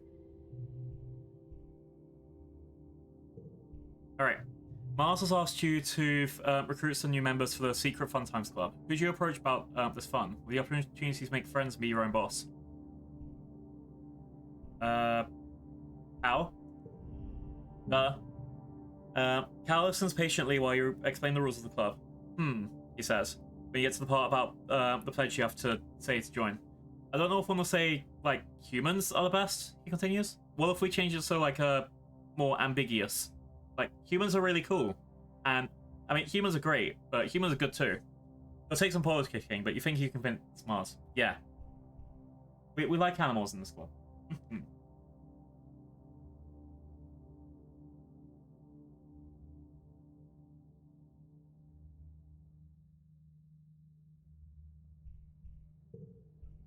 Oh, one more thing, Cal says. Well, Anemone. She's really cool too. If I'm in the club, she should definitely be in the club too. That's hard to argue with. Looks like you got 2 for 1. Okay, that's always good. That's why you always pick Cal. Nem and Cal are both at the next meeting. I'm very excited to be part of the group. Mars looks excited to have more people to boss around. Yep. Anemone can be vice president of kicking stuff. Mars announced it. You know, when we need extra security or like if we need to open a door and can't use our hands. Cal will be Vice President of Transportation. Mars continues. Cal pulls out his hoverboard and grins. That'll only be useful if we need to get somewhere fast, but if only one of us does it anyway. He can deliver secret messages. Hi, Splashman. Happy Saturday. We're exploring a new colony. It's the best. I'm the vice president of doing everything for these people. Mars makes them raise their hands. Do you promise to always be cool kids and do fun stuff together and never tell any adults about the Fun Times Club? Chat, they don't know I'm secretly an adult. Alright. And now I need to do my work, which is delivering supplies. Let's see. He needs to do this. And this. I think we've just hit the goal exactly. Yeah. I need to get rid of some of these older cards too, because I can't really do anything. Like, I could get an extra 2 points by using my item on this crawling. But I don't know if that's enough to get my super gold anyway. Oh, for my gaming style, I'm very much someone who I'll hold on to an item as much as I can when I've realized that. Well, you know when you get like a health potion really early in the game, and the game's like, use the health potion for the tutorial, and then you just don't, and you keep that health potion for the end of the game, and then you realize you've held the health potion so much because you just never need it. I'm that person. I'm very bad at some of the games like that.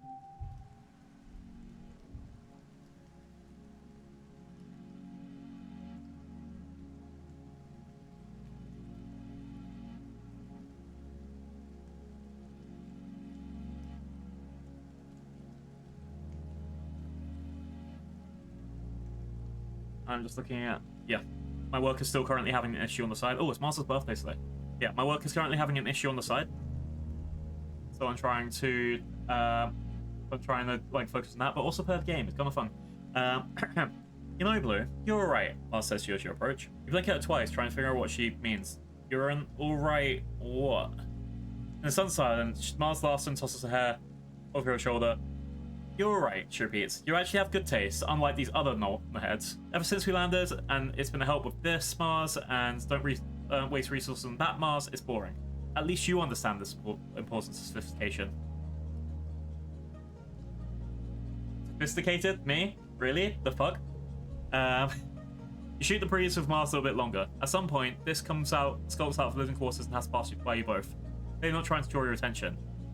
Where is he going now? Mars musters you. And raises her voice so this can hear.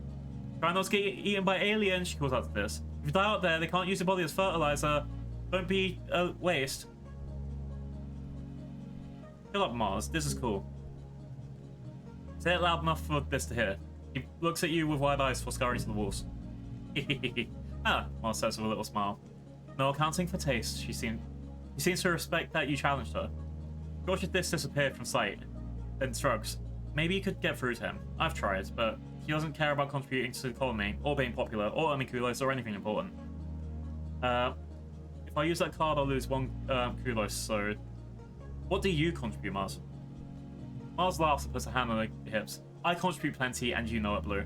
Some people need someone to tell them what to do, don't they? I really don't like her chat. Mars is leaning over the holoscreen, chin in hand. She exhales and blows a piece of hair out her eyes. I hate schoolwork. But my dad's told me it's a good education is necessary for all people of all cultures, so I guess I gotta do it. It's your birthday, have a cake. A birthday cake. The icing's a little uneven, and there's no candles, but keep practicing, you'll improve. Fuck you, Mars. Fuck you, Mars. What was I doing next? So I've got my creativity up. Organizing, I want to get a bit higher. Toughness is fine. Perception, I want to get higher as well. So I guess that will be another delivery job. My stress level is fine. Let's see what else. No one else here to talk to. Dad doesn't want to talk to me. No one else around here wants to talk to me. I think we're okay just to keep going for that then. I do want to get my combat skills up and stuff, but as long as I have a little bit of toughness, it shouldn't be the end. But yeah, I do want to get organization and perception up, which is more supply deliveries. Hooray! A lot of people don't like to leave their workplaces to eat in the cafeteria. So every day around lunchtime, you get to go around the colony and deliver steaming hot meals to people. This is the best, because even you seeing you means it's time to take a break. Alright. We got a lot of this is horrible. This, this, this, this, and this.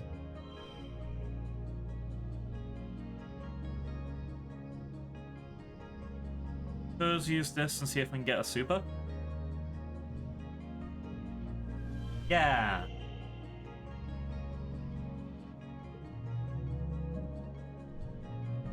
I've got an extra organizing. That's full organizing and another one perception. What are we on now? 17. Okay. Yeah, organizing.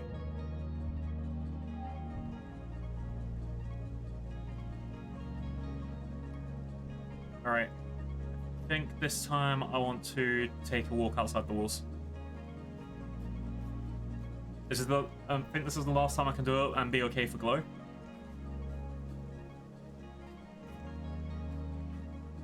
Let's think about it this way. Okay. If I do something this time and then walk outside next time and then rest during the glow time, that could get me into a good position to start on the next game, yeah?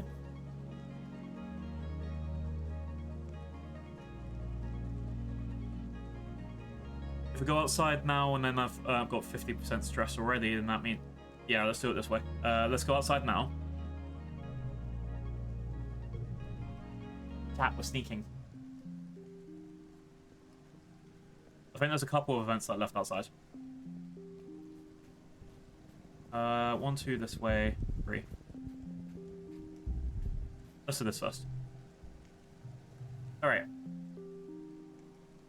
1 perception. So whatever happens, I've already come back with something good. Some farmland has fields outside the walls. The fields don't look like they're doing very well. No one's around right now, and it looks a bit abandoned. There's some meager-looking crops to harvest, but animals are starting to get at them. I'll try and plant something. You're just a kid playing at farmer. You mess around for a few hours planting things that look like seeds, but none of them will actually grow here. Oops, that was a mistake. Stress. Come on now. 55 stress. I think we're good for a little bit longer. The area is muddy from all the recent rain, like real muddy. If you walk further, you're going to get swallowed by a gruesome puddle of mud. Let's do a perception challenge. How's it going? It's going well, thanks, Barry. No one's died, which is always a good thing. I've got toughness and creativity above 25, which is definitely a good thing. And I'm trying to do the rest of the outside before we get to... sorry, the rest of the outside and then rest once before we get to the last glow. I'm hoping that works out. How's your day going? Alright, let's get cow strength and this first. We're off to a good start. I don't really care about having kudos or not. Alright. That.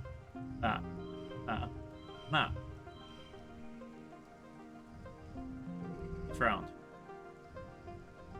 Okay, we should be able to get through this really easily. Let's do... 2, 3. Alright, that's a win. 3, 3. Oh, we also learned about the history of the... what was it? Of the Photona group, and I'm like... It's a bit sus, but we've also left it all behind, so this is our chance to make a new, nicer beginning. So fingers crossed. Fingers crossed it's all okay. But I think it'll be good. I think we'll be fine. Not bad, just churning in the heat. Oh yeah, I've got to, like, get ready for... From tomorrow, we're going to have to get ready for... I think it's 30 degrees here. So hopefully everyone's... hopefully you're okay. Hopefully everyone in Britain's end is okay. I still run into a lot of people like, oh, 30 degrees, that's nothing. You're not here, damn it. You're not here. I know, I'm regularly someone that I can't handle above 15, 20 anyway, so this is going to be a fun week. Alright, what we get? Got an extra perception bonus. Gonna tell me? You're gonna tell me, game? It's fine. It's not 25 anyway. You hop from a dry spot to dry spot. Miraculously, you don't fall in. We got up to our armpits in mud. Nice.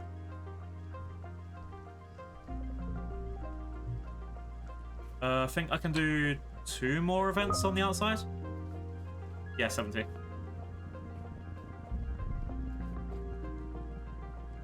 I kind of want to go to him, but it also means I'm getting caught. But I also want to go to him. Let's do this, and then let's go talk to the person. Yeah, I'm getting caught, but also, eh. A large woolly blue creature is floating here, a meter off the ground. It seems to be upside down, which is causing it some distress. Its segmented legs kick uselessly in the air as it tries to right itself. It must be a float cow. Someone's working in domesticating these, and it's not you haven't seen them up close before. A sister's eyes look at you imploringly. He helps to makes a helpless, lowing noise and tries to flip over again, but can't.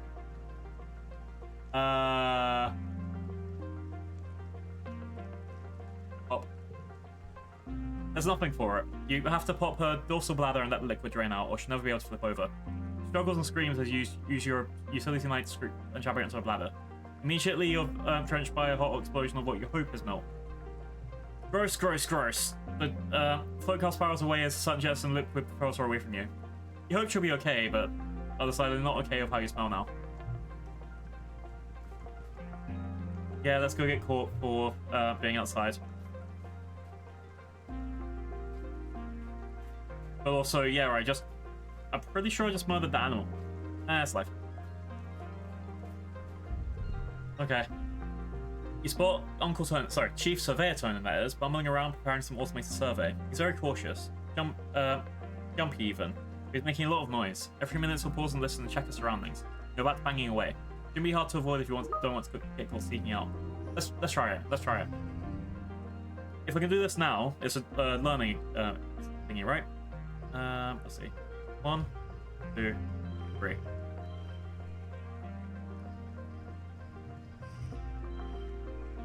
Does it matter which way I have this? Yeah, it's all 14 anyway. Then everything else gets bonus, so that's fine. Let's do this one, then this one, and this one, and this one. I really don't want to use that -1 Kulos card. It is only 1 Kulos, but still. Alright.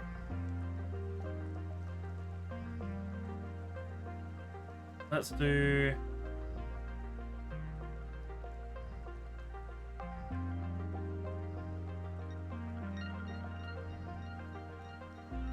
that. Followed by this. Followed by this. Followed by this. And followed by this. I don't know why that says S at the top. But that's fine.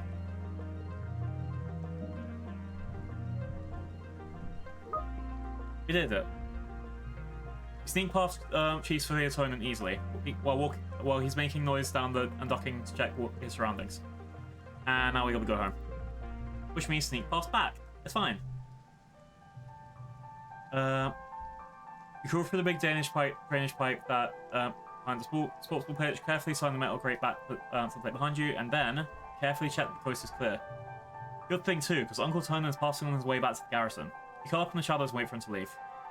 Thank God I have that perception. What are we on now? 21. Nice. We should be able to get that to a larger number soon, right? That means 22. More bravery and more friendship. We're gonna have our first rest in the area. Hang on. So, I have 30 minutes before I need to raid out. We should be good though.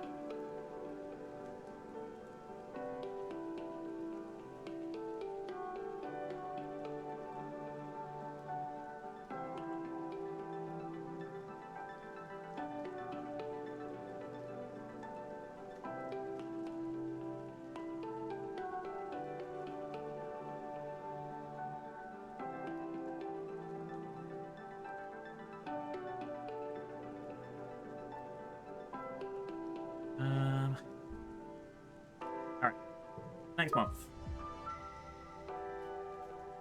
Doesn't look like anyone wants to yap at me.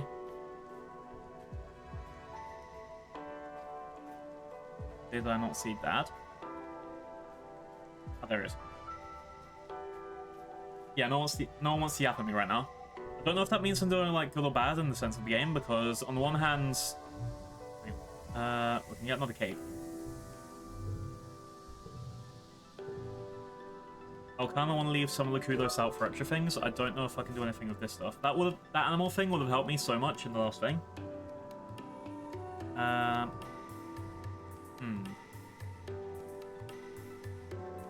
want to buy the doll as well.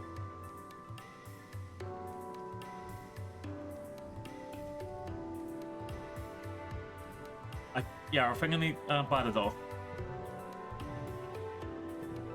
Does that mean in my gear that I can get rid of my other thing, like for now? Like, how does this work? Okay, it stays in my inventory, that's good.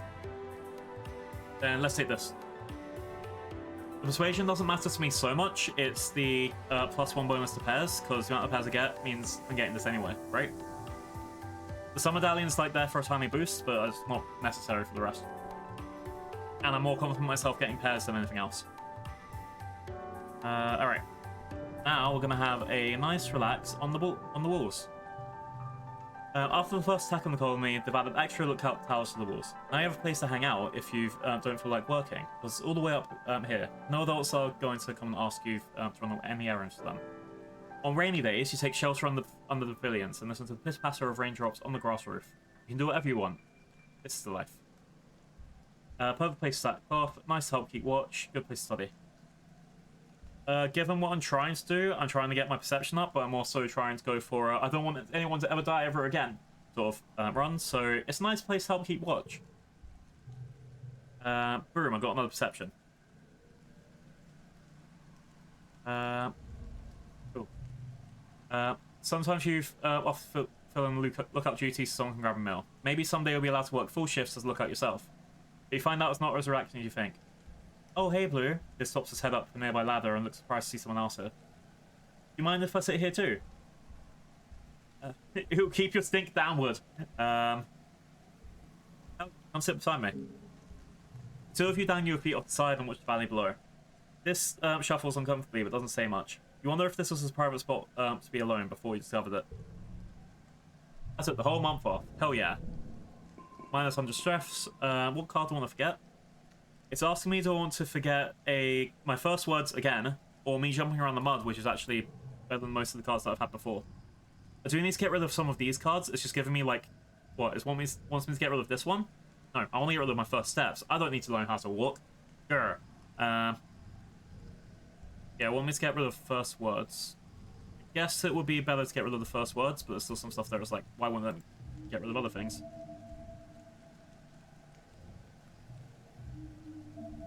Alright, forget first words? Yes. I don't need words. There's a commotion in the square. An expedition vehicle has driven through the gates and is sliding and idling in the middle of the square. An unusual sight. People come down from command to investigate. Utopia gets out of the vehicle and trudges over to Uskot. Who's Utopia? After a brief conversation, you see Udicott gesture for people to unload the vehicle and clear the area. You stay out of the way to see what they're unloading. Oh. It's a body. Chief Surveyor Tonan's body. Someone quickly covers him with a sheet, but not before an image of his torn open body is seared into your memory. However he died, it was violent and bloody. Furious stomach cramp, nausea. What happened? This comes over to crouch around the corner of you. You share that Uncle Tonan is dead, and he stares at the sheet-covered body intensely, as if he could see through it. Did they say how? But this tells the truth anyway. Nobody will tell kids what really happened. Did something eat him? Did he get lost or fall off a cliff? Do they even know? This nods, frowning. They don't want us to know about the monsters, or other worse stuff. They want us to think everything is fine, but it's not. The planet isn't as nice as to say it is. They hate that they can't control us. You and Dis watch the adults carry Uncle Turner's body away. From the way he's practically vibrating, you can tell Dis wants to ask more questions about what happened. Sorry. After a few awkward minutes, he sneaks away without saying anything. Probably trying to get a look at the body. At least Tammy isn't around to see this, you think. Let's get it now, wherever people go when they die. Yeah, at least they're with Dad. Isn't that always the good thing?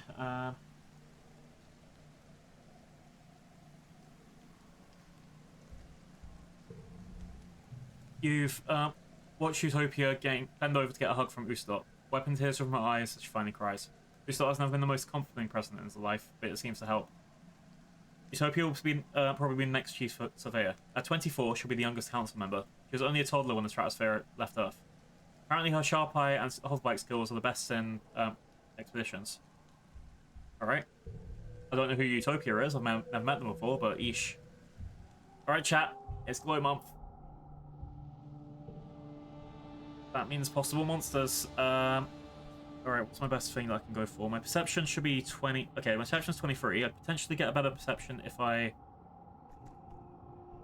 kind of want to go for combat defense lessons, just in case.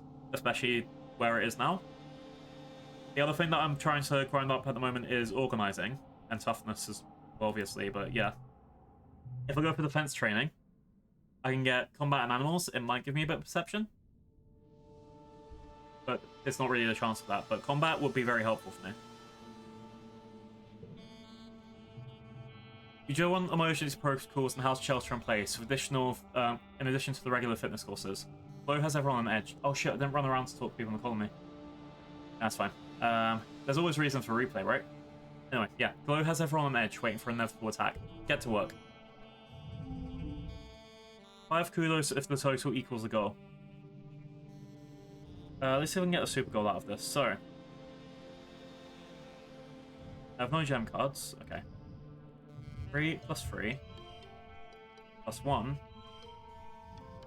plus 1 2. I don't know if there's a way that can remove an extra one.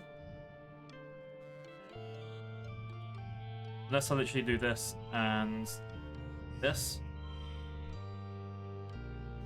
That works, and then I get 4 kudos in total. Yay, I did it! Alright, 3 combat, 1 animals, 15 stress, and 6 kudos. It's been a quiet glow, but the grim surreal darkness of the season reminds you of last year's violence. As the month wears on, you overhear arguments at dinner. Adults worrying that the attack is still coming, and people who think the first one was a fluke. Surveyors mention seeing new tracks in the forest, but shush the people in panic. The gates are closed. You draw emergency procedures, filing soundlessly from the classrooms to the creche to hide on the tables, waiting for the sirens to call you all clear. You drill and prepare and worry, but nothing happens. Then, just as the glow is starting to wane, a toxic purple spill of wormhole fading as the suns almost rise past the horizon again, the sirens start. Reading a hollow novel in bed when you hear them, followed by the stomp of boots out the hallway outside your quarters. An alert flashes on your hollow palm. Shelter on the creche. This is not a drill. Get another message from your dad. Me and Mom are gonna stay in the greenhouses. We're safe. Just follow Auntie Anne to the creche and wait for us, okay? Don't worry. We're more prepared than we were last year. Love you. Stay safe. I could go to the creche, where I belong, or follow security guards to see what's happening at the gate. Chat, we all know what we're gonna do. We're all not gonna do. We ain't gonna be no wimp swat hiding while everyone else gets the glory. We're gonna stand on the front lines and we're gonna save everyone. You sneak out the front of the living quarters and head towards the gate. You're immediately spotted by the security chief, who's going to yell at you and gesture angrily. What the hell are you doing out here? This ain't place for kids. Get your ass back inside. Hell no. Trying to help. One slot will turn the cars red, so its first card will be red. Got it. Gotta try and get 34.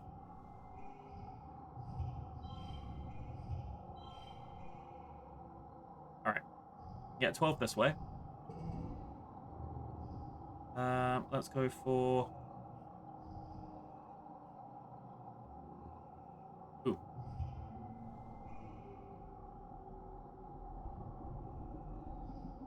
Let's put you... Yeah, there's going to be one that I need to think of. Put this one over here.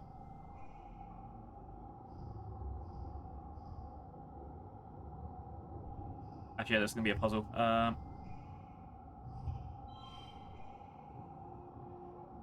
So there's no way I can move this one to be different value. Nice, okay.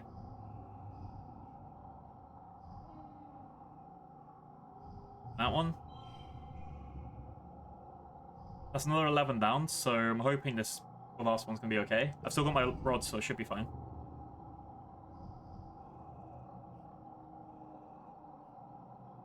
Alright, first step. And this one. This one. This one. Nice. And this one. Super win, yeah!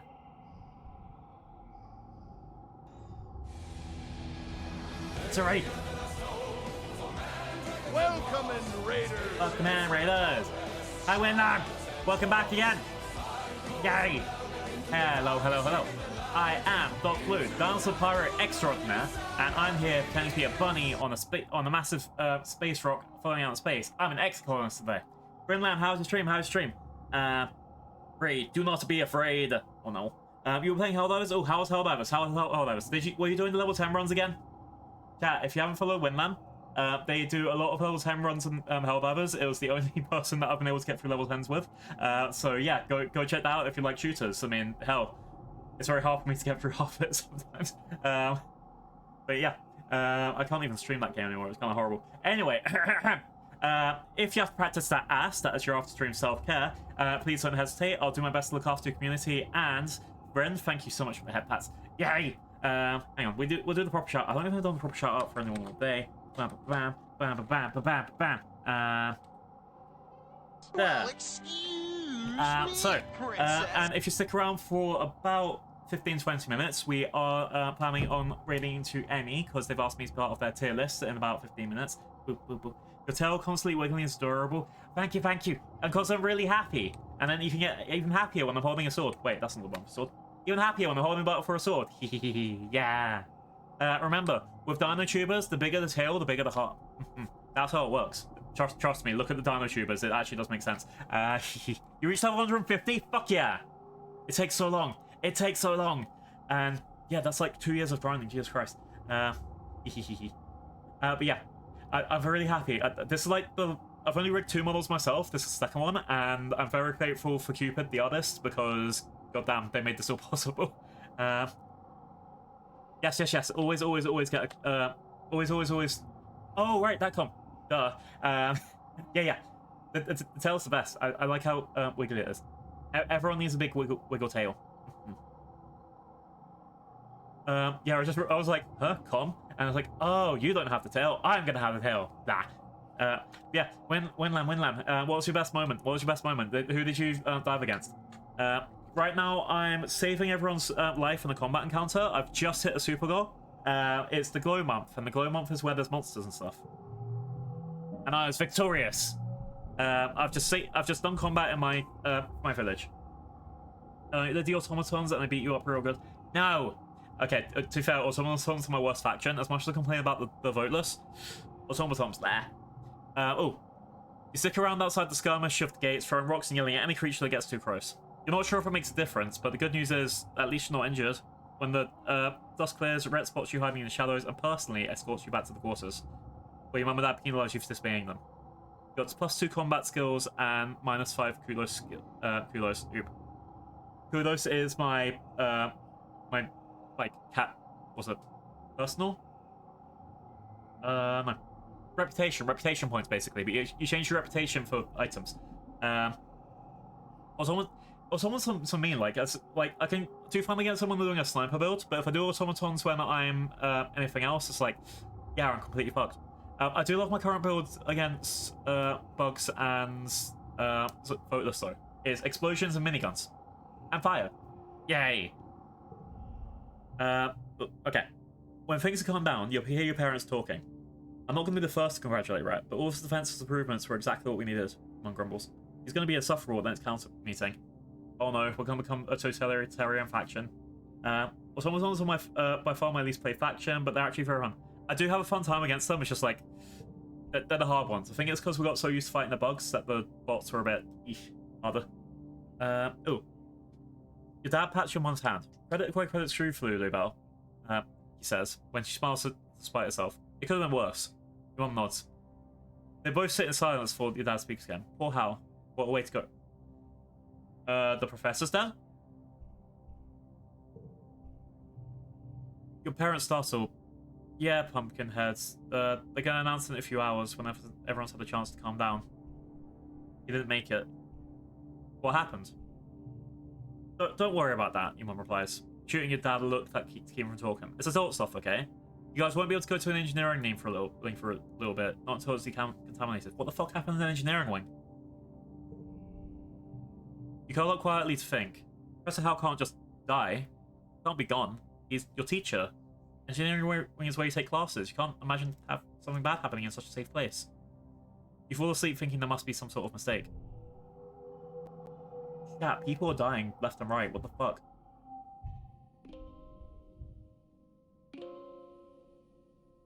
Either way, I've had a good year. My persuasion's up, my creativity's up, my bravery is up, my organizing is up, my biology is still my weakness. Actually, no, my reasoning's still my weakness. I have no reasoning skill. Big fear. And I've been friends with this and Mars a bit more, but less friends with enemy Cal Tangent. Yeah, it's usually fine. That's just growing up, right? It's gonna be a bit sucky. Let's quick check. Boop. Alright, I think I can do one or two more turns before I have to go. So, to start age 12. I've got anyone I can yap with? No, so it's being regular friends. Hal has collected the fine assortment of plastic and metal containers and assembled them into what passes for a drum set. His clattering away at them echoes through the garden. When he sees you, he twirls his drumstick and gives you a cheeky snarl. What? They're just gonna get nano-recycled anyway. Damn, he's gonna become a musician. That's good for him. Hi, Dad. Your dad's reached you, but I don't have animal 20, so I can't hang out with him. Hi, Mum. I need organizing 20 to hang out with my mum. Oop. Mars? Blue, come over here. When Mars demands. When you do, she slings her arm across your shoulders and raises her whole palm to take a picture. Looks cool, she instructs you. I need someone to take a selfie with every day, or I lose my streak. She presses her cheek against yours and purses her lips. The picture turns out fine. Mars slaps a filter on it and posts its goal on the message board. Just like IRL. Who else we got around? This. Not everyone in the colony is happy, this mutters. His arms wrapped around himself. Everyone acts like it's because they don't want to sound ungrateful, but let's face it, it sucks here. It's not like we can do anything else. Tangent.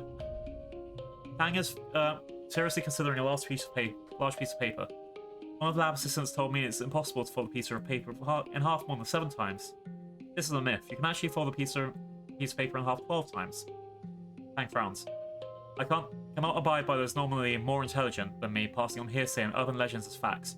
It's the duty of all scientists to question what's upheld as truth. He has a point. And then Nem. You don't see Nem. She sees you first. Tag, you're it. No. She got me. Alright, I need to get... What's my next skill I want to buff up then? I want to get my perception up to 25 at least. I'd rather have another rest now that all of the outsiders reset. I think organization might be the one that I need to go for. I don't want to go outside. I want to look at what my organization is. Chat again bullying me. Alright, organization 17. Perception is 23. Yep. Toughness is 29. Guess what, my creativity's got up a little bit as well.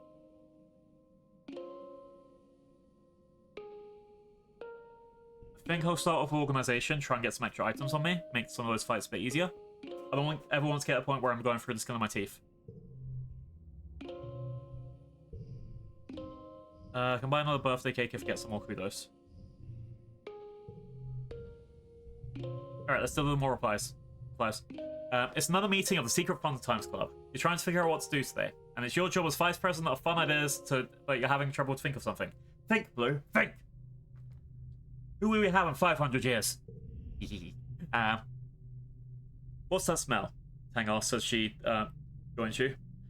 You think that you think she means someone faster than you, giggle, but then you realize to smell it too, like burning mustard, spices. Then the overhead light starts to flicker. Oh, that keeps happening, Mars says with a shrug. Like, same time, every afternoon. No one knows why. It's a mystery. Yeah, it's a mystery. You know what we do with mysteries? You avoid them because you don't want to get involved any further. In real life. In this game, we be like, a mystery? Whoa. They jump to their feet. A mystery afoot. The SSV is going to solve it. Tang brings up a fresh notepad on her holopalm and adds 2 bullet points. Weird smell, flickering lights. Cal sniffs the air. Smells coming from that vent, he says, pointing to a screen in the corner. I'm organizing 10 so I can see where the vent goes, or I can get up close and sniff. I'm trying to grind my organization at the moment, but I'm also trying to grind my perception at the moment. My perception is probably one that I want to put more important into, because that means I can find more shit. Let's go that. Boom. Oh, even better, because I just saw my physical skills increasing twice as well. So yeah. My perception is now 25. We did it. You use your smello senses to detect hints of things cooking. Maybe you should check the cafeteria kitchens. It smells awful in here. Aunt Seedant is here, fanning Nana Prince over her cutting boards when it belches out foul black smoke. Oh gosh, kids, don't come any closer, she says. The star Nana Prince was on the fritz again. Everything that comes out is awfully burned, and I don't want you to breathe in the smoke. Every gosh darn day. Chat, our food printer is going kaput. Fuck. You look up, see the lights flickering here too. There, you see it? Take a closer look. There's some kind of black dust near them. That's weird. Little clumps of it are stuck to the wall, the ceiling, all around the outlet, the back of the nano printer too. You climb up to the counter and, much to Aunt Seedant's annoyance, when you put your hand near the black dust, your hollow palm makes a hand tingle, like it's vibrating slightly. Tangent climbs up with you and tries it too. Electromagnetism, she confirmed. The ferromagnetic materials in the hollow palms are reacting to the presence of magnets, or an electric current. I think it's in this dust. She makes a note. Electromagnetic dust. Aunt Seedant shoos you out the kitchen. Out! Out! Go play somewhere else. My darlings, we got supper to prepare. You follow the clumps of black dust through the lounge. Damn, this seems... Has no one been in the creche since... I don't think anyone's been in the creche since... he died. Or at least not this area of it. Oh no. I'm also thinking I've really forgot my childhood friend's name. Damn. It's quiet here. Instinctively, you all walk softly and stop talking. You slowly approach the playroom. The creche playroom is empty and dimly lit, except for the horror projector in the corner showing us a purple teddy bear, the one that electrocuted your friend Tammy. It's flickering on and off. I will do it. As you step in the room, all the lights in the room suddenly turn on. 2 musical toys start playing at once, and a toy robot starts spinning in circles. Mars shrieks. Tangent rushes forward suddenly, grabs the glass from the art table and slams it upside down on the counter. I caught it! She yells. Eh? What the hell's that? You gather around to see. Under the glass are what looks like 4 round metal things, like ball bearings. As you watch, one of them starts to roll. It advances to the edge of the grass, then rolls around the side of the ring. It stops. Then a pair of long silver antennae emerge from the top of the ball. They click together, producing a bright spark of electricity. You all jump back. The other 3 balls gradually awake and begin snapping their own antenna. I think we solved our mystery, Tank says with a growing smile. Sure enough, you find more black dust and something else. Tiny bite marks in the electric cord lead to the hollow protector. It must be feeding off the electricity, Tank explains. Then storing it like a battery to use for self-defense. And the dust must be their excrement. Fascinating. Report your findings to Dr. Instance. She discovers that the pests have in fact been siphoning off electrical current from your ship since it's landed, and are responsible for dangerous power surges.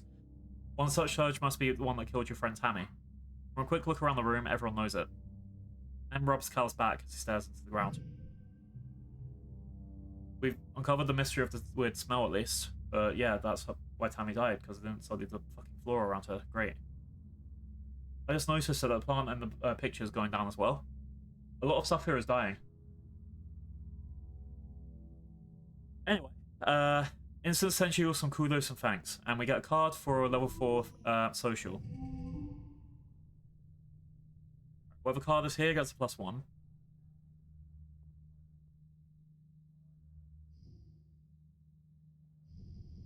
This, this, this, this, this.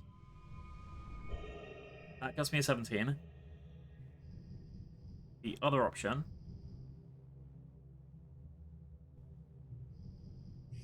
is to swap these two around. That gives me a 19. Still a 19. I don't think we'll be able to get better than 19.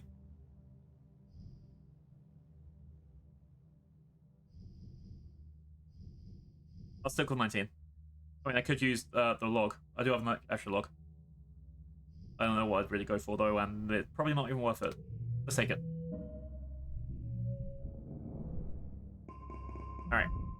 What this month? We get +3 organizing, +2 perception, and extracurriculars and stress.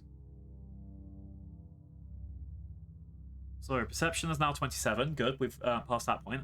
Organization is the other one on the grind if I can, which is 20. Empathy, I wish I saw more places to grind that, but I haven't yet. I think that's just me like random events to get me that. Yeah, organization is now 20, so that's helpful. We're having weird dreams as usual. They seem to get worse around glow. You wake from a dream that has tears drying on your face. You can't remember why, you were just terrified. Whatever it was, it felt real enough for that moment, and you just lie in bed with your eyes closed and try to calm your breathing. You blurrily rub your eyes and... Surprise! Oh, it's your birthday! Your dad leaps onto your bed and gives you a big cuddle. Happy birthday, little tomato head! 12 years old, can you believe it? Wow! No. Your mum answers for you. Laughing as she hands you your presents. It's just yesterday, Antecedent was showing me how to change your diaper. Because it's your birthday, your parents have bought food from the canteen. You can all eat together on your bed. As you stuff your favorites with savory tofu chunks, you open your presents. Which one's your favorite? Exotic flowers for your mum, which don't seem to do anything. It's just a gift, apparently. So a toy Xenofauna which adds strength to 1 to all combat cards, or a photo phone 4 from your best friend. Let's take the stuffed Xenofauna. Hi, Phils. Thanks for the care package. Oh, big stretch. Yay. Oh. And a drink. I hope having a good Saturday. Hang on. I think, if I'm right... Alright. Chat, it's raid o'clock. I'm going to read the rest of these cutscenes, and then we go raid to a friend special event. Yay! It's Saturday, so it happens. Oh, apparently we've got a 30-degree temperature. No, we're fine. Alright. I taught the nanoprints of the plasma base from pictures from the expeditions, your dad says, watching you play with it. They called it a Spectroraptor. Spectroraptor? Like a Velociraptor? For a dinosaur? Like blue? Hell yeah. He continues. See, it looks like it's wearing glasses on top of its 5 eyes. They said it's because the lens is outside the eyeballs. Isn't that wild? Nothing like on Earth. As your dad clears away the wrapping paper and the dishes from breakfast, your mum folds her hands on the table and gives you a serious look. Uh-oh. So, he says, we've been here 2 years now. I know your dad and I have always said you're in charge of your schedule, but we've been keeping an eye on you. A loving eye, your dad interjects, stuffing wrapping paper into a recycler pickup bin. A trusting, gentle eye. It feels like when people say, oh yeah, a gentle reminder, it's like they're saying the gentle to sandwich the amount of bullshit they're about to throw on you. Professor Howe used to tell us all the time about how hard you're trying in school. Your mom continues. That's great. Your dad and I are really proud of you. Working might seem fun and grown up, but when you're a kid, but if you want to do more than manual labor, you'll need some book smarts too. Your dad joins you again, so it's time to start thinking about how you're going to contribute to the colony when you're older.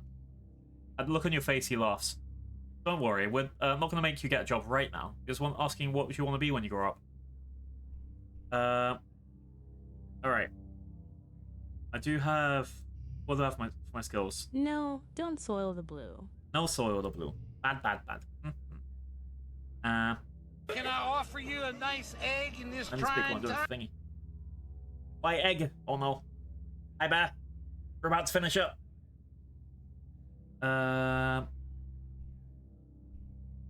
What am I going for? A parent with like 10 kids, Jesus. A farmer like you two, a teacher like Hal, captain of the sports ball team, a monster hunter? A monster hunter would... I don't want to be any of these, really.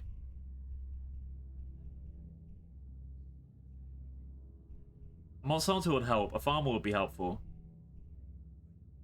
It's either security or... I don't really want to be the governor.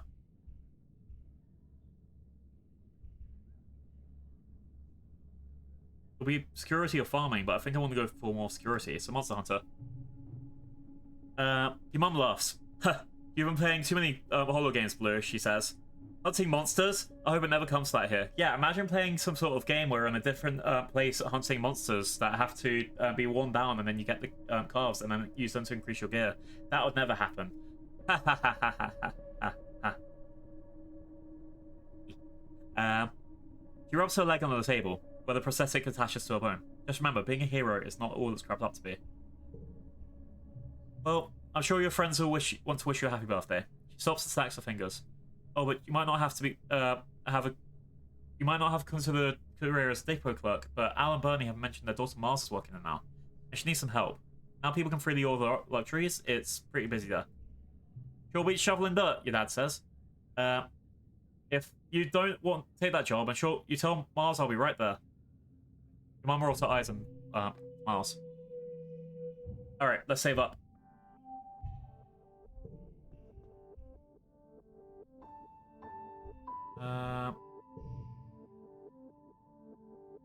Let's not save on stream just in case it, like, I haven't actually researched it's going to do the thing where it gives my entire name and details out to everyone. But, chat, we're going to raid in. We've got Emmy Boo's streamer anniversary. I'm going to be appearing on there in about an hour, so I'm going to take my own fucking time and, what was it? And make sure that I'm ready. I need to have snacks and stuff before I go. I'm going to be part of a tier list, but right now we're going to give the best love to Emmy for the anniversary.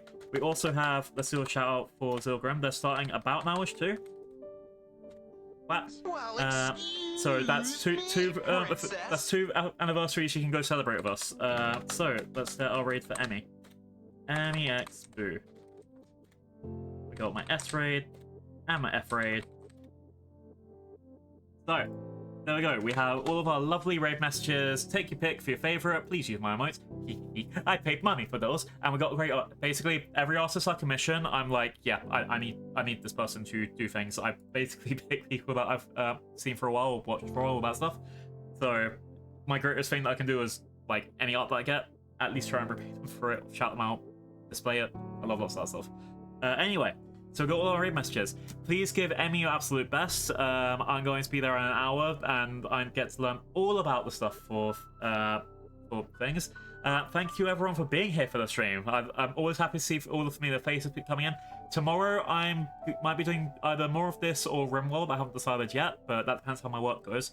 Because RimWorld, on the one hand, could be a nice cozy Sunday game. On the other hand, more of this, get through the more of the story. If not, I'll play it later during the week. So we'll see what's going on. I will see you later. And have fun. Keep those notifications on. Oh, before I forget, we also have a Discord with some like-minded people. I think our next community month is a month from... next community night is a month from now, though. But if people want to come in, we share it with... It's me, Microwave French Tea, and Megalyn are sharing for now. And it's going to be great. We're gonna have lots of fun. And 10 seconds. 10 seconds. Chat, we'll see you later. See you later. Bye bye. 3, 2, 1, raid.